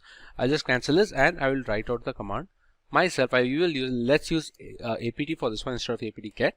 Apt install htop. Now I am able to do this very easily because htop is already in the repository. I have that in the Kali in rolling release repository. That's why, as you can see, the installation has been started. This is the fetched 152 KB, which is the size of htop. It's a very small thing, and the installation is now complete. Now if I just sit on htop, you can see a newer version of the task manager or the system monitor, essentially to see what kind of, where the memory is being used, the CPU percentage, all those things. So that's how you can install. If I press Ctrl C again, I'll go back to my command line interface. So that's how you can install. To remove, you can just use apt remove HTTP. It says 1 to remove and 387 kilobyte disk will be freed. If I just press enter, we don't have htop anymore. So that's how you install and remove tools from Kali Linux using the apt and apt get. Now these apt and apt get are package managers specifically for Debian and Debian based operating systems. That's why these commands will will be consistent across all Debian based distribution systems unless and until they have their own package manager, which is not really the case if they are based on Debian. So similarly, Fedora has DNF, Arch has Pacman, all those things. So those will differ. But if in a particular base distribution, these package managers will be the same. So that's how you can use apt and apt get to understand how you can install and remove tools. So I think we've covered everything that we've set the agenda for in this Kali Linux tutorial and basically a Linux crash course. With cybercrime getting more and more complex by the day, corporations are in the need of trained personnel in the field of cybersecurity. Ethical hacking and penetration testing had always been necessary for organizations and the general public to protect the system against malicious attackers. However, with the exponential growth in cyber attacks, the necessity of being trained in ethical hacking is at an all-time high. Many such professionals tend to use Linux distributions for their penetration testing activities. There are specific operating systems which are catered to ethical hackers. These operating systems come pre-installed with the necessary tools and scripts required for ethical hacking. Probably the most famous operating system in this bracket is Kali Linux. For today's video, we will learn about this distribution made by and for hackers. We take you through the intricacies of its hardware and software specifications. Let's take a look at the agenda for today. We start by learning about Kali Linux and a basic explanation of its purpose. We take a look at the history of Kali Linux from the story of its origin to its current day exploits. Next, we learn a few distinct features of Kali Linux that make it an attractive choice for penetration testers worldwide. Moving on, we take a look at the multiple ways we can install Kali Linux to start our journey in the world of penetration testing. In the next few sections, we compare it to an industry rival operating system by the name of Parrot Security Operating System. We take a look at the OS on a grassroots level. Next, we learn about the standout features of Kali Linux and Parrot Security with their unique offerings. We make a direct comparison between Kali and Parrot Security OS as far as their hardware specifications and all-around usability is concerned. We make a conclusion as to which operating system caters to which category of user. In the next topic, we take a detailed look at how we can install Kali Linux on a Windows 10 system using the VMware virtualization software. Moving on, we go through some of the reasons why people should choose Kali Linux as their primary operating system when it comes to ethical hacking and penetration testing. In the next section, we cover the 5 different phases of penetration testing, where each stage is a crucial segment in the entire cycle of our ethical hacking campaign. We also take a look at the most popular tools installed in Kali Linux that are used regularly by ethical hackers as a part of their professional work.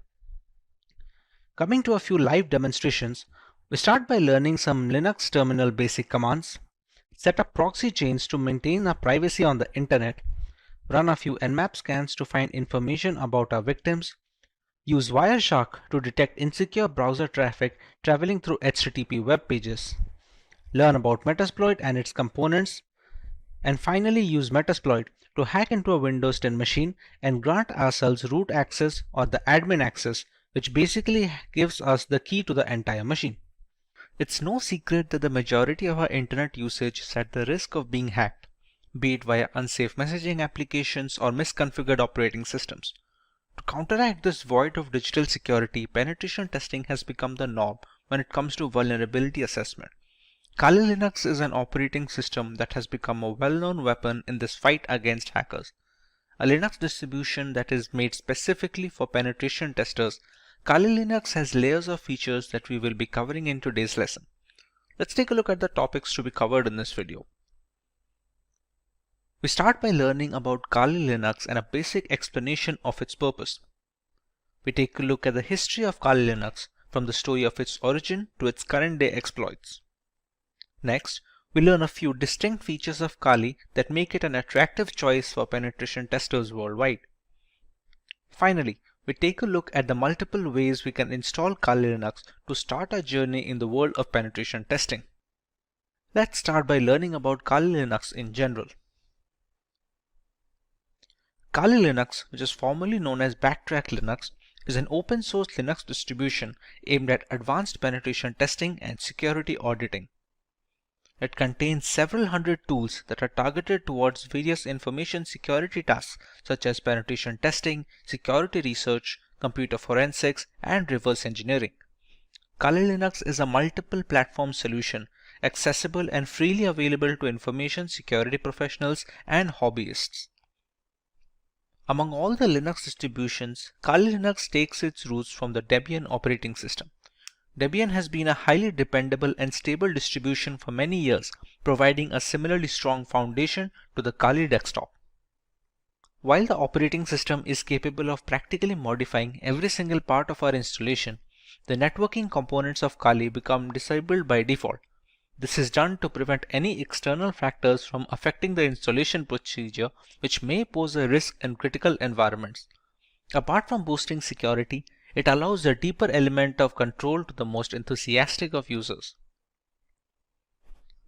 We did not get Kali Linux since the first day. How did it come into existence? Let's take a look at some of its history. Kali Linux is based on years of knowledge and experience in building penetration testing and operating systems. During all these project lifelines, there have been only a few different developers, as the team has always been small. The first project was called WOPEX, which stands for White Hat NOPEX. As can be inferred from the name, it was based on the Knoppix operating system as its underlying OS. Knoppix had releases ranging from version 2.0 to 2.7.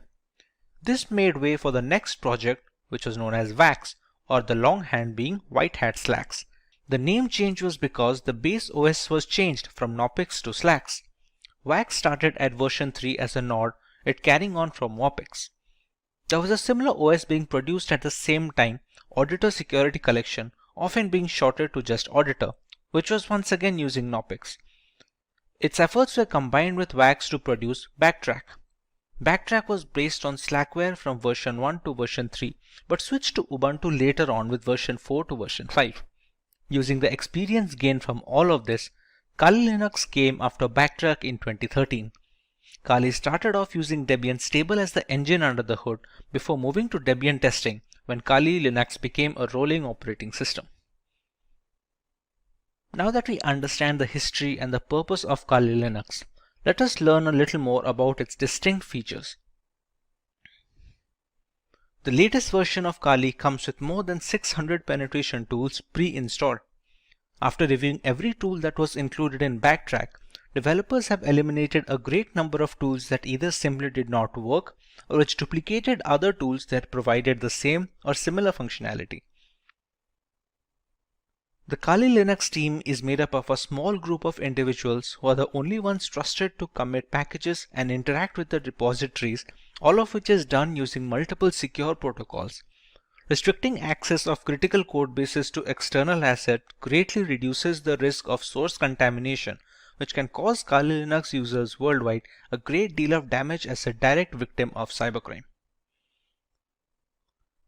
Although penetration tools tend to be written in English, the developers have ensured that Kali includes true multilingual support, allowing more users to operate in their native language and locate the tools they need for the job. The more comfortable a user feels with the intricacies of the operating system, the easier it is to maintain a stronghold over the configuration and the device in general. Since ARM-based single-board systems like the Raspberry Pi are becoming more and more prevalent and inexpensive, the development team knew that Kali's ARM support would need to be as robust as they could manage with fully working installations. Kali Linux is available on a wide range of ARM devices and has ARM repositories integrated with the mainline distributions, so the tools for ARM are updated in conjunction with the rest of the distribution. All this information is necessary for users to determine if Kali Linux is the correct choice for them. If it is, what are the ways that they can go forward with this installation and start their penetration testing journey? The first way to use Kali Linux is by launching the distribution in the live USB mode. This can be achieved by downloading the installer image file or the ISO file from the Kali Linux website and flashing it to a USB drive with a capacity of at least 8 GB. Some people don't need to save their data permanently, and a live USB is the perfect solution for such cases. After the ISO image is flashed, the thumb drive can be used to boot a fully working installation of the operating system, with the caveat that any changes made to the OS in this mode are not written permanently. Some cases allow persistent usage in live USBs, but those require further configuration than normal situations. But what if the user wants to store data permanently in the installed OS? The best and the most reliable way to ensure this is the full-fledged hard disk installation. This will ensure the complete usage of the system's hardware capabilities and will take into account the updates and the configurations being made to the OS. This method is supposed to override any pre-existing operating system installed on the computer, be it Windows or any other variant of Linux. The next alternative route for installing Kali Linux would be to use virtualization software such as VMware or VirtualBox. The software will be installed as a separate application on an already existing OS, and Kali Linux can be run as an operating system in the same computer as a window. The hardware requirements will be completely customizable, starting with the allotted RAM to the virtual hard disk capacity. The usage of both a host and guest operating system like Kali Linux allows users a safe environment to learn while not putting their systems at risk. If you want to learn more about how one can go forward with this method, we have a dedicated video where Kali Linux is being installed on VMware while running on a Windows 10 operating system. You can find the link in the description box to get started with your very own virtual machine. The final way to install Kali Linux is by using a dual boot system. To put it in simple words, the Kali Linux OS will not be overwriting any pre-installed operating system on a machine, but will be installed alongside it. When a computer boots up, the user will get a choice to boot into either of these operating systems. Many people prefer to keep both the Windows and Kali Linux installed, so the distribution of work and recreational activities is also allotted effectively. It gives users a safety valve should their custom Linux installation run into any bugs that cannot be fixed from within the operating system. Professionals in security testing, penetration testing, and ethical hacking utilize Linux as their preferred operating system. It provides several configurable distributions that you may configure based on your end use. Kali Linux and Parrot OS are two popular penetration testing distributions. While these operating systems each have unique offerings, the overall choice can differ between personnel thanks to their various tools and hardware specifications. Today we will look at both these distributions and settle on the perfect choice for each type of user. Let's go through the agenda for this video. We will learn about Kali Linux and Parrot Security OS from scratch, while understanding their primary selling points as a Linux distribution catered towards penetration testers. Next, we know about some features of these operating systems that stand out of their package. Finally, we directly compare Kali Linux and Parrot Security OS, thereby making a clear-cut conclusion on which OS is perfect on a per-requirement basis. So let's start by learning about Kali Linux from a ground level. Kali Linux, which is formerly known as Backtrack Linux, is an open source Linux distribution aimed at advanced penetration testing and security auditing. It contains several hundred tools targeted towards various information security tasks such as penetration testing, security research, computer forensics, and reverse engineering. Kali Linux is a multi-platform solution, accessible and freely available to information security professionals and hobbyists. Among all the Linux distributions, Kali Linux takes its roots from the Debian operating system. Debian has been a highly dependable and a stable distribution for many years, providing a similarly strong foundation to the Kali Linux desktop. While the operating system can practically modify every single part of our installation, the networking components of Kali Linux come disabled by default.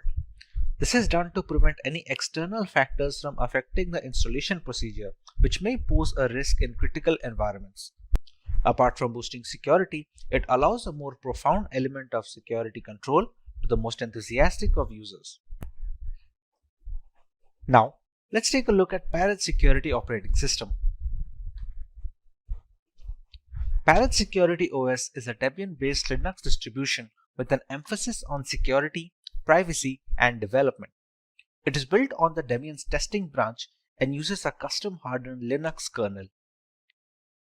Parrot Security contains several hundred tools targeted towards tasks such as penetration testing, computer forensics, reverse engineering, and security research. It is seen as a generally lightweight distribution that can work under rigorous hardware and software specifications. It features a distinct forensics mode that does not mount any of the system's hard disks or partitions and has no influence on the host system, making it much more stealthy than its regular occurrence. This mode is used on the host system to execute forensic procedures. A rolling release is a paradigm in which software upgrades are rolled out constantly rather than in batches of versions in software development. This ensures that the software is constantly up to date. A rolling release distribution such as Parrot Security OS follows the same concept. It provides the most recent Linux kernel and software versions as soon as they become available. With the basic introduction to the operating systems out of the way, let us take a look at the unique features of both Kali Linux and Parrot Security OS.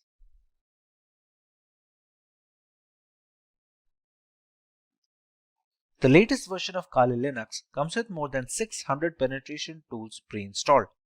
After reviewing every tool included in Backtrack, developers have eliminated a significant number of tools that either simply did not work or duplicated other tools that provided the same and similar functionality. The Kali Linux team comprises a small group of individuals who are the only ones trusted to commit packages and interact with the repositories, all of which is done using multiple secure protocols. Restricting access of critical code bases to external assets dramatically reduces the risk of source contamination, which can cause Kali Linux users worldwide a great deal of damage as a direct victim of cybercrime. Although penetration tools tend to be written in English, the developers have ensured that Kali includes proper multilingual support, allowing more users to operate in the native language and locate the tools they need for their job. The more comfortable a user feels with the intricacies of the operating system, the easier it is to maintain a strong hold over the configuration and the device in general. Since ARM-based single-board systems like the Raspberry Pi are becoming more prevalent and inexpensive, the development team knew that Kali's ARM support would need to be as robust as they could manage with fully working installations.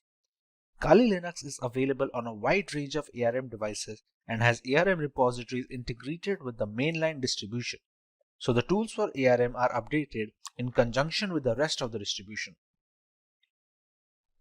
Let's take a look at some of the features of Parrot Security operating system now. Along with a giant catalog of scripts, Parrot Security OS has its own hardened Linux kernel modified explicitly to provide as much security and resistance to hackers as possible in the first line of defense. The configurations in the operating system act as the second gateway, taking care of malicious requests and dropping them off.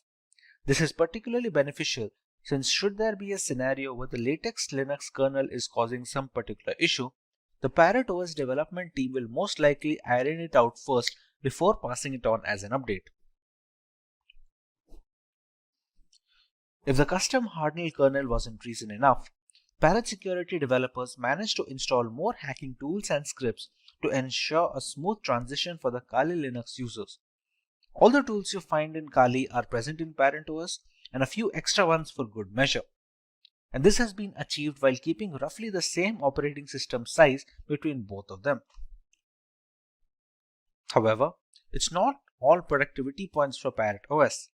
They provide a choice between two different desktop environments, Mate, which comes pre-installed by default, and KDE. For those unfamiliar with Linux terminology, you can think of desktop environments as the main UI for a distribution. Being highly modular in nature, one can use Parrot Security OS while adding another desktop environment that they find appealing. While Kali Linux has only a single option, Parrot Security has provided two optimized builds with Mate Desktop and KDE Desktop.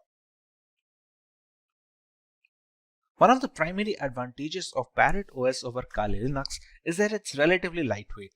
This implies that it takes significantly less disk space and computing power to function correctly, with as little as 320 MB of RAM required.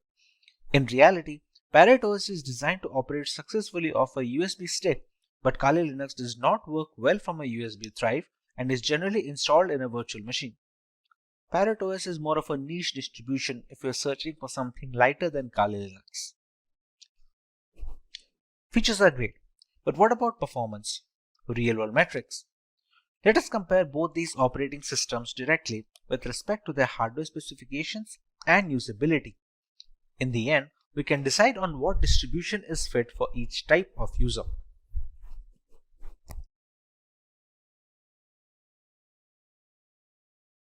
For our first point of comparison, let's take a look at the RAM required.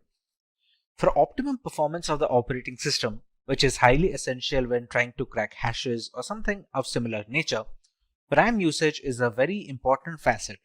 While Kali Linux demands at least 1 GB of RAM, Parrot Security can operate optimally with a minimum of 320 MB of RAM.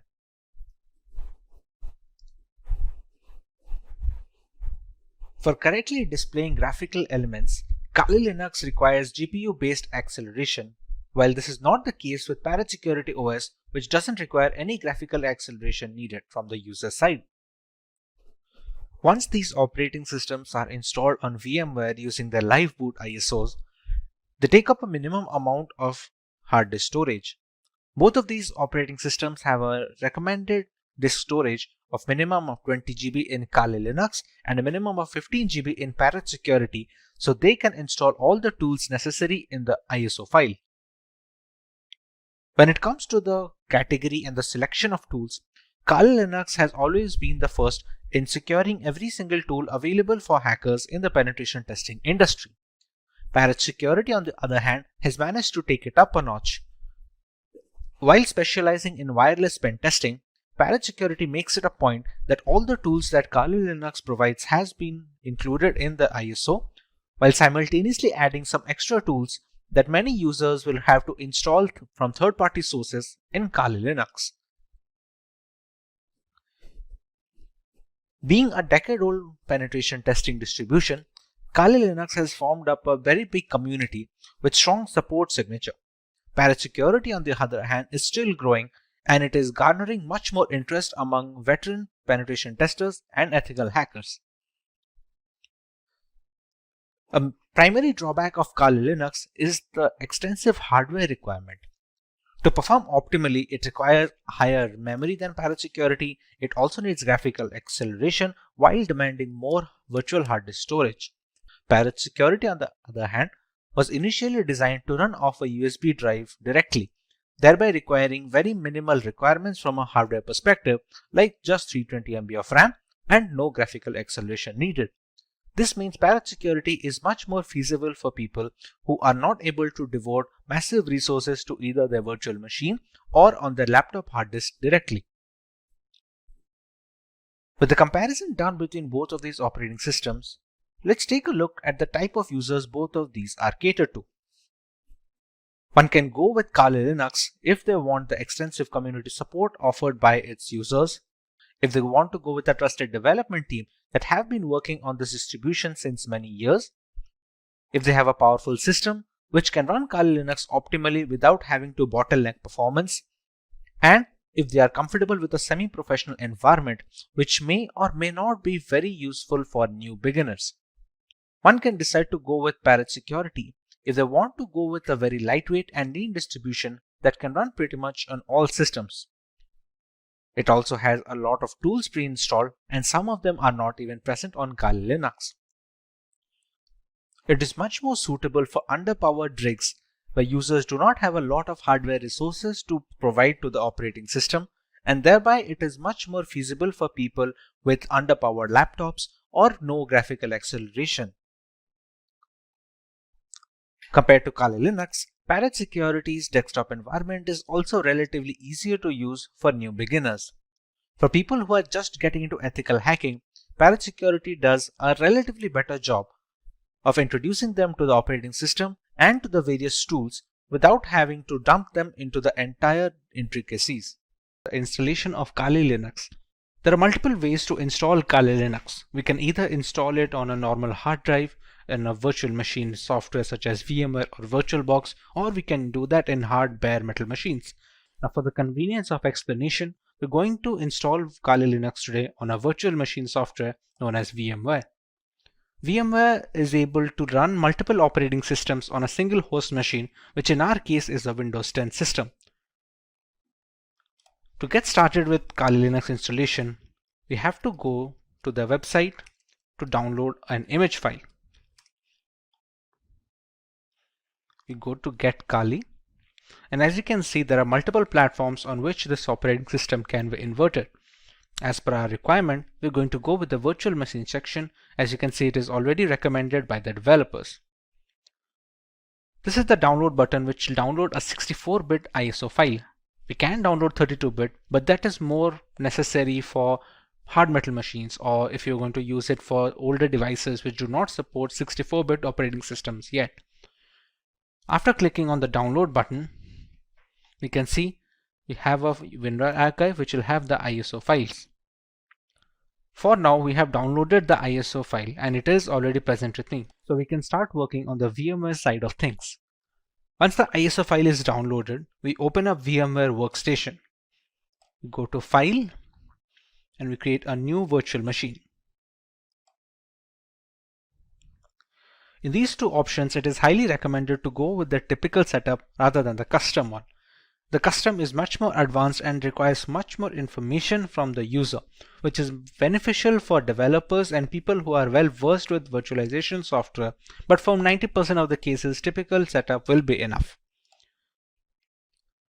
Here we can select the third option, which will be I will install the operating system later. In some operating systems we can use the ISO file here directly and VMware will install it for us. But for right now, in the case of Kali Linux, the third option is always the safest. Kali Linux is a Linux distribution, so we can select Linux over here, and the version, as you can see here, have multiple versions such as the multiple kernels. Every distribution has a parent distribution. For example, Kali Linux has Debian, and there are other distributions which are based or forked from some parent distribution.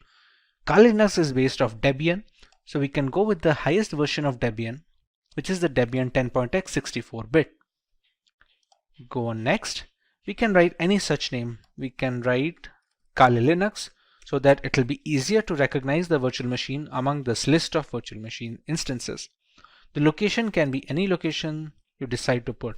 By default, it should be the documents folder, but anywhere you put it will hold up all the information of the operating system, all the files you download, all the configurations you store, everything will be stored in this particular location that you provide.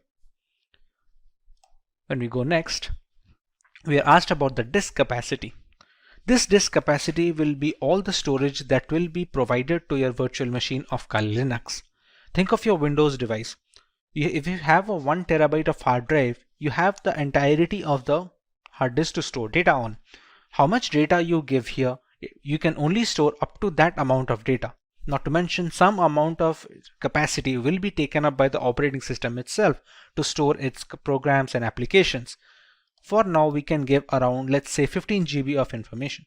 Or if the recommended size for Debian is 20, we can just go ahead at 20. It depends all on the user case. If you are going to use it extensively, you can even go as high as 50 or 60 GB if you have plans to download many more applications and perform multiple different tests. Another option we get over here is storing virtual disks as a single file or storing them into multiple files.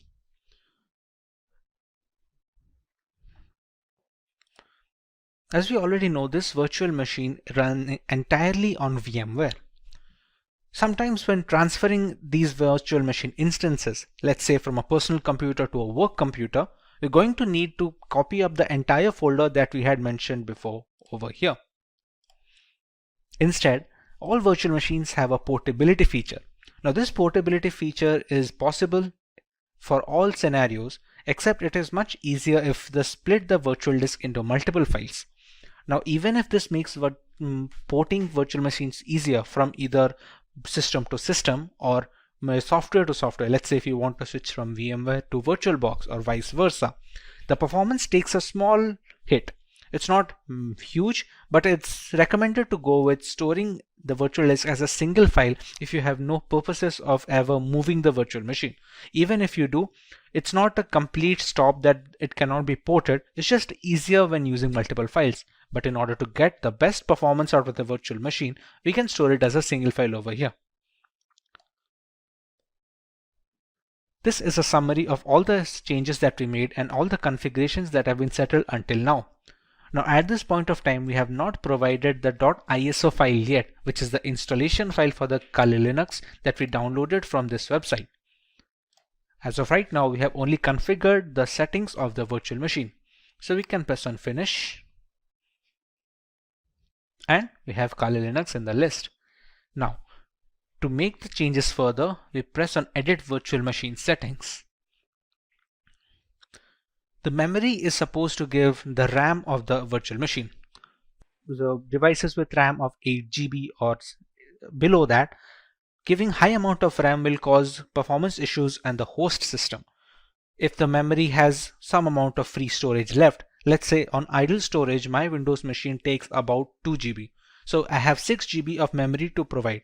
Although if you provide all of the 6 GB, it will be much more difficult for the host system to run everything properly. So for this instance, we can keep it as 2 GB of memory for the virtual machine instance. Similarly, we can use the number of processors and we can customize it according to our liking. Let's say if we want to use one processor, but we want to use 2 different cores, we can select them as well. Hard disk is pre-set up as the SCSI hard disk and it does not need to be changed for the installation of this operating system at all. CD-ID DVD. This is where the installation file comes. You can think of the ISO file that we downloaded as a pen drive or a USB thumb drive, which is necessary to install an operating system. To provide this, we're going to select Use ISO image file. We're going to click on Browse. Go to Downloads and select the ISO file over here. Select Open, and we can see it is already loaded up. Next, in the network adapter, it is recommended to use NAT. This helps the virtual machine to draw the internet from the host machine settings. If your host machine is connected to the internet, then the virtual machine is connected as well. There are some other options such as host only or custom segments or LAN segments, but those are not necessary for installation. Rest of them are pretty standard, which do not need any extra configuration and can be left as it is. Press OK, and now we can power on this virtual machine.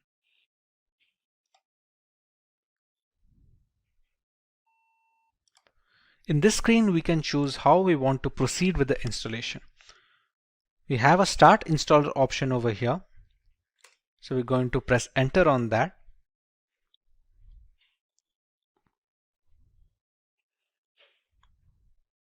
We're going to wait for the things to load from the ISO file.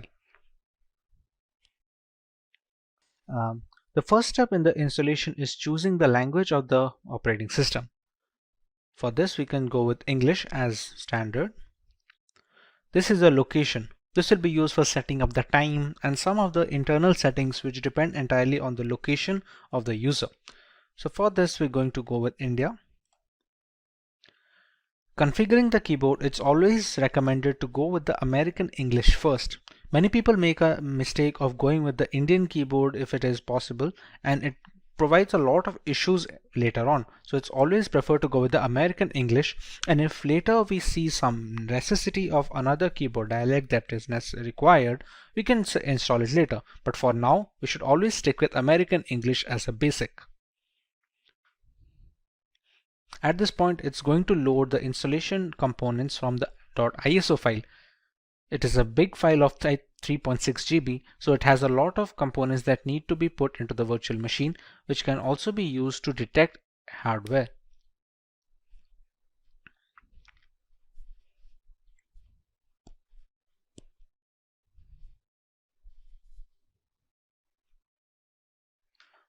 Once the hardware and the network configuration is done by the ISO file, we want to write a host name for the system. This host name can be anything which is used to recognize this device on a local network or a LAN cable. Let's say if we use the name Kali. Domain name, we can skip it for now. It's not necessary as such for the installation. This is the full name for the user. Let's say we can provide the name as Simplilearn as a full name. Next, we're going to set up a username. This username is going to be necessary to identify the user from its root accounts and the subsequent below accounts. For now, we can give it as something as simply123. Now we have to choose a password for the user.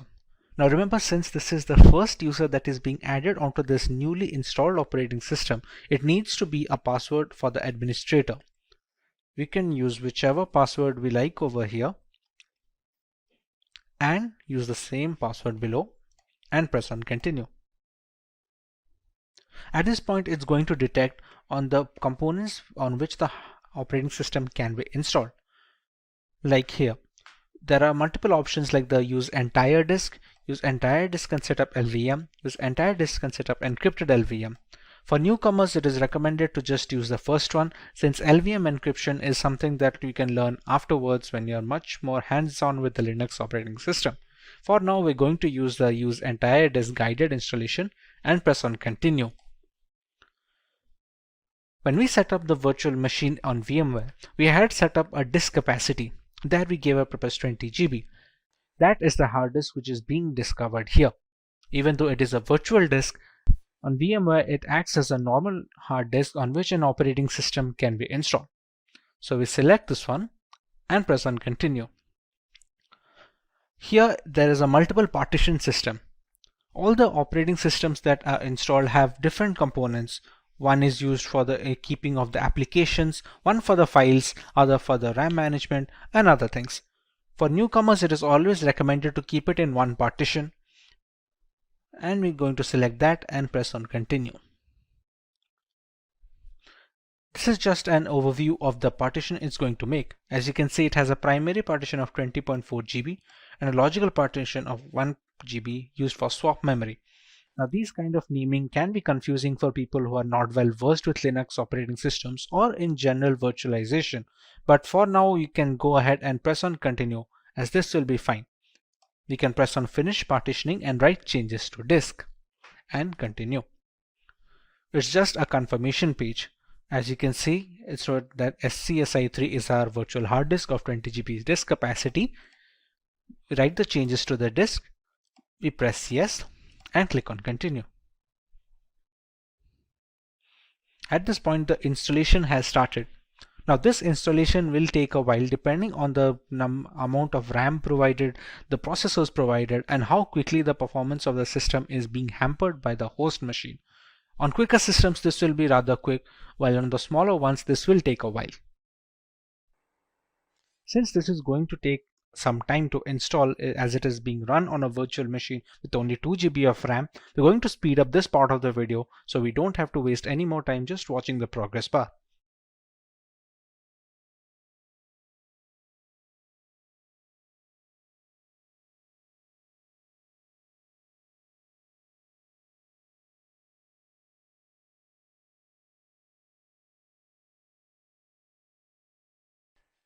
Now that our core installation is completed, it's asking us to configure a package manager.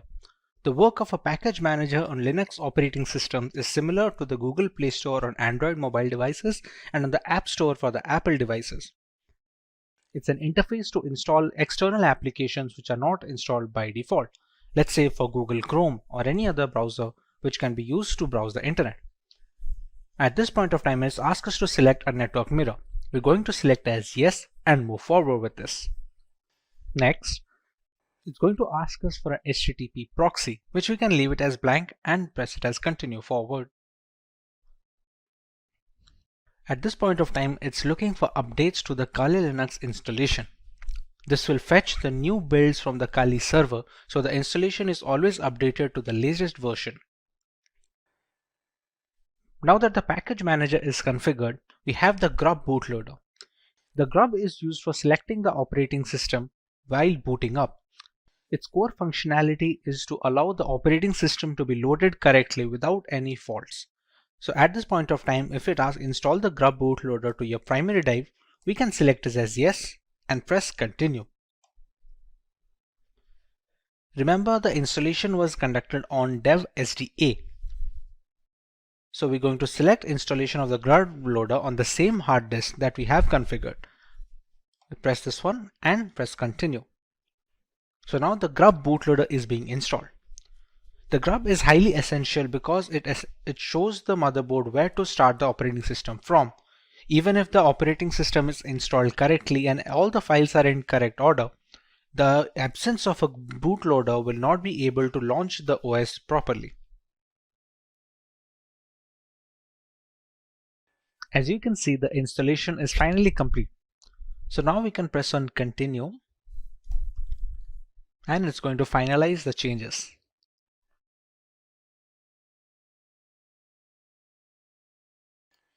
Now you can see Kali Linux being booted up straight away. It doesn't check for the ISO file anymore since the operating system is now installed onto the virtual hard disk storage that we had configured before.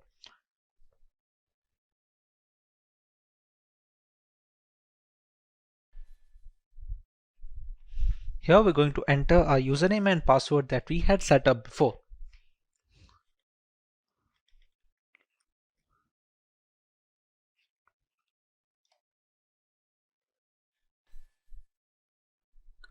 And we have the Kali Linux system booted up.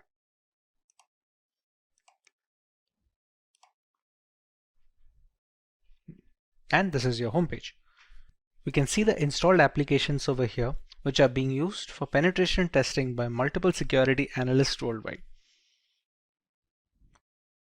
All of these come pre-installed with Kali Linux, and others can be installed using the apt package manager that we had configured. We can see a full name over here. And with this, our installation of the Kali Linux is complete. It's no secret that the vast bulk of our internet usage is vulnerable to hacking, whether it's through hazardous messaging apps or faulty operating systems. Penetration testing has become the norm for vulnerability assessment in order to fill this vacuum in digital security. Kali Linux is a well-known operating system in this fight against hackers. Kali Linux, a distribution designed specifically for penetration testers, has layers of features that we will go over in today's lesson and take a look at some of the tools and features that the operating system has to offer. Let's take a look at the video's topics and features that the operating system has to offer. Let's take a look at the video's topics. We start by learning the requirements of an operating system like Kali Linux. We learn more about the core features of the OS and its intricacies. Moving on, we take a look at the 5 distinct stages of penetration testing that dictate the flow of vulnerability assessment in general. Next, we learn about some important tools that can be found on Kali Linux, which are geared specifically for ethical hacking purposes. And finally, we have an extensive demonstration where we work on some basic terminal commands, proxy tools, and a couple of highly regarded software from the crux of the operating system. Let's start by learning why one should learn Kali Linux in the first place. In today's world, an organization's most valuable asset is its information or data. This is true for all kinds of businesses, be it public or private. On a daily basis, they all deal with enormous amounts of sensitive information. As a consequence, terrorist groups, hacking teams, and cyber thieves often attack them. To ensure this safety and protection, businesses use a variety of security measures and regularly update their index. Organizations must be proactive in this age of digitalization by regularly assessing and updating their security. Every day, hackers discover new methods to breach firewalls. Ethical hackers or white hat hackers provide a fresh perspective on security. They conduct penetration tests to validate security measures. Generally, they will penetrate your networks and give you relevant information about your security posture. Once an organization has this knowledge, it may upgrade its security procedures accordingly. The latest version of Kali Linux comes with more than 600 penetration tools pre-installed.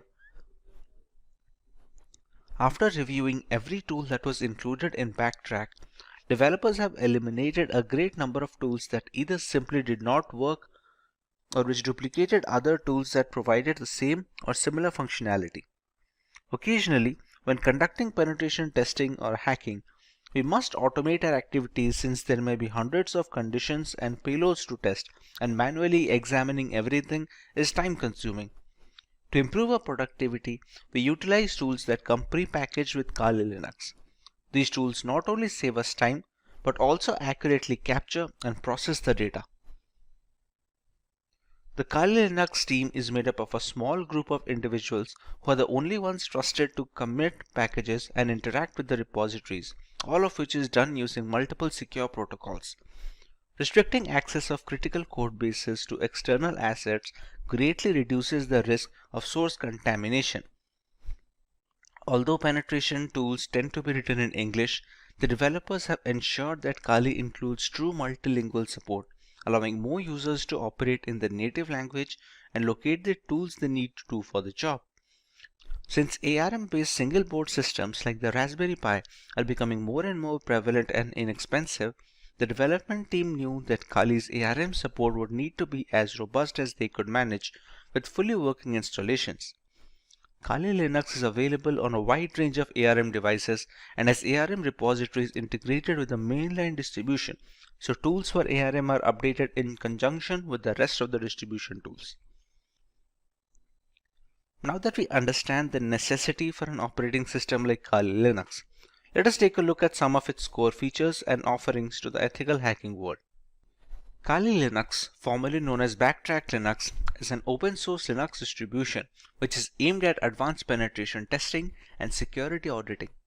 It contains several hundred tools targeted towards various information security tasks such as penetration testing, security research, computer forensics, and reverse engineering.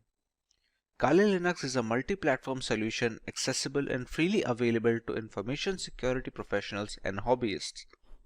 Among all the Linux distributions, Kali Linux takes its roots from the Debian operating system. Debian has been a highly dependable and stable distribution for many years, providing a similarly strong foundation to the Kali Linux desktop. While the operating system is capable of practically modifying every single part of our installation, the networking components of Kali Linux come disabled by default. This is done to prevent any external factors from affecting the installation procedure, which may pose a risk in critical environments. Apart from boosting security, it allows a deeper element of security and control to the most enthusiastic of users. Let us now take a look at the 5 stages or phases of penetration testing.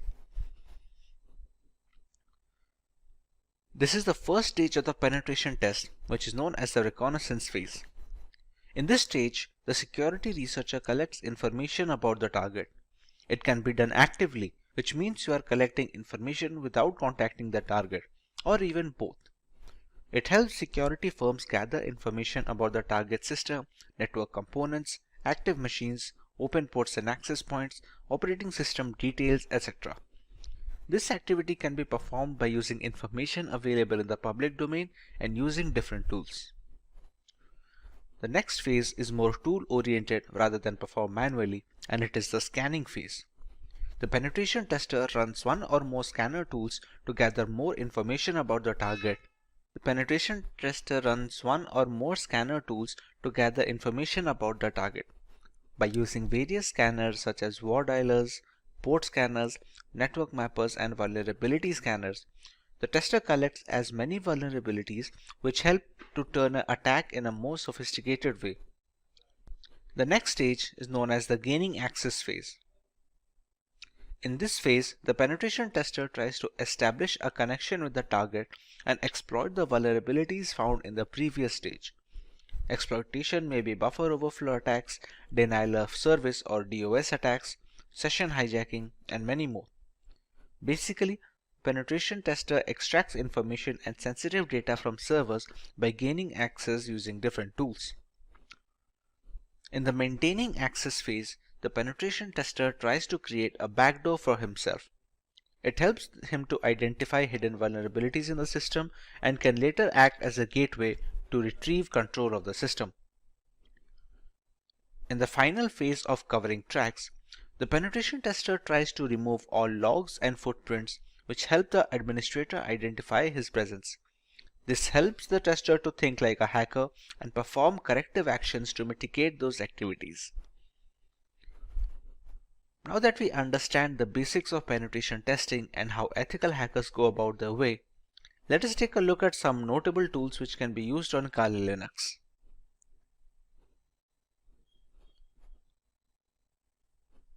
At the top of the chain lies Nmap. Nmap is a free and open source utility port scanner which can be used for network discovery and security auditing. Many systems and network administrators also find it useful for tasks such as network inventory, managing service upgrade schedules, and monitoring host or service uptime. It is most beneficial in the early stages of ethical hacking, where a hacker must figure the possible entry point to a system before running the necessary exploits, thus allowing the hacker to leverage any insecure openings and breach the device. It's a part of the scanning phase of the penetration testing. Nmap uses raw IP packets in novel ways to determine what hosts are available on the network, what services these hosts are offering, what operating systems they are running and their versions, what type of packet filters and firewalls are in use, and dozens of other characteristics. It was designed to rapidly scan large networks but works fine against single hosts as well. Since every application that connects to a network needs to do so via a port, The wrong port or server configuration can open a can of worms which lead to a thorough breach of the system and ultimately a fully hacked device. Next on the list we have Metasploit. The Metasploit framework is a very powerful tool that can be used by cybercriminals as well as ethical hackers to probe systemic vulnerabilities on networks and servers. As a part of the third stage of penetration testing, it's an open source framework which can be easily customized and used with most operating systems. With Metasploit, the ethical hacking team can use a ready-made or custom code and introduce it into a network to probe for weak spots. As another flavor of threat hunting, once these flaws are identified and documented, the information can be used to address systemic weaknesses and prioritize solutions. Once a particular vulnerability is identified and the exploit is fed into the system, there are a host of options for the hacker. Depending on the vulnerability, hackers can even run root commands from the terminal, allowing complete control over the activities of the compromised system as well as all personal data stored on the device. A big advantage of Metasploit is the ability to run full-fledged scans on a target system, thereby giving a detailed picture of the security index of said system. This also provides the necessary exploits that can be used to bypass the firewalls and the antivirus software. Having a single solution to gather almost all the necessary points of attack is very useful for ethical hackers and penetration testers, as denoted by the high rank in this list. At number 3, we have Wireshark. Wireshark is the world's foremost and widely used networking protocol analyzer. It lets you see what's happening on your network at a microscopic level and is the de facto standard across many commercial and non-profit enterprises, government agencies, and educational institutions. Wireshark is a popular open source tool to capture network packets and converts them to human-readable binary format. It provides every single detail of the organization's network infrastructure. It consists of devices designed to help measure the ins and outs of the network. The information collected through Wireshark can be used for various purposes, such as real-time or offline network analysis, identification of the traffic coming onto your network, its frequency, and its latency between specific hops. This helps network administrators generate statistics based on real-time data. Wireshark is also a cross-platform tool that can be installed on Windows, Linux, and Mac systems to enable hackers in all ecosystems to monitor network traffic irrespective of the operating system. The development team is determined to maintain this level of freedom for their users in the foreseeable future. The next tool on our list is AirGarden, which is a part of the third phase of penetration testing. This is a multi-use bash script for Linux systems to hack and audit wireless networks like our everyday Wi-Fi router and its counterparts. Along with being able to launch denial of service attacks on compromised networks, this multipurpose Wi-Fi hacking tool has very rich features which support multiple methods for Wi-Fi hacking, including multi-fi WPS hacking modes, all-in-one WEP attack, handshake file capturing, evil twin attacks, pixie dust, and so much more. It usually needs an external network adapter that supports monitor mode, which is necessary to be able to capture wireless traffic traversing the air channels.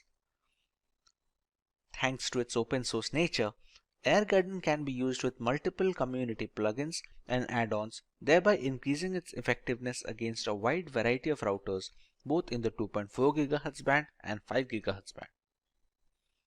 The next tool is John the Ripper. John the Ripper is an open source password security auditing and password recovery tool available for many operating systems.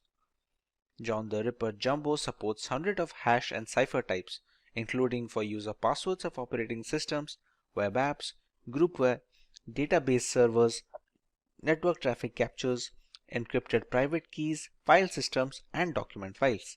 Some of the key features of the tool include offering multiple modes to speed up password cracking, automatically detecting the hashing algorithm used by the passwords, and the ease of running and configuring the tool, making it a password cracking script of choice for novices and professionals alike.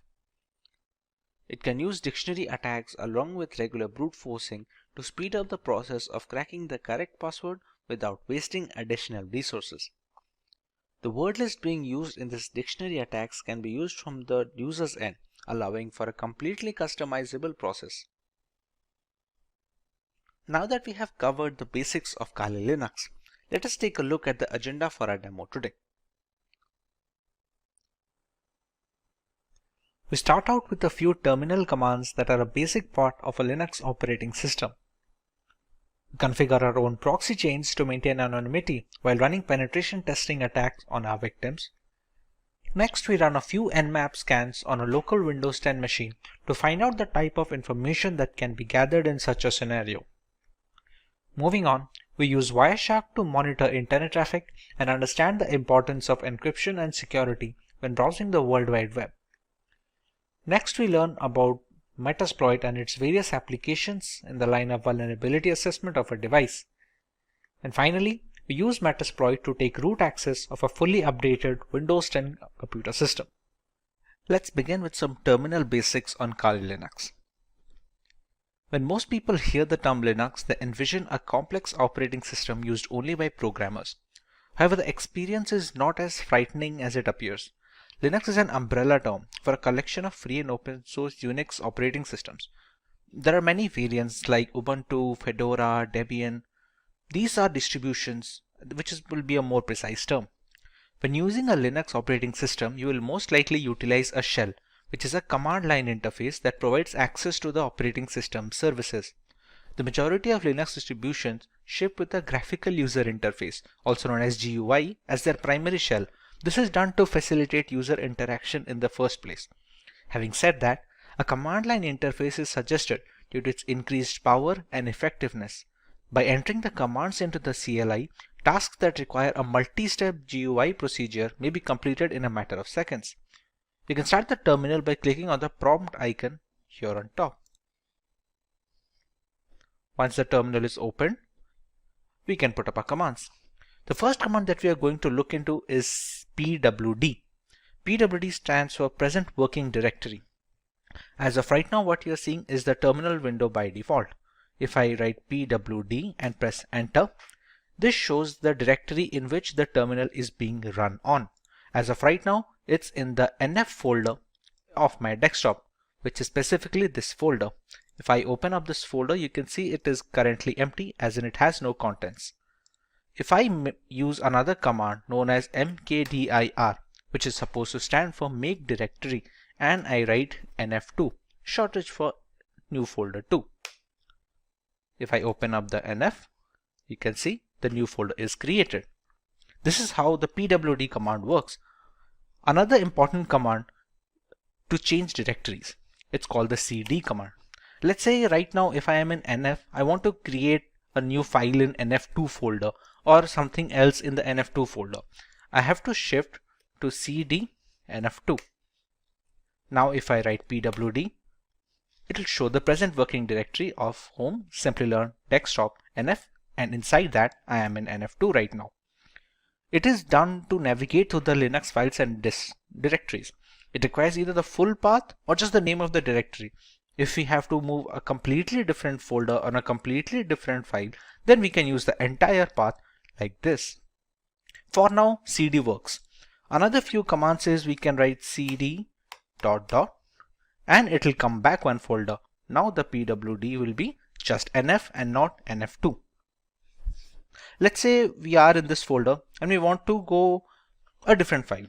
Let's say if we just go for cd home, Simplilearn. That's it. Right now, these are the folders in our current present working directory. We have the desktop, the documents, downloads, etc.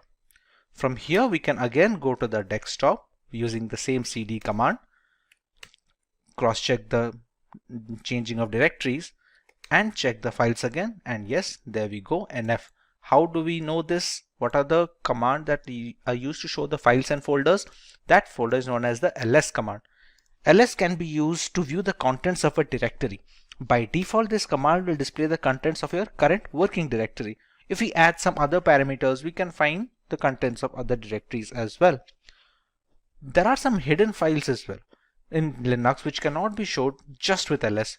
For example, if we just go to cd etc, which is a configuration folder for Linux. If we write ls now, these are the files that can be seen. If we want to see the hidden files, we'll have to add one more parameter here like ls-a, and as you can see, the number of files have increased this time around. There are other things as well that we can see with Linux. ls-al will show the hidden files along with some of the parameters and some of the permissions that has been provided for each file. As you can see, many of these files have root access. Some of them can write, some of them can read. It differs file to file, and the ls-al command is used to check each of these files' permission and change them accordingly if needed. The next command that we can look for is the cat command or concatenate. It is one of the most frequently used commands, and it is used to list the contents of a file on the output. For example, let's say if I have a file at the desktop. In this nf2 folder, I will create a document, create an empty file, e-file.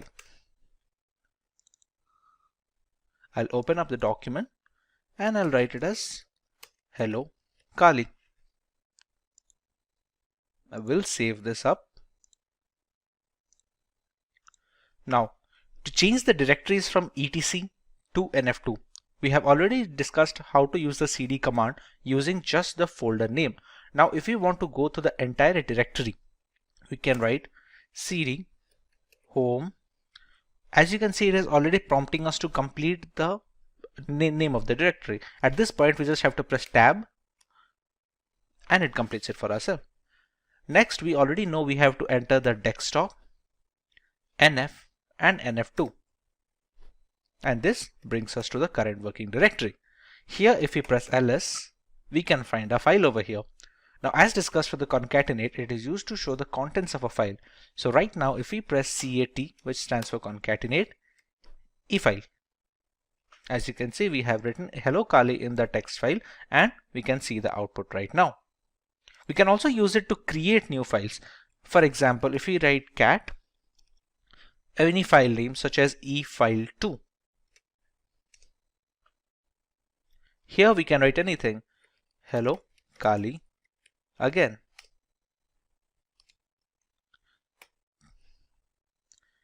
Once we press Ctrl C here, we can check e-file2 and we have hello Kali again printed over here. We can see the same using the concatenate command as well. If I press ls, you can see we have two files here, and I can go with cat e-file2 and I have hello Kali again. This is how the concatenate command works.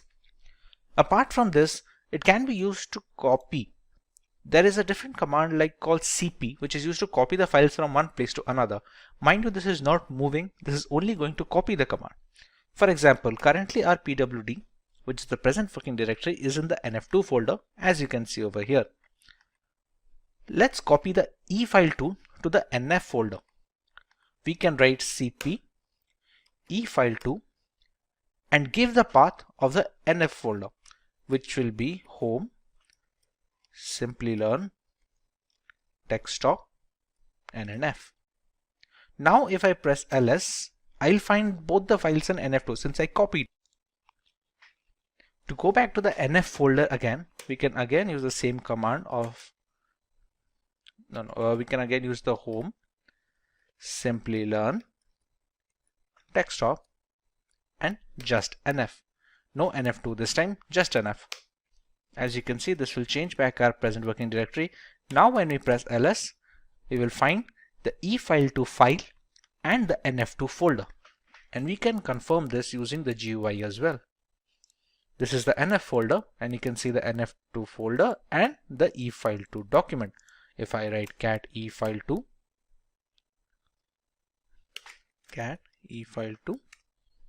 we can see the contents of the file. Now this can be done using moving as well. For example, if I go to cd nf2, which is the inside folder, it has both the document files like e-file and e-file2. Let's say I want to move the e-file completely from nf2 to nf1. Instead of writing cp, the command I'm going to use is mv. mv e-file and again give the path of the folder into which I have to copy, which will be again home, Simplilearn, desktop, and NF. As you can see, the contents of the NF2 have appeared here, and E file has been moved from NF2 to NF. This is the NF2, and we don't find E file here anymore. If we press cd dot and we go back to NF ls right now, and we can find both the files, E file that we moved and E file 2 that we copied from the NF2 folder. So this is how copying and moving will work using the terminal. Now this is just a simple one-line statement that might take a couple of clicks when using GUI. This is why the command line interface is considered to be much more streamlined for Linux operating systems. Another very important command for Linux operating system is the sudo command. Sudo is short for super user do. The command enables you to perform tasks that require administrative or root permissions. You can think of it as how we run programs as administrator on Windows systems. It is not advisable to use this command for daily use because it might be easy for an error to occur, and the permissions of root are very intricate, so new beginners are advised to use the sudo command only when absolutely necessary. For example, sudo su. With this command, I am giving this terminal a root permission. This su stands for this user. At this point, it's going to ask for my admin password. Once I enter my password, and I now have root access. Note how the password that I entered did not show up here. This is a security measure to prevent people from snooping on your root password, which is the end game of all this operating system. As you also can see, the symbol changed. If the dollar symbol is showing, it shows as a standard user.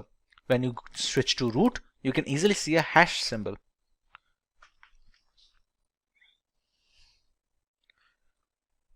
This opens up a separate shell inside this terminal command. For example, we can exit out of the root user to the standard user using the command exit. And once again, we have the dollar sign and the root has vanished over here. There are some commands that will only work with administrative access. For example, when updating the Kali Linux system, we have to use apt update. As you can see, it says problem unlinking the file because permission denied. Now let's try this using sudo apt update. As you can see, it is updating the package repositories which work as the software installed on the system. This can be done using either writing the sudo command every time we want to perform a root access, or we can just write sudo su once and write apt update alone. The fetching is complete over here. For the second example, let's say I just write sudo su, and this time it's not going to ask me the password because at this current terminal process I've already provided the root password once and it is in memory right now. Now when we used to update the system, we had to write sudo apt update. That was because we were running it as a standard user. Now we are running it as a root user, so all we have to write is apt update and it's going to continue its work. There you go. Another command that can be useful is the ping command. It's pretty self-explanatory. It's going to be checking the internet connectivity. You can be used to check internet connectivity, or you can see if there is a local server on your system which needs to be pinged, then you can check that. For example, if we have to write ping, and we can use either IP address or domain. Let's say if we want to check that if we can access google.com using this Kali Linux installation or not, we can write ping google.com, and you can see it shows the bytes being sent and received and how much time it took to take up the request. This can be done for local systems as well. For example, this installation of Kali Linux is being run on a virtual machine. Once this machine is running, I still have my host machine running over here, the IP address of which is 192.168.129.179. If I try to ping this from here,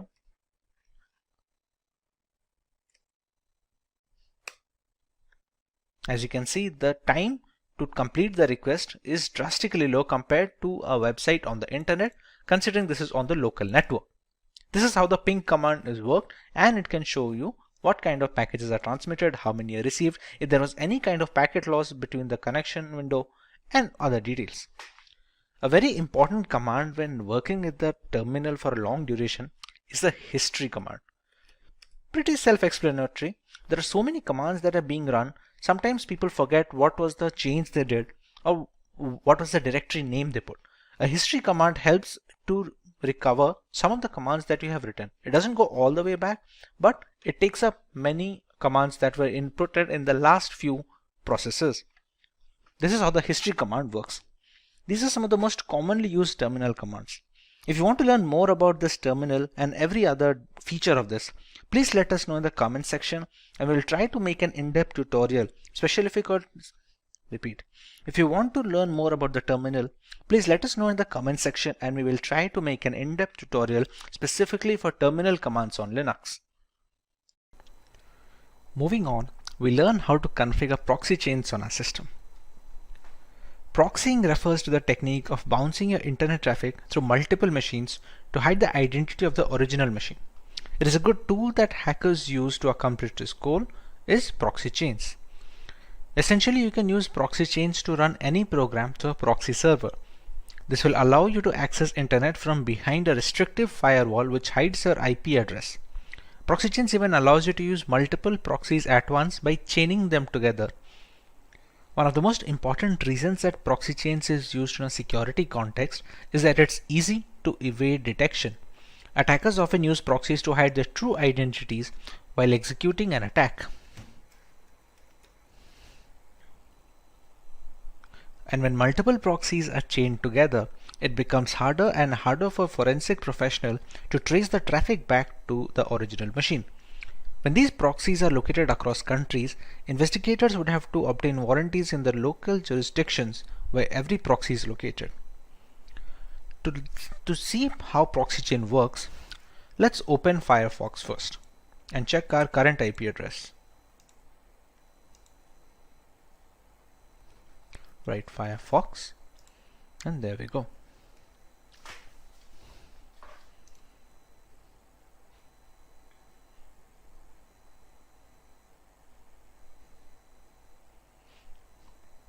As we can see, Firefox is now open. Let's check our current IP address right now. If we go to an address called myip.com,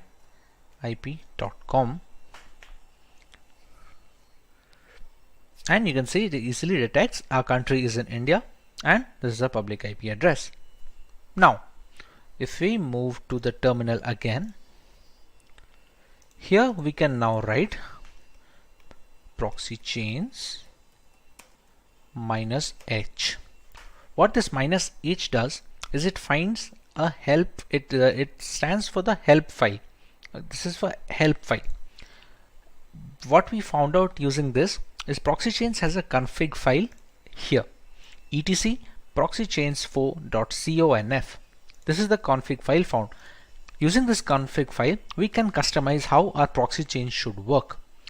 If we want to open that, we have to use it in a text editor. On Windows, we have Notepad and other things like that, Microsoft Word to edit documents. On Linux, we have a tool called Nano. To access the Nano, we use the command nano and give the path of the file that we want to check. As of right now, the proxy chains config file is located over here. So we're going to follow the path there. chains4.conf. And here we go. We see the config file. There are three basic types of proxy chaining here. We have a strict chain where all the proxy in the list will be used and they will be chained in order. We have a random chain where each connection made through proxy chains will be done by a random combo of proxies in the proxy list. And you have dynamic chain. It's the same as strict chain, but dead proxies are excluded from the chain. And here we can set up whichever type we want. To enable or disable a particular type, we use the hash symbol here. As you can see right now, all the lines have a hashtag symbol at the front, except this one, a dynamic chain. This is the current one being used. Let's say if I want to use a strict chain method. So I can add a hash value here and remove the hash here. At one point of time, any one of these 3-4 types should be enabled. Let's go for the dynamic chain. We can disable this strict chain by putting the hashtag in front and removing the dynamic chain. As you can see below, we have few commands to how to handle the nano text editor. This symbol is known as the control button on your keyboard. Now if we want to write out, which is synonymous to saving the file, supposed to go with Control O. So if I press Control O on my keyboard, it says file name to write, and we have to press enter here since we want to overwrite the proxy chains 4.conf file. We don't want to create a new file over here. So just press enter and we get a permission denied. This permission denied we're getting is because we have opened this using a standard user. etc is a system folder.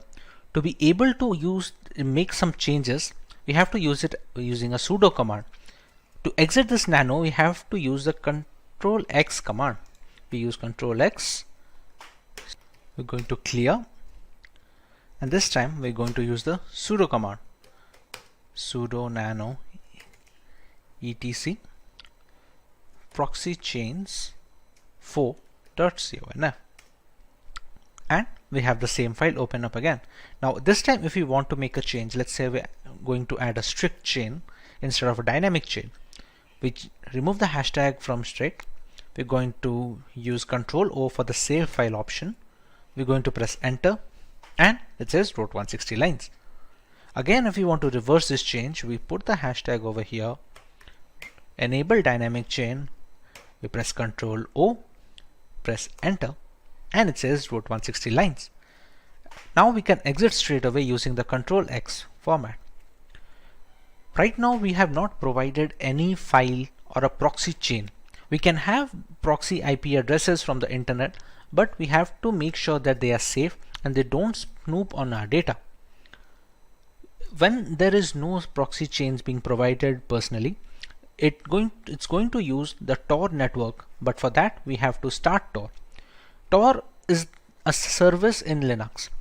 To know more about this Tor, we can write sudo systemctl, which is used to know the status of services on the Linux operating system, and status of Tor. Systemctl, sorry, instead of stl, it should be systemctl status Tor.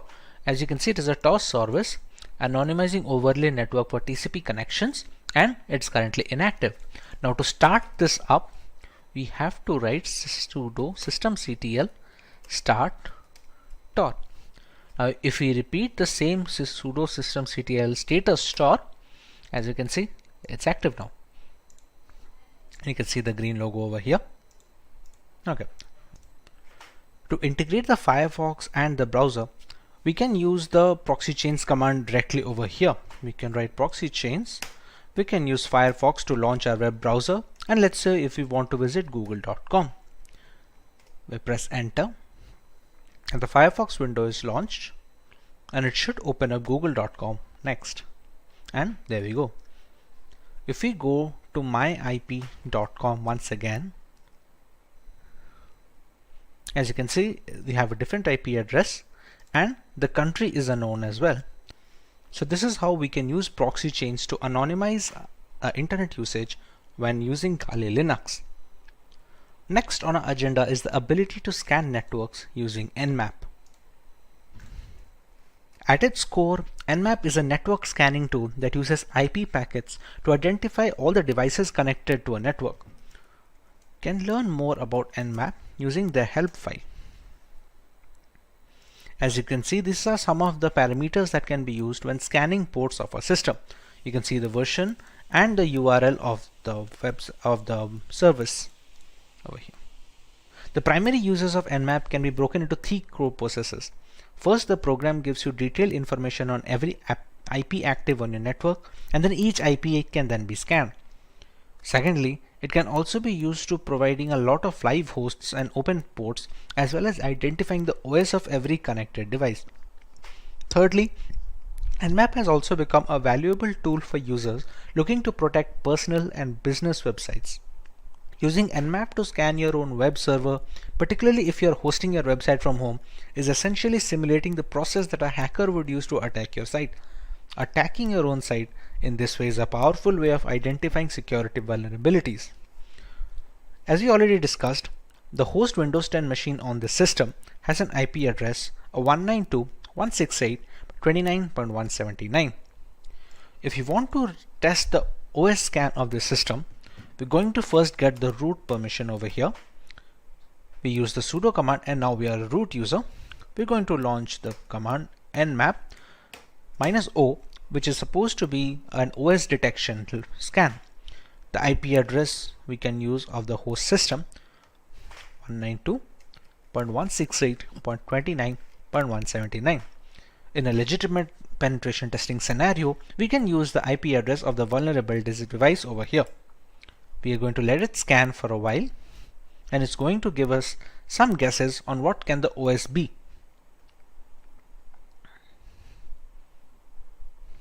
As you can see, the scan is done, and it has shown some of the ports that are open. You can see the MSRPC port open, the HTTPS 443 port open, which is used to connect to the internet, and it has some aggressive OS guesses as well. For example, it thinks there's a 94% chance that it's going to be a Microsoft Windows XP Service Pack 3. That's partly because a lot of the Windows XP update packages are still prevalent on Windows. Now that the OS detection is confirmed, there are multiple more details that we can gather from nmap. Let's go with the nmap -a command, which is supposed to capture as much data as possible. There is also a speed setting. You can call it a speed setting or a control setting of the -t. -t ranges from T0 to T1 to T2 all the way up to T5. This basically determines how aggressively the victim is being scanned. If you scan slowly, it will take more time to provide the results, but it will also give a less chance for the intrusion detection system on the vulnerable machine firewall to detect that someone is trying to penetrate the network. For now, if we want to go with somewhat of a high speed, we can go with the T4 and provide the same IP address of the local machine I am trying to attack. It's going to take a little bit of time since it's trying to capture a lot of information.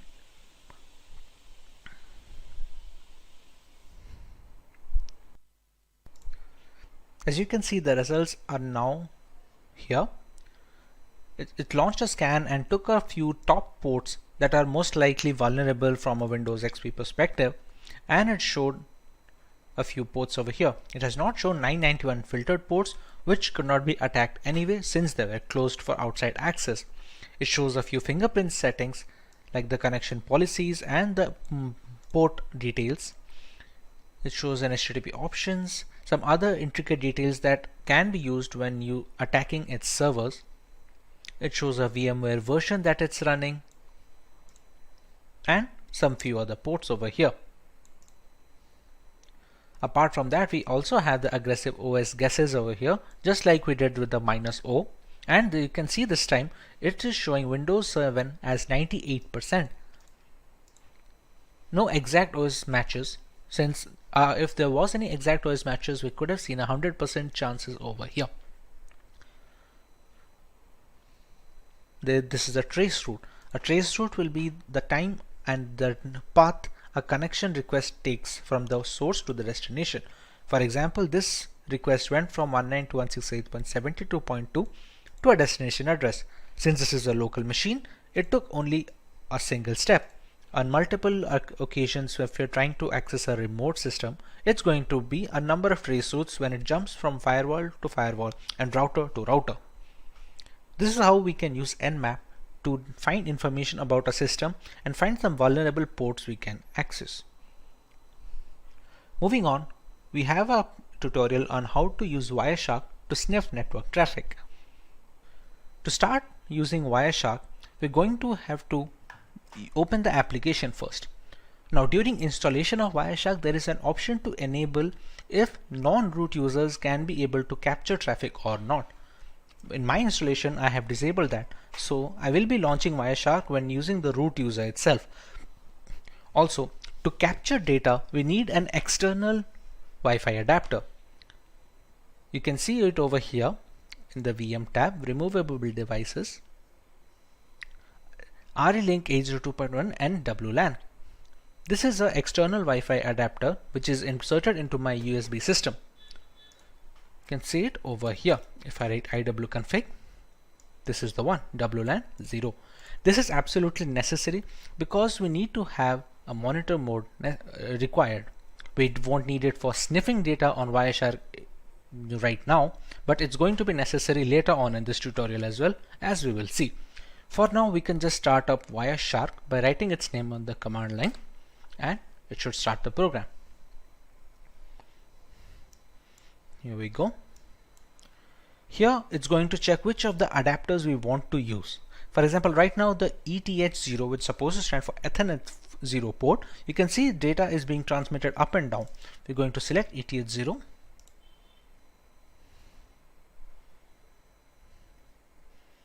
And we have started capturing data.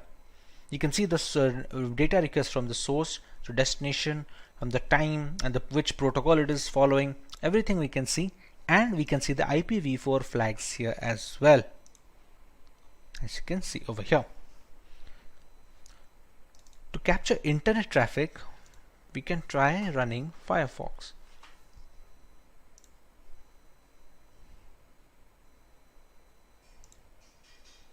If we just write wikipedia.com,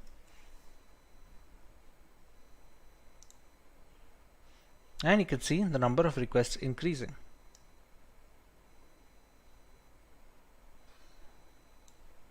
Okay, this is spelling mistake. Wikipedia. Here you can see the application data of all these requests going up, and they're connected to a destination server of 102.166.224. Now even if we check the transmission control protocol flags over here and so many more things, we cannot find anything beneficial. As you can see, the information over here is gibberish, which is supposed to be, since it's supposed to be encrypted. Now this is possible due to this being an HTTPS website, hence you can see the log symbol over here, and connection is supposed to be secure. Now what about HTTP ports? We have seen many people recommend to not visit HTTP ports. Repeat. We have seen many people recommend to not visit HTTP websites, and even if we have to visit, to not provide any critical information. For example, let's go to a random HTTP page over here. As you can see, this is saying connection is not secure, and this is an HTTP page and not HTTPS. Now let's check for some of the information that is passing through this. This is a login form. Let's say I have a legitimate account over here. If I write my account name, and my password is supposed to be password 1234. I press login, and the password does not match because I do not have an account over here. But let's say I did, and I was logged in as expected. We can go to Wireshark. We can use filters over here. Now all the requests that I am sending, it's a TCP request, so I can write a filter containing TCP contains whatever string if it is being passed. Let's say for the end username, I write my account name. So I can just write my account name over here and press enter to find a request over here. Now as you can see, there are many flags over here. If we go to the HTML form URL encoded and open up some of its flags, as you can see, I can see my account name and Simplilearn password over here. This is the same details that I input on the website. Let's say I did have a legitimate account on this website. I would have logged in with no problems, but anyone who would be using Wireshark to sniff on the data can easily get my credentials from here. This is why it's recommended to not provide any information on HTTP pages. The security is not up to the mark, and always look for the lock symbol when visiting any website or making any internet transactions or providing any information. This is how we can use Wireshark to detect transmission and sniff packet data that is being transferred through the network adapter. Next, we have to learn about what is Metasploit. The Metasploit project is a computer security project that provides information about security vulnerabilities and aids in penetration testing and IDS development. We can open up the terminal here. We're going to allow root access. And to open up Metasploit, the keyword is MSF console.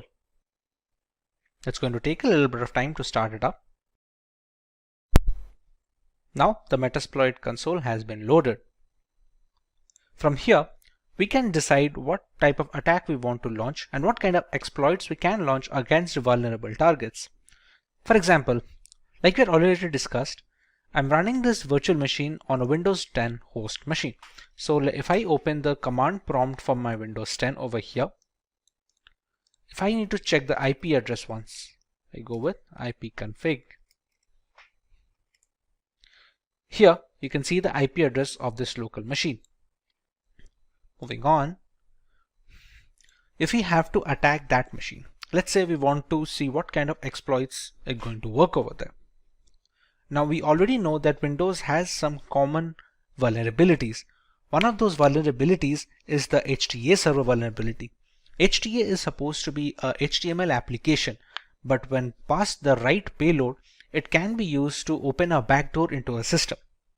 To start off with the Metasploit and accessing such applications, we're going to use the command use exploit, and the name of the reverse HTA server is this Windows MISC for miscellaneous HTA server.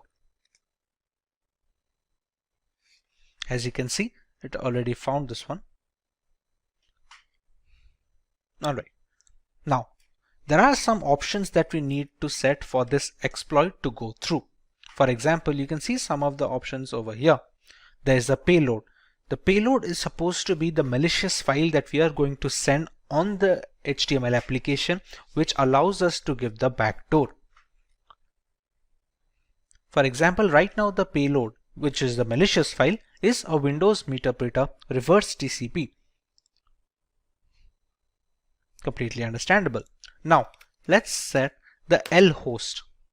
L host and R host and SRV host should be the one where we are going to launch the attack from. For example, if we launched another tab of this console and we just press ifconfig, the IP address is 192.168.72.130. So we're going to set the L host as 192.168.72.130, and we're going to do the same thing with SRV host.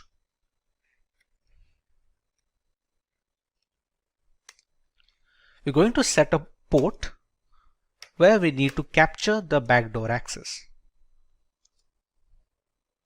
Next, the payload has already been set.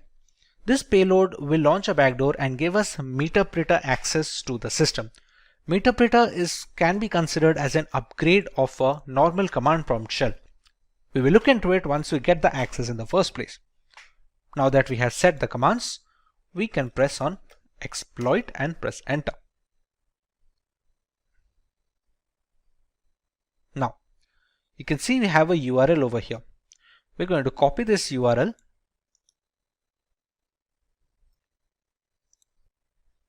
Once the URL is copied, we take it into the browser and paste it.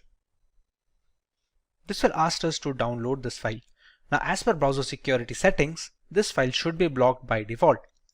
We can decide to keep it, and with the correct formulation of this malicious package, even the website browser antivirus softwares will not be able to detect good payloads. We're going to save this file and we're going to open it. Publisher could not be verified. If we press run and we go back to our Meterpreter access over here, you can see it has already captured a URL of an HT server and it is writing delivering payload. Just have to wait for a few seconds till the payload is delivered. It has sent this much amount of data. Meter session 1 is opened and we should get the access soon. There we go. Now, to understand where is the session set, we can write sessions minus I. As you can see, it has a meter over here. We're going to write sessions minus I. The session ID is 1, so we're going to write 1. And we have the meter access. Now to get a fair idea of the system, we're going to write sysinfo, and it's going to the computer name, the OS, architecture, all these things. We can write the help command to see what are the things that we can get out of the system. We can take screenshots, we can control the webcam and start a video chat. We can take a lot of things over here.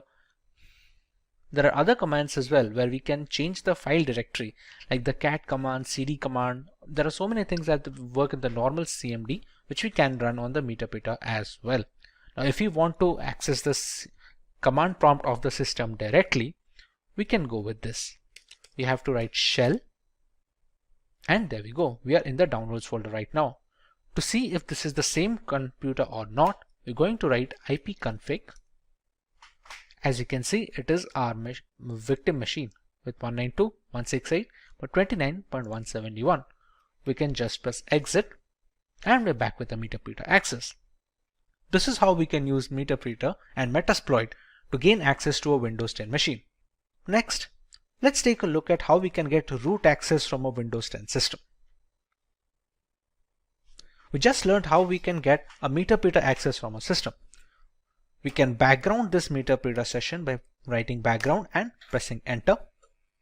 We can still see the sessions minus I. It's still present over here. Now, these kind of access are not administrative access. These are the kind of backdoors that can be created for standard users. But to get a complete access of a system, including the program files, the Windows documents, we need to have root access or administrative access. To do that, we're going to use another exploit.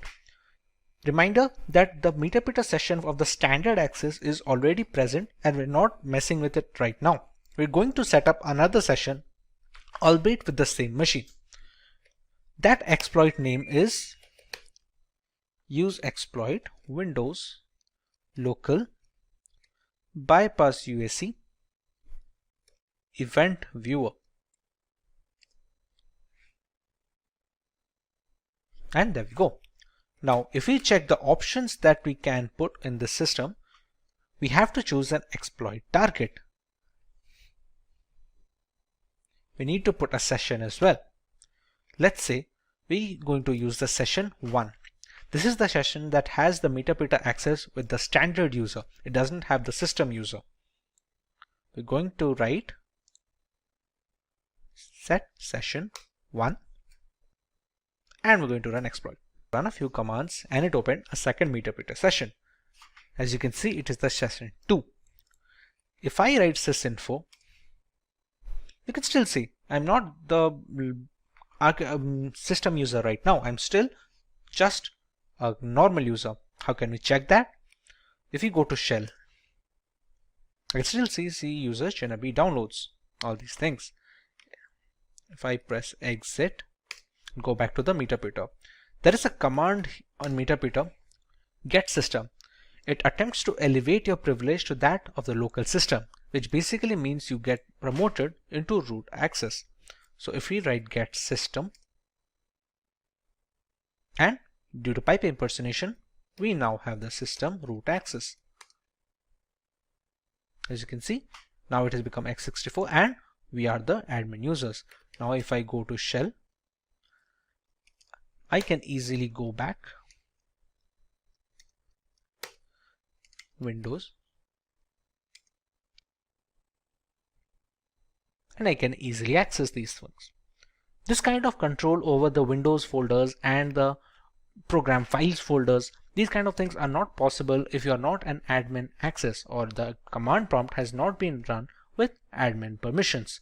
This is how we can use privilege escalation to get into an admin access system. We use the second exploit, which was the bypass UAC event viewer exploit, and essentially used it with the first session. As you can read here, Windows Escalation USA Protection Bypass. It was first disclosed on 2016, but it still works on some systems. This is how we can get root access on a Windows 10 installation. Hope you learned something new today. Professionals in security testing, penetration testing, and ethical hacking utilize Linux as their preferred operating system. It provides several configurable distributions that you may configure based on your end use. Kali Linux and Parrot OS are two popular penetration testing distributions. While these operating systems each have unique offerings, the overall choice can differ between personnel thanks to their various tools and hardware specifications. Today we will look at both these distributions and settle on the perfect choice for each type of user. Let's go through the agenda for this video. We will learn about Kali Linux and Parrot Security OS from scratch, while understanding their primary selling points as a Linux distribution catered towards penetration testers. Next, we know about some features of these operating systems that stand out of their package. Finally, we directly compare Kali Linux and Parrot Security OS, thereby making a clear-cut conclusion on which OS is perfect on a per-requirement basis. So let's start by learning about Kali Linux from a ground level. Kali Linux, which is formerly known as Backtrack Linux, is an open source Linux distribution aimed at advanced penetration testing and security auditing. It contains several hundred tools targeted towards various information security tasks such as penetration testing, security research, computer forensics, and reverse engineering. Kali Linux is a multi-platform solution, accessible and freely available to information security professionals and hobbyists. Among all the Linux distributions, Kali Linux takes its roots from the Debian operating system. Debian has been a highly dependable and a stable distribution for many years, providing a similarly strong foundation to the Kali Linux desktop. While the operating system can practically modify every single part of our installation, the networking components of Kali Linux come disabled by default. This is done to prevent any external factors from affecting the installation procedure, which may pose a risk in critical environments. Apart from boosting security, it allows a more profound element of security control to the most enthusiastic of users. Now, let's take a look at Parrot Security operating system. Parrot Security OS is a Debian-based Linux distribution with an emphasis on security, privacy, and development. It is built on the Debian's testing branch and uses a custom-hardened Linux kernel. Parrot Security contains several hundred tools targeted towards tasks such as penetration testing, computer forensics, reverse engineering, and security research. It is seen as a generally lightweight distribution that can work under rigorous hardware and software specifications.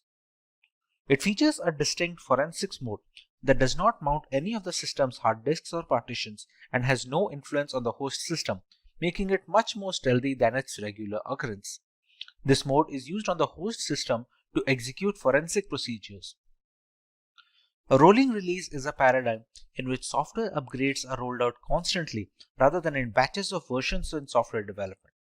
This ensures that the software is constantly up to date. A rolling release distribution such as Parrot Security OS follows the same concept. It provides the most recent Linux kernel and software versions as soon as they become available. With a basic introduction to the operating systems out of the way, let us take a look at the unique features of both Kali Linux and Parrot Security OS.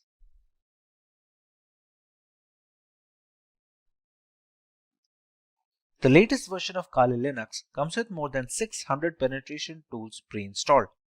After reviewing every tool included in Backtrack, developers have eliminated a significant number of tools that either simply did not work or duplicated other tools that provided the same and similar functionality. The Kali Linux team comprises a small group of individuals who are the only ones trusted to commit packages and interact with the repositories, all of which is done using multiple secure protocols. Restricting access of critical code bases to external assets dramatically reduces the risk of source contamination, which can cause Kali Linux users worldwide a great deal of damage as a direct victim of cybercrime. Although penetration tools tend to be written in English, the developers have ensured that Kali includes proper multilingual support, allowing more users to operate in the native language and locate the tools they need for their job.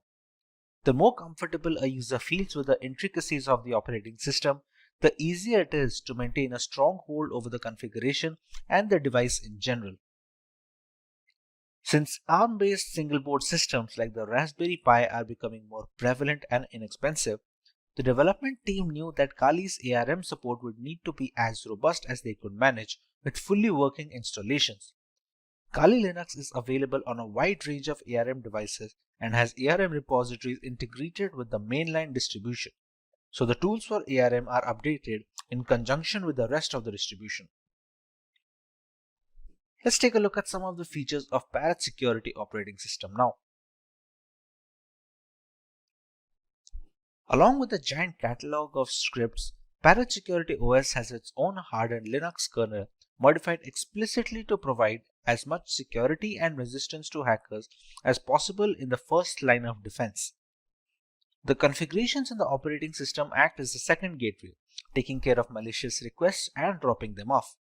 This is particularly beneficial since should there be a scenario where the latest Linux kernel is causing some particular issue, the Parrot OS development team will most likely iron it out first before passing it on as an update. If the custom hardened kernel wasn't reason enough, Parrot Security developers managed to install more hacking tools and scripts to ensure a smooth transition for the Kali Linux users. All the tools you find in Kali are present in Parrot OS and a few extra ones for good measure. And this has been achieved while keeping roughly the same operating system size between both of them. However, it's not all productivity points for Parrot OS. They provide a choice between two different desktop environments, Mate, which comes pre-installed by default, and KDE. For those unfamiliar with Linux terminology, you can think of desktop environments as the main UI for a distribution. Being highly modular in nature, one can use Parrot Security OS while adding another desktop environment that they find appealing. While Kali Linux has only a single option, Parrot Security has provided two optimized builds with Mate Desktop and KDE Desktop. One of the primary advantages of Parrot OS over Kali Linux is that it's relatively lightweight. This implies that it takes significantly less disk space and computing power to function correctly, with as little as 320 MB of RAM required. In reality, Parrot OS is designed to operate successfully off a USB stick, but Kali Linux does not work well from a USB drive and is generally installed in a virtual machine. Parrot OS is more of a niche distribution if you're searching for something lighter than Kali Linux. Features are great, but what about performance? Real-world metrics. Let us compare both these operating systems directly with respect to their hardware specifications and usability. In the end, we can decide on what distribution is fit for each type of user.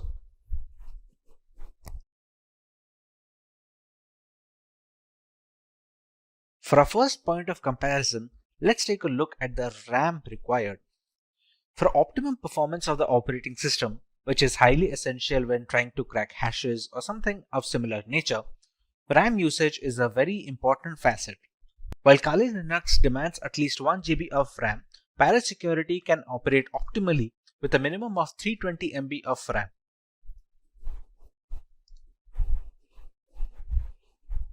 For correctly displaying graphical elements, Kali Linux requires GPU-based acceleration, while this is not the case with Parrot Security OS, which doesn't require any graphical acceleration needed from the user side.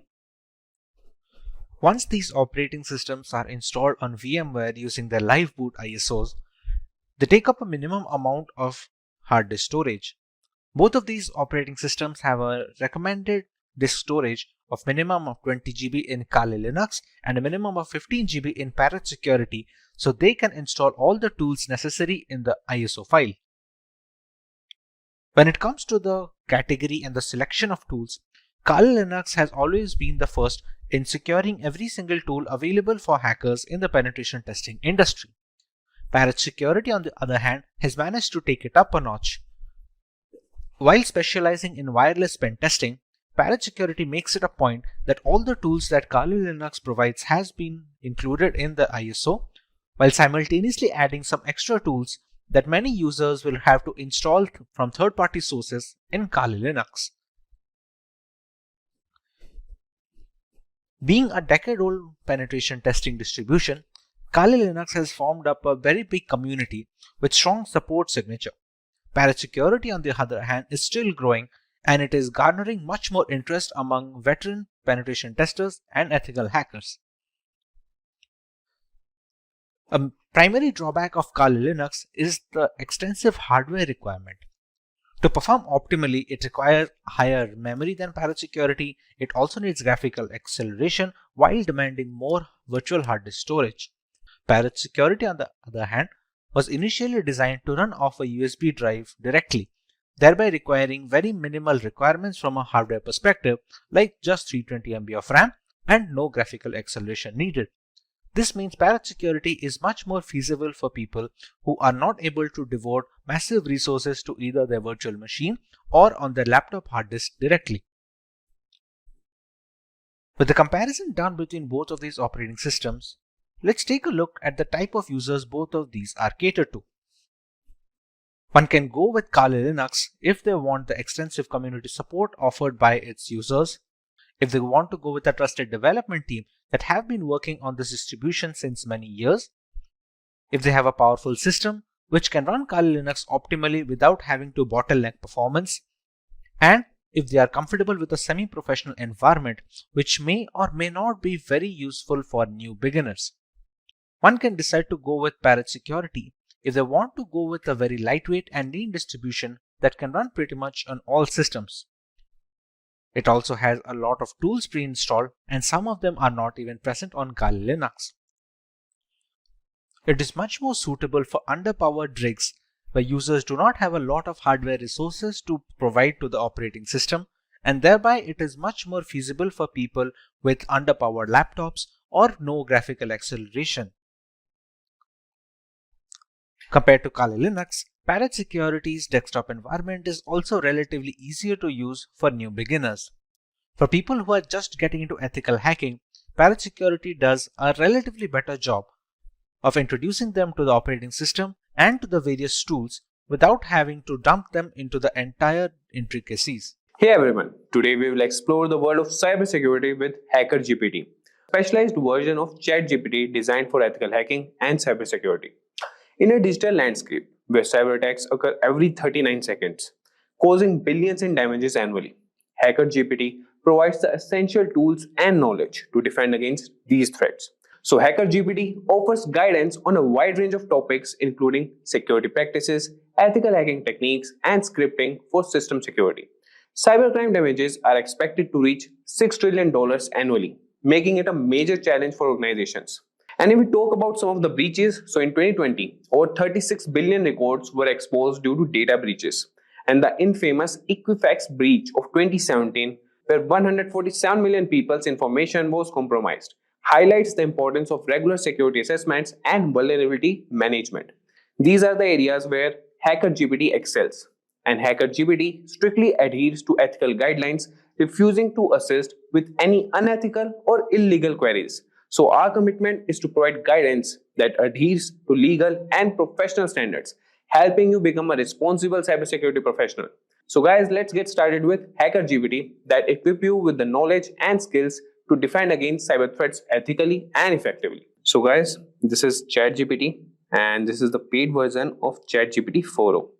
And what I was telling you is, this is the Explore GPT section. So here you can find all the GPTs that are created by ChatGPT, OpenAI, or the individuals, or you can find the companies who have created GPTs. So you can find these are the recently used, and this is the most used Hacker GPT. You can find other GPTs also, that is Hacker GPT, and you could see that, and they have been used by 5,000 plus users, and this have been used by 10,000 plus users. So you can just search for Ethical Hacker GPT here, and it has been rated 4.5 stars, 10,000 plus conversations, and these are the conversation starters if you need any assistance. and the capabilities you can see here, and the ratings given by users and more by the creator who has created this. So we'll start with this. We'll start the chat here, and I want to tell you guys that ChatGPT doesn't answer non-ethical questions. So if you try to extract that information from ChatGPT, that won't be possible.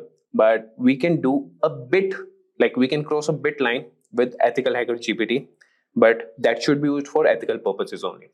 So I will show you guys how you can utilize this GPT. And one more thing, guys, if you want to create your own GPT, you can also create that also. You can go to Explore GPT section, and here's the create option. Click on create, and here you can start creating your GPT. If you click on configure, you can write the name of your GPT, description, instructions, and the conversation starters as you just saw with the Hacker GPT, EthicalHacker GPT, and the capabilities what you want to be enabled. You can do that. And here in the create section, you could write the prompts here, and it will take that information and use it for more purposes. And here you could attach more files that could help create your GPT. Okay guys, so here you could see the configuration and the preview of your GPT, and you can finalize that. So moving back, we'll get back to EthicalHacker GPT and start with our conversation with him. So starting with, the first thing we can do is we can ask him like, how can I perform a basic security assessment on a web application? So if I tell you guys, performing a basic security assessment on a web application is crucial for identifying vulnerabilities and ensuring the application is secure. And this process involves using various tools and techniques to test the application for common security issues. So you could ask him that, how can I perform a basic security assessment on a web application?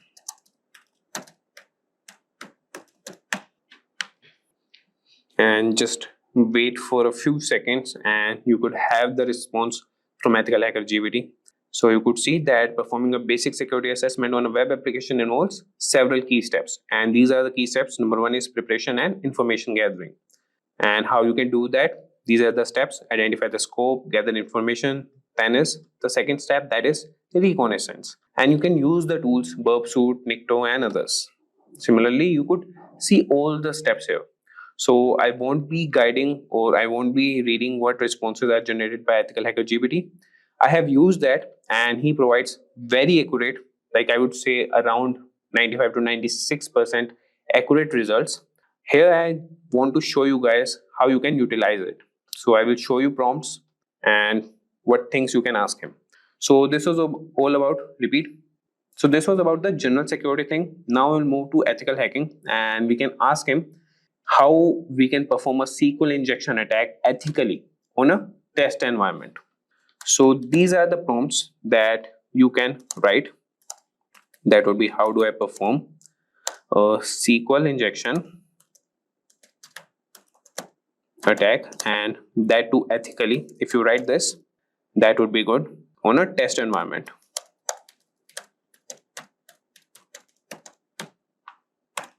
And if I tell you guys, so SQL injection is one of the most common web application vulnerabilities, and understanding how to perform a SQL injection attack ethically on a test environment can help you identify and mitigate this risk in your own applications.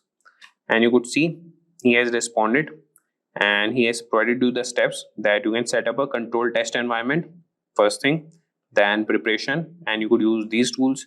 Then you have the manual SQL injection testing. So these are the methods that you could use, that is or 1 equal to 1 for the database, and automated SQL injection testing. So this is the command for that, and you could verify vulnerability, documentation, reporting.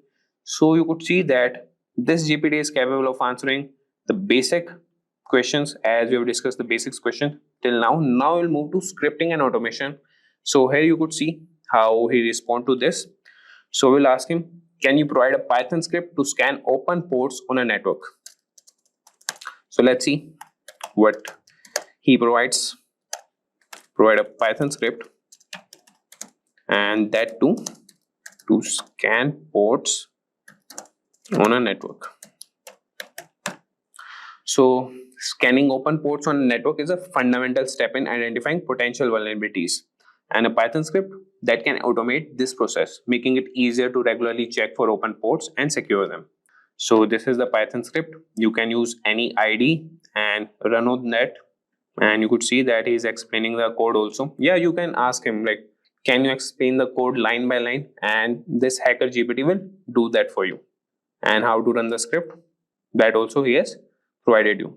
And similarly, we can also ask him that how we can write a bash script to monitor and log unauthorized login attempts.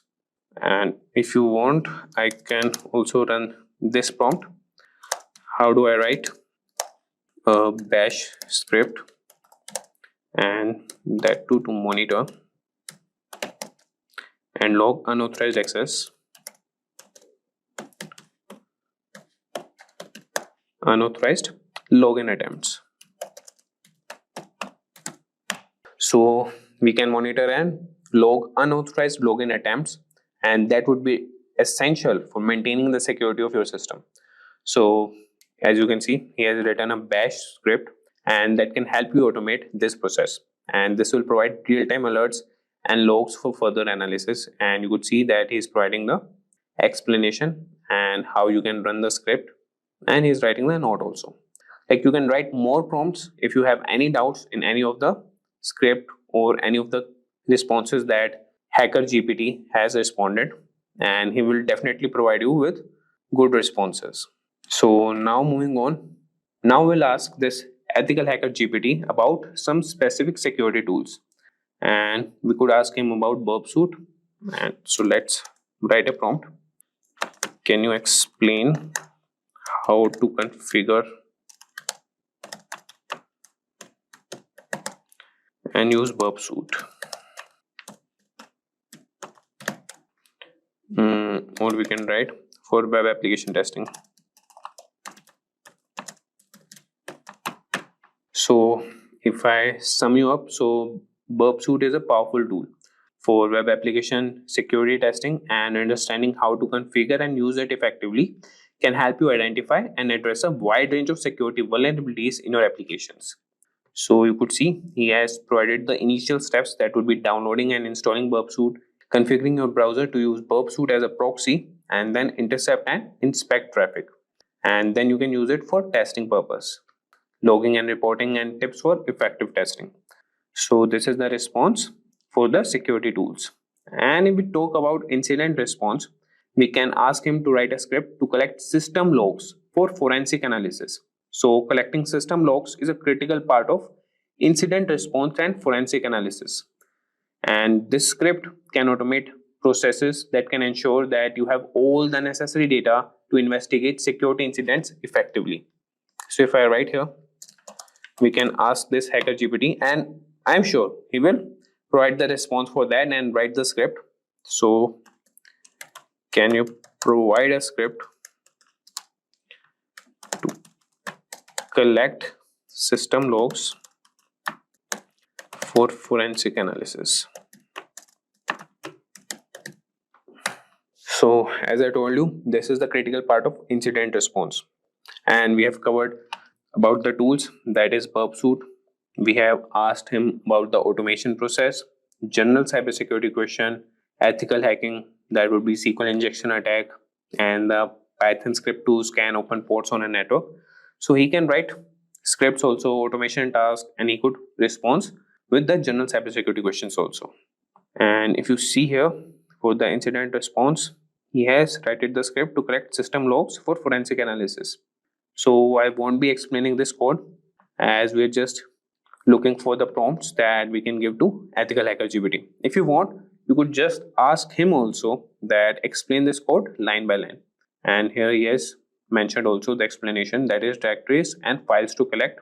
And after that, he is collecting the logs, and that will be copied in the directory, that is, he has mentioned it, a variable, that is output directory, archiving logs, cleanup, and how to run the script. So this was about the incident response. Now we'll move to some advanced topics, and in advanced topics, what we can ask him is how to perform a man in the middle attack in a controlled environment. And remember, these that you have to mention some of the keywords that would be in a controlled environment, and for that thing only he will respond or provide the response to you. So I will start here that how do I perform a man in the middle attack in a controlled environment. So if you understand man in the middle attack that works in a controlled environment, this can help you develop better defenses against such attacks. And it's important to learn and practice these techniques ethically. So you can see here that he's providing the prerequisites and the step-by-step guide how you can conduct a man in the middle attack. So first is set up the control environment, then install necessary tools, enable IP forwarding, perform ARP spoofing, and then capture and analyze traffic, clean up and restore the network, and conclusion. So you could just follow up with more prompts that I want more information about setting up the control environment. Just write this prompt and this EthicalHacker GPT will provide more responses to you. So he will provide you how you can set up the control environment. So now moving on, we will ask some more prompts, and that could be about the reverse engineering. So we could ask him that can you explain the processes of reverse engineering a malware sample, or we can also ask about honeypot to detect malicious activity. That could be how can I implement a honeypot to detect malicious activity, or what are the techniques for securing a Docker container. So we'll ask him one prompt here. Let's see what he responds to that. So how can I implement a honeypot to detect malicious activity?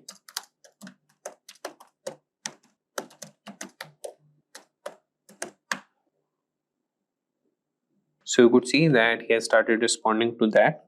And if I tell you the sum, so a honeypot is a security mechanism set to detect, deflect, or in mechanism to some manner, and it counteract attempts at unauthorized use of information systems. Implementing a honeypot can help you monitor and understand attack patterns. And this is the step-by-step guide to implement a honeypot.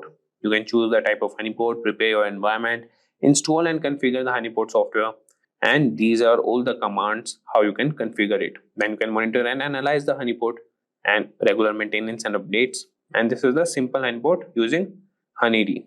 You could install that and run these commands. So with that, guys, and in the last we will also cover cybersecurity policies and compliance. So he could also answer to those prompts also, that you can ask him that what should be included in a company's cybersecurity policy, and you could mention which type of company you are running. So I will ask him that, so you could ask him that what should be included in a edtech company's cybersecurity policy.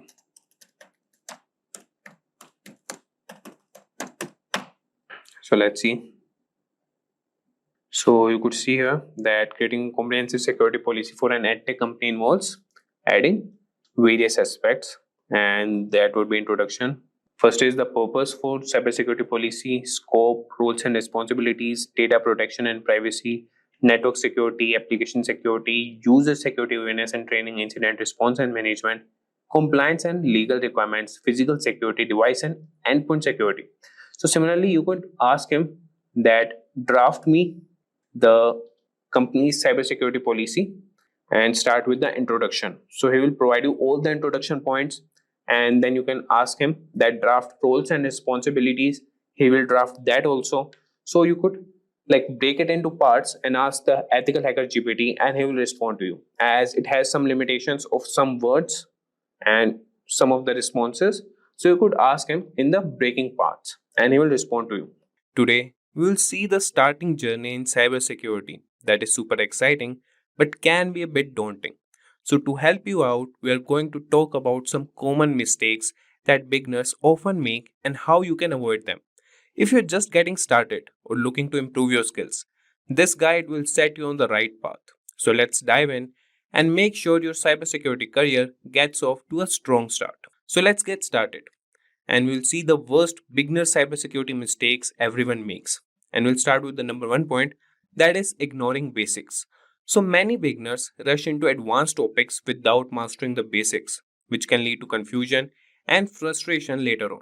It's essential to build a strong foundation before diving into complex subjects. If we talk about number one is understanding networking.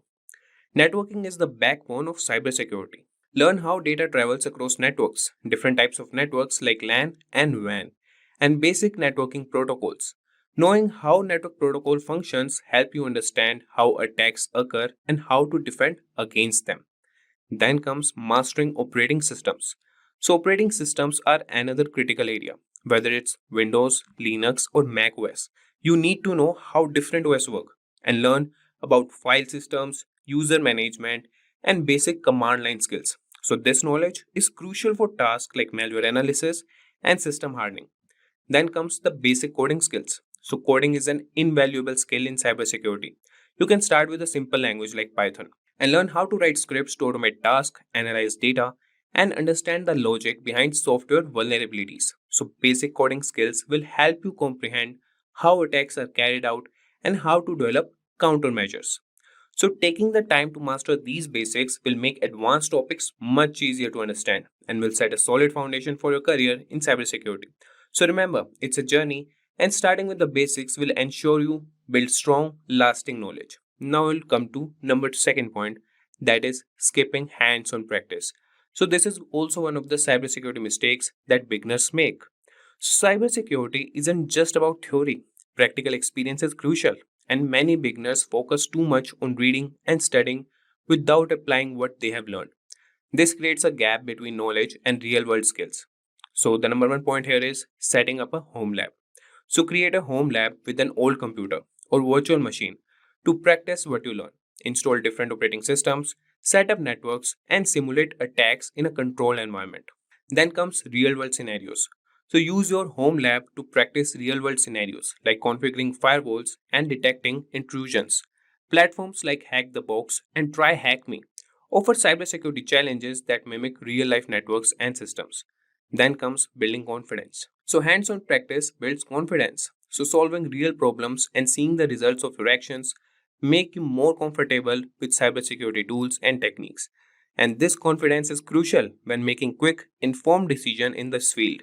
So, gaining practical experience bridges the gap between theory and practice, making you a more effective and confident cybersecurity professional. So, now we'll see the third mistake that cybersecurity beginners make, that is, lack of documentation. So, documenting your work is a crucial yet often overlooked aspect of cybersecurity. Many beginners focus solely on learning new skills and solving problems without keeping track of their progress. However, good documentation practices can significantly enhance your learning experience. And by keeping detailed notes on what you learn, the tools you use, and the methods you apply, you create a valuable resource for future reference. And this habit helps you review and reinforce your knowledge, making it easier to remember complex concepts. Additionally, well documented work allows you to share your insights and solutions with others, whether through blogs, presentations, or team collaborations. It also helps in troubleshooting, as you can quickly revisit your steps to identify where something might have gone wrong. So, in the professional world, documentation is essential for maintaining clear and efficient communication within a team. And by starting this practice early, you will develop a habit that will benefit you throughout your career. And now we'll move to the fourth cybersecurity mistake for beginners, that is waiting too long to start applying for jobs. So, a common mistake many beginners make is waiting until they feel perfectly qualified before applying for cybersecurity jobs. This approach can be counterproductive. The truth is, you might never feel completely ready, and waiting too long can cause you to miss out on an valuable opportunity. So, start applying for jobs early in your learning journey. The process of applying and interviewing is a learning experience in itself. It helps you understand what employers are looking for, and it can highlight areas where you need to improve. So, early job applications also provide you with real world feedback and networking opportunities. Remember, many entry-level positions are designed for people who are still learning and growing in this field. So employers often value enthusiasm, willingness to learn, and problem-solving skills as much as they do technical knowledge. So by starting early, you can gain experience and build confidence, even if you are not yet perfectly qualified. And then comes the next mistake, that is trying to qualify for all jobs. So, in the vast field of cybersecurity, trying to qualify for every job out, there is a common but misguided approach. Cybersecurity encompasses a wide range of specialties, from network security and ethical hacking to incident response and security analysis. Instead of spreading yourself thin trying to learn everything, focus on a key few areas and become proficient in them. Specializing in special fields make you more valuable to potential employers. It's better to be an expert in one or two areas than to have superficial knowledge in many. So by focusing on specific skills, you can develop a better understanding and expertise that sets you apart from others. So this focused approach also makes it easier to stay updated with the latest trends and advancements in your chosen areas. Remember, depth of knowledge often outweighs breadth when it comes to career advancement and job satisfaction. So, this was all about trying to qualify for all jobs. Now, we'll see the biggest mistake, that is IT foundation fallacy. So, many aspiring cybersecurity professionals believe they need a deep IT background to start their career. This is same as the number one point, but this is a misconception.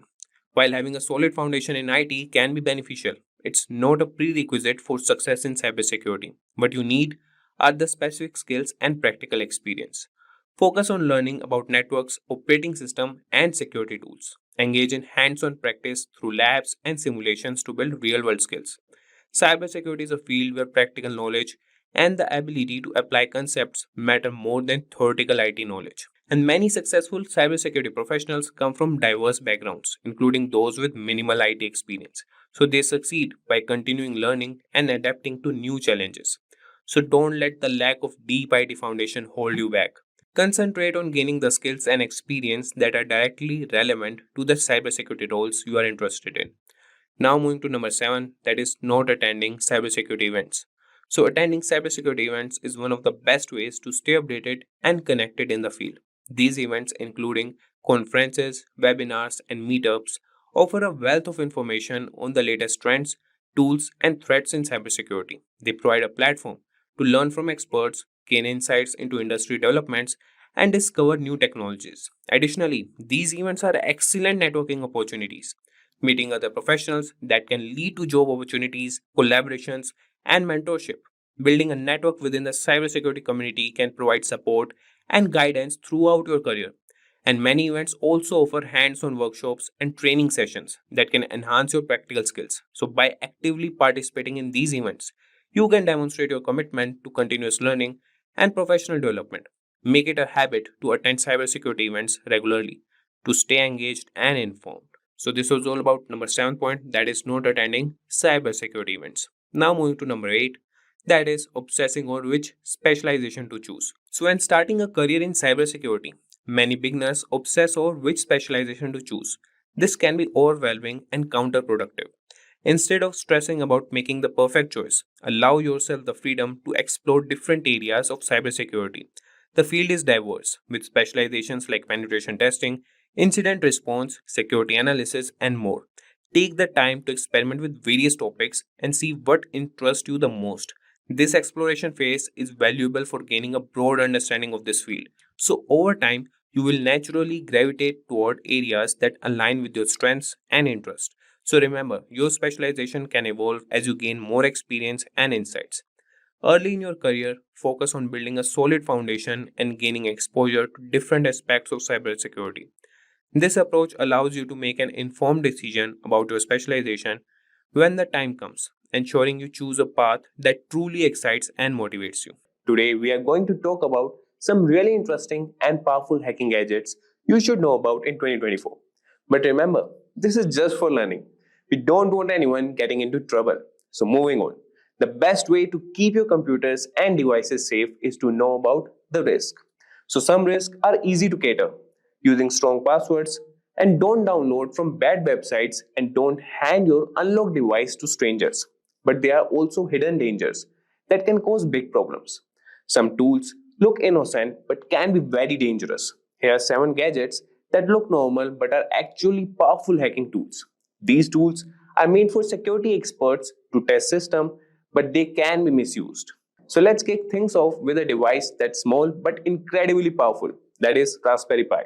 So Raspberry Pi is a compact and affordable computer that has revolutionized the tech world. Originally designed for educational purposes, it has become a favorite among hobbyists, makers, and even professionals. Despite its small size, it boasts impressive capabilities, including multiple USB ports, HDMI output, and support for various operating systems like Linux and Windows 10 IoT Core.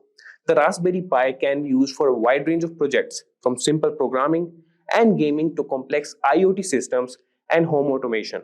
The Raspberry Pi can also be a dangerous hacking tool. With the right software, it can be used to perform a variety of hacking tasks. For example, it can run Kali Linux, a popular operating system for penetration testing. This allows it to be used for network scanning, password cracking, and even setting up rogue access points to intercept data. Its small size makes it easy to hide, and its affordability means it's accessible to many. In the wrong hands, this innocent looking device can become a powerful tool for malicious activities.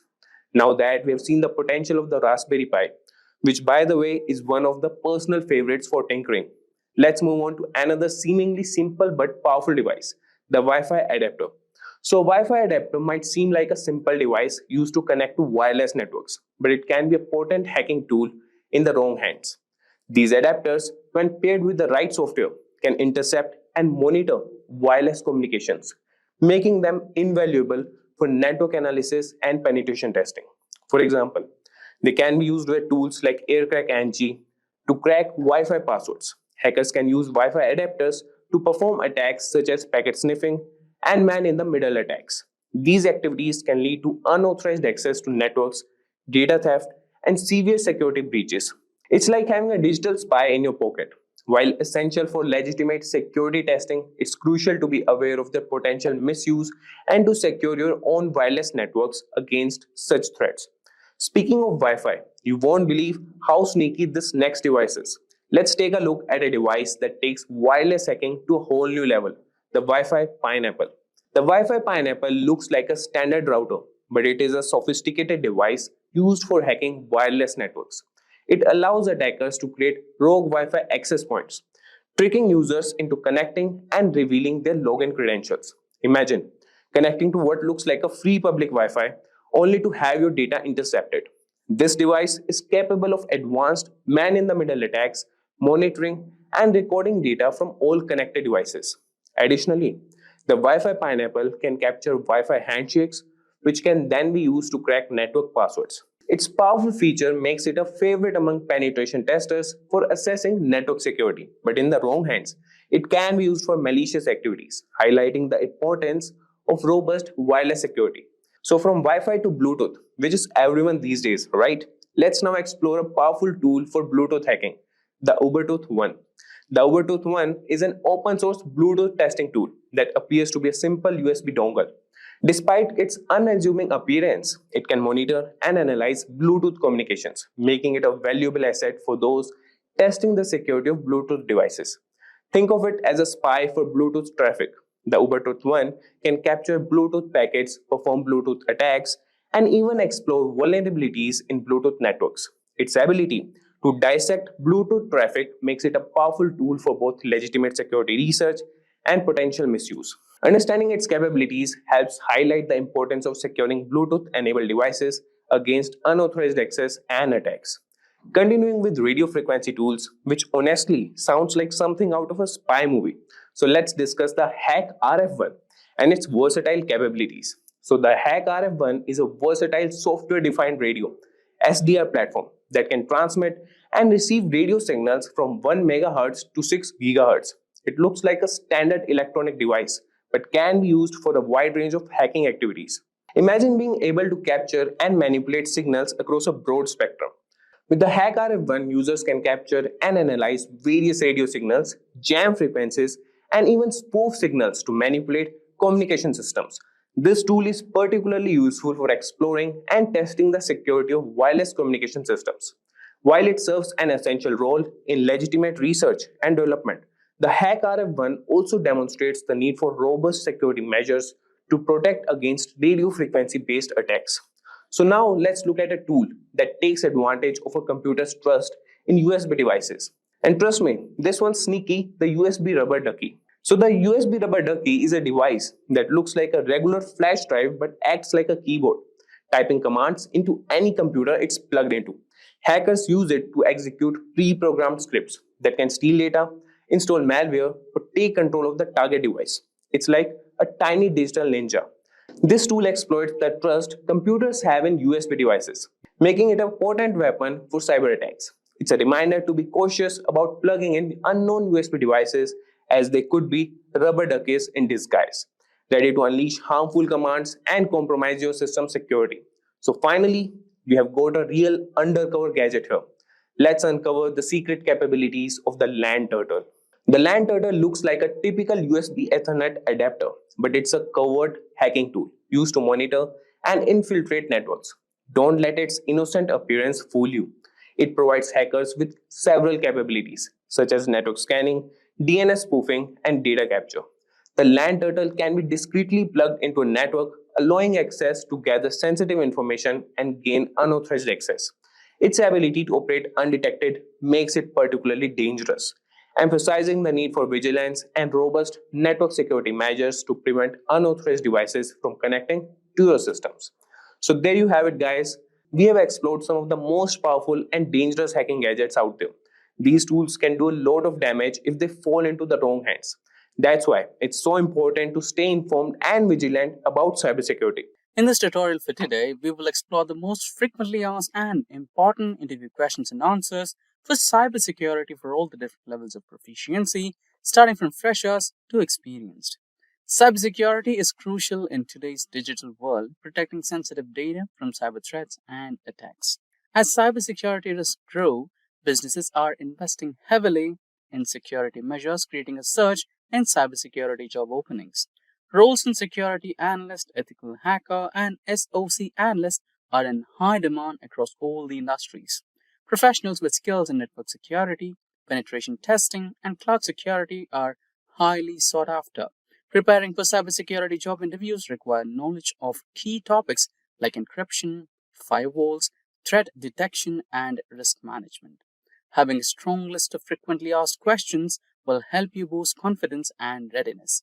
Strong cybersecurity awareness also helps individuals and organizations stay safe in evolving threats. Now, without further delay, let's get started with the cybersecurity interview questions and answers. That said, if these are the type of videos you'd like to watch, then hit that like and subscribe buttons and the bell icon to get notified. Now, let's begin with the first question. What is the role of DNS in cybersecurity? Now, the answer for this question is DNS, or also known as the Domain Name System, translate domain names into IP addresses. Attackers exploit it using DNS spoofing, cache poisoning, or tunneling into redirect users or exfiltrate data. Now, proceeding ahead, we have the next question. What does phishing? Provide an example. So, phishing is a social engineering attack where attackers trick users to revealing credentials via fake emails or websites.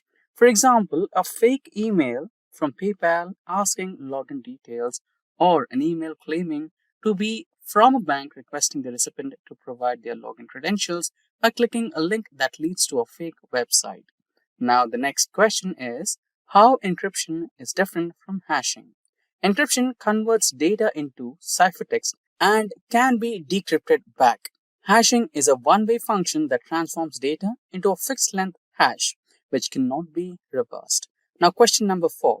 What is a firewall and why is it used? A firewall monitors and controls incoming or outgoing network traffic based on security rules, preventing unauthorized access and cyber threats. Now, proceeding to question number 5. What is a three-way handshake?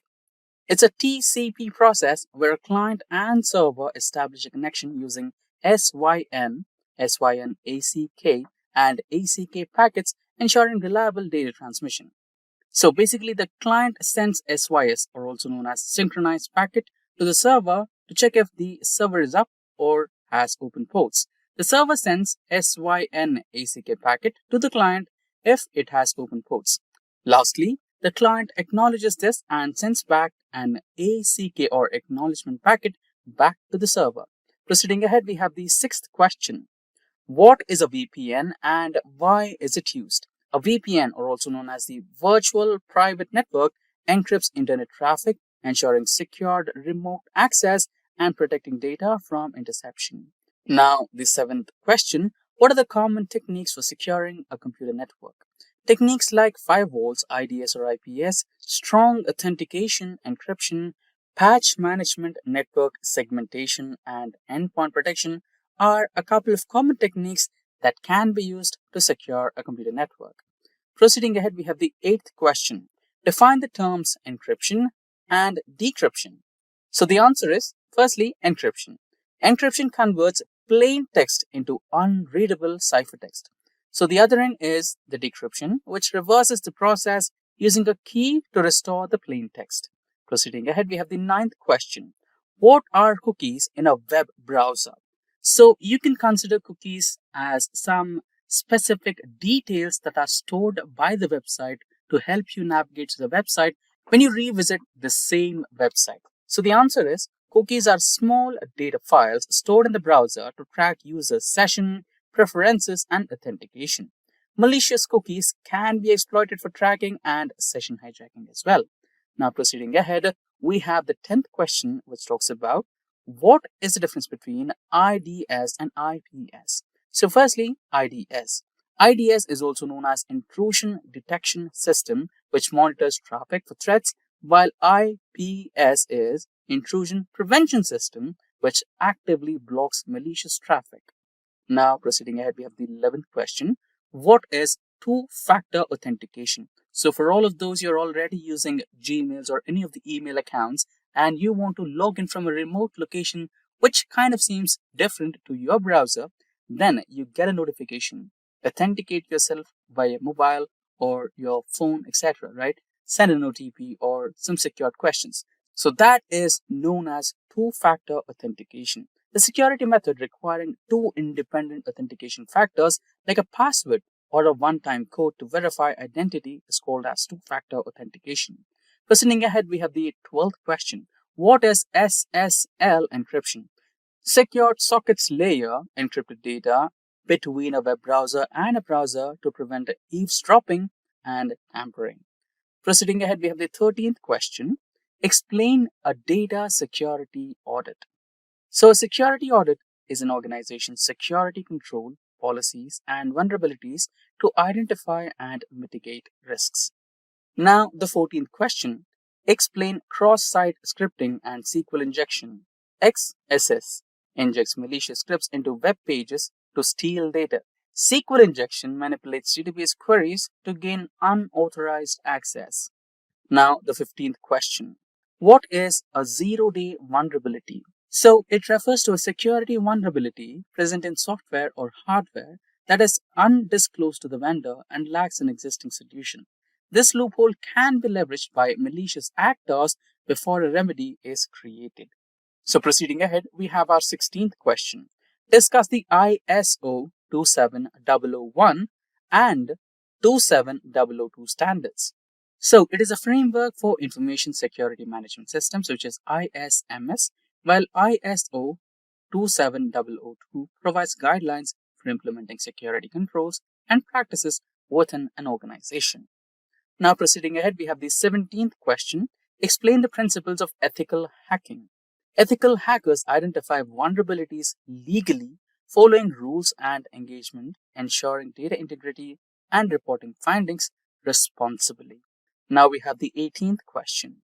What are the different types of network security? So the 18th question. What are the different types of network security? So the different types of network security includes firewalls, IDS or IPS, encryption, VPNs, endpoint protection, network segmentation, and access controls. Proceeding ahead, we have the 19th question. So moving ahead, we have the 19th question. Discuss the concept of risk assessment in cybersecurity. Risk assessment evaluates threats, vulnerabilities, and potential impacts to prioritize security measures. Now moving ahead, we have the next question, which is, what is the incident response and how is it managed?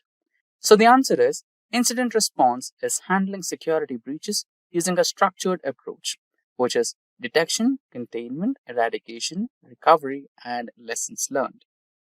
Now moving ahead, we have the 21st question, which talks about what is the CIA triad in cybersecurity.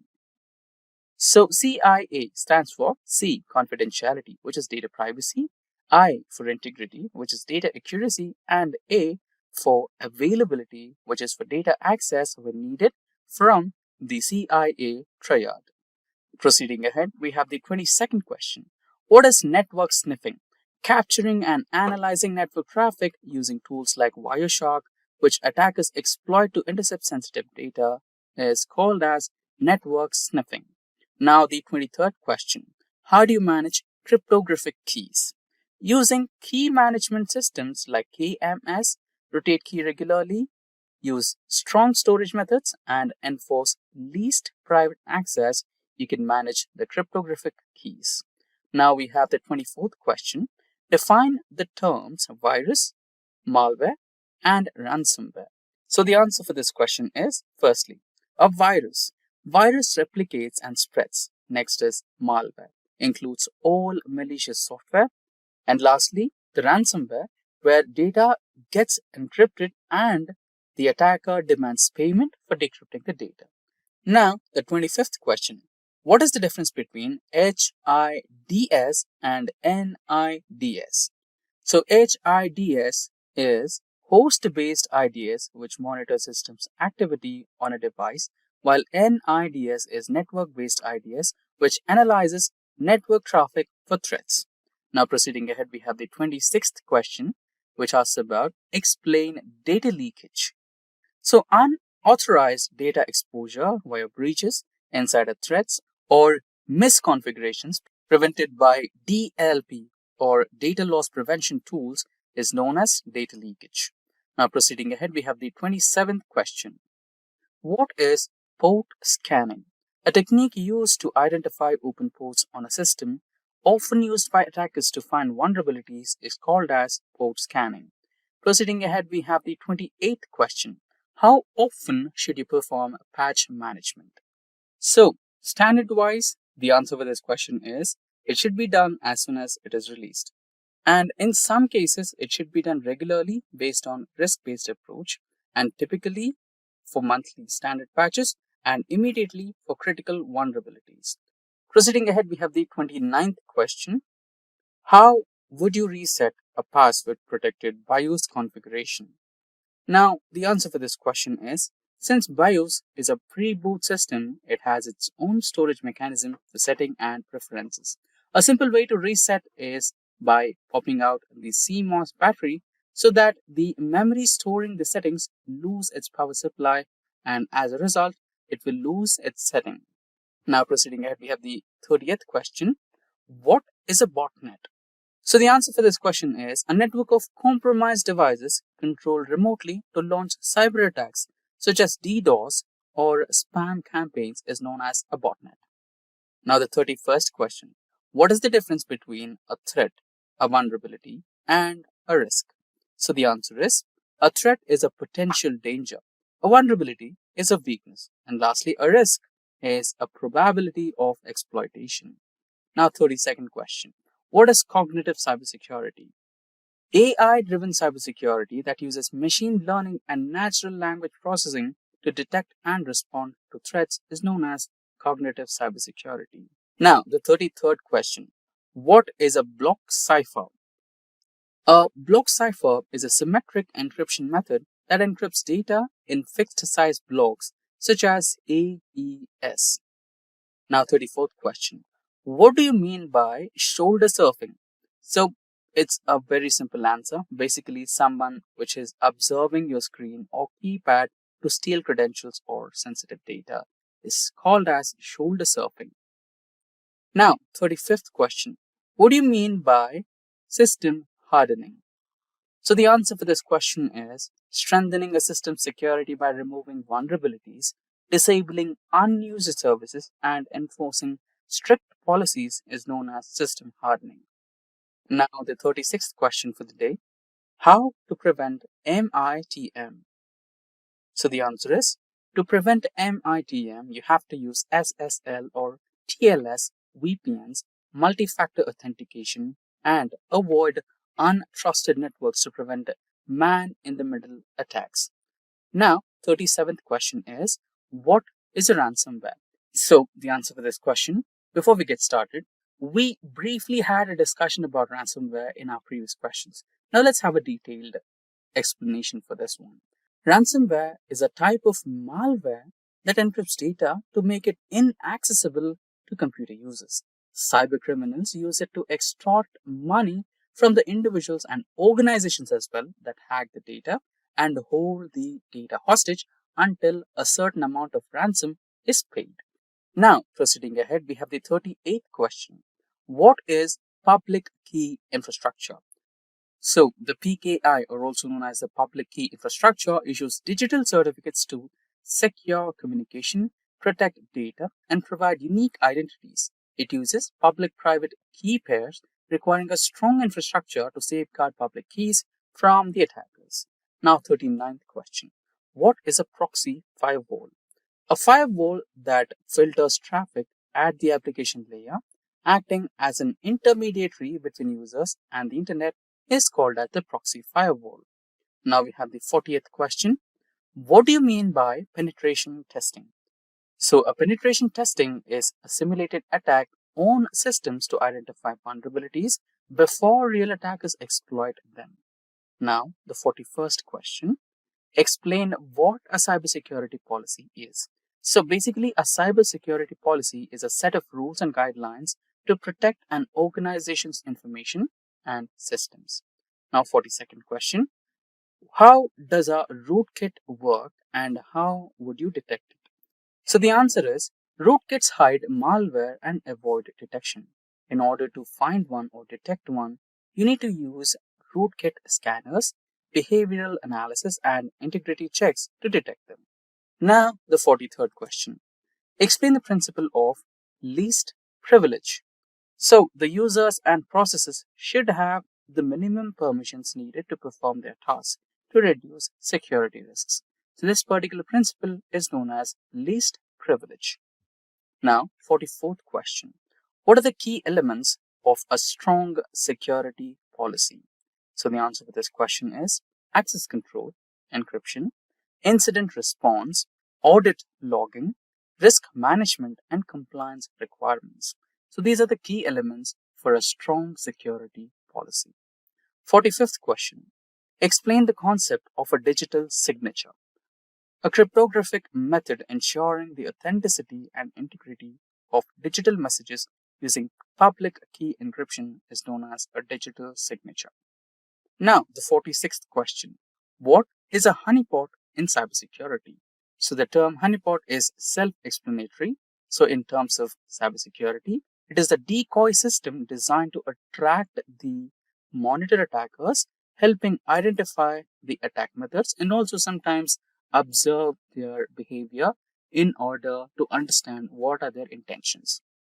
Now, 47th question. What are the common cybersecurity threats today?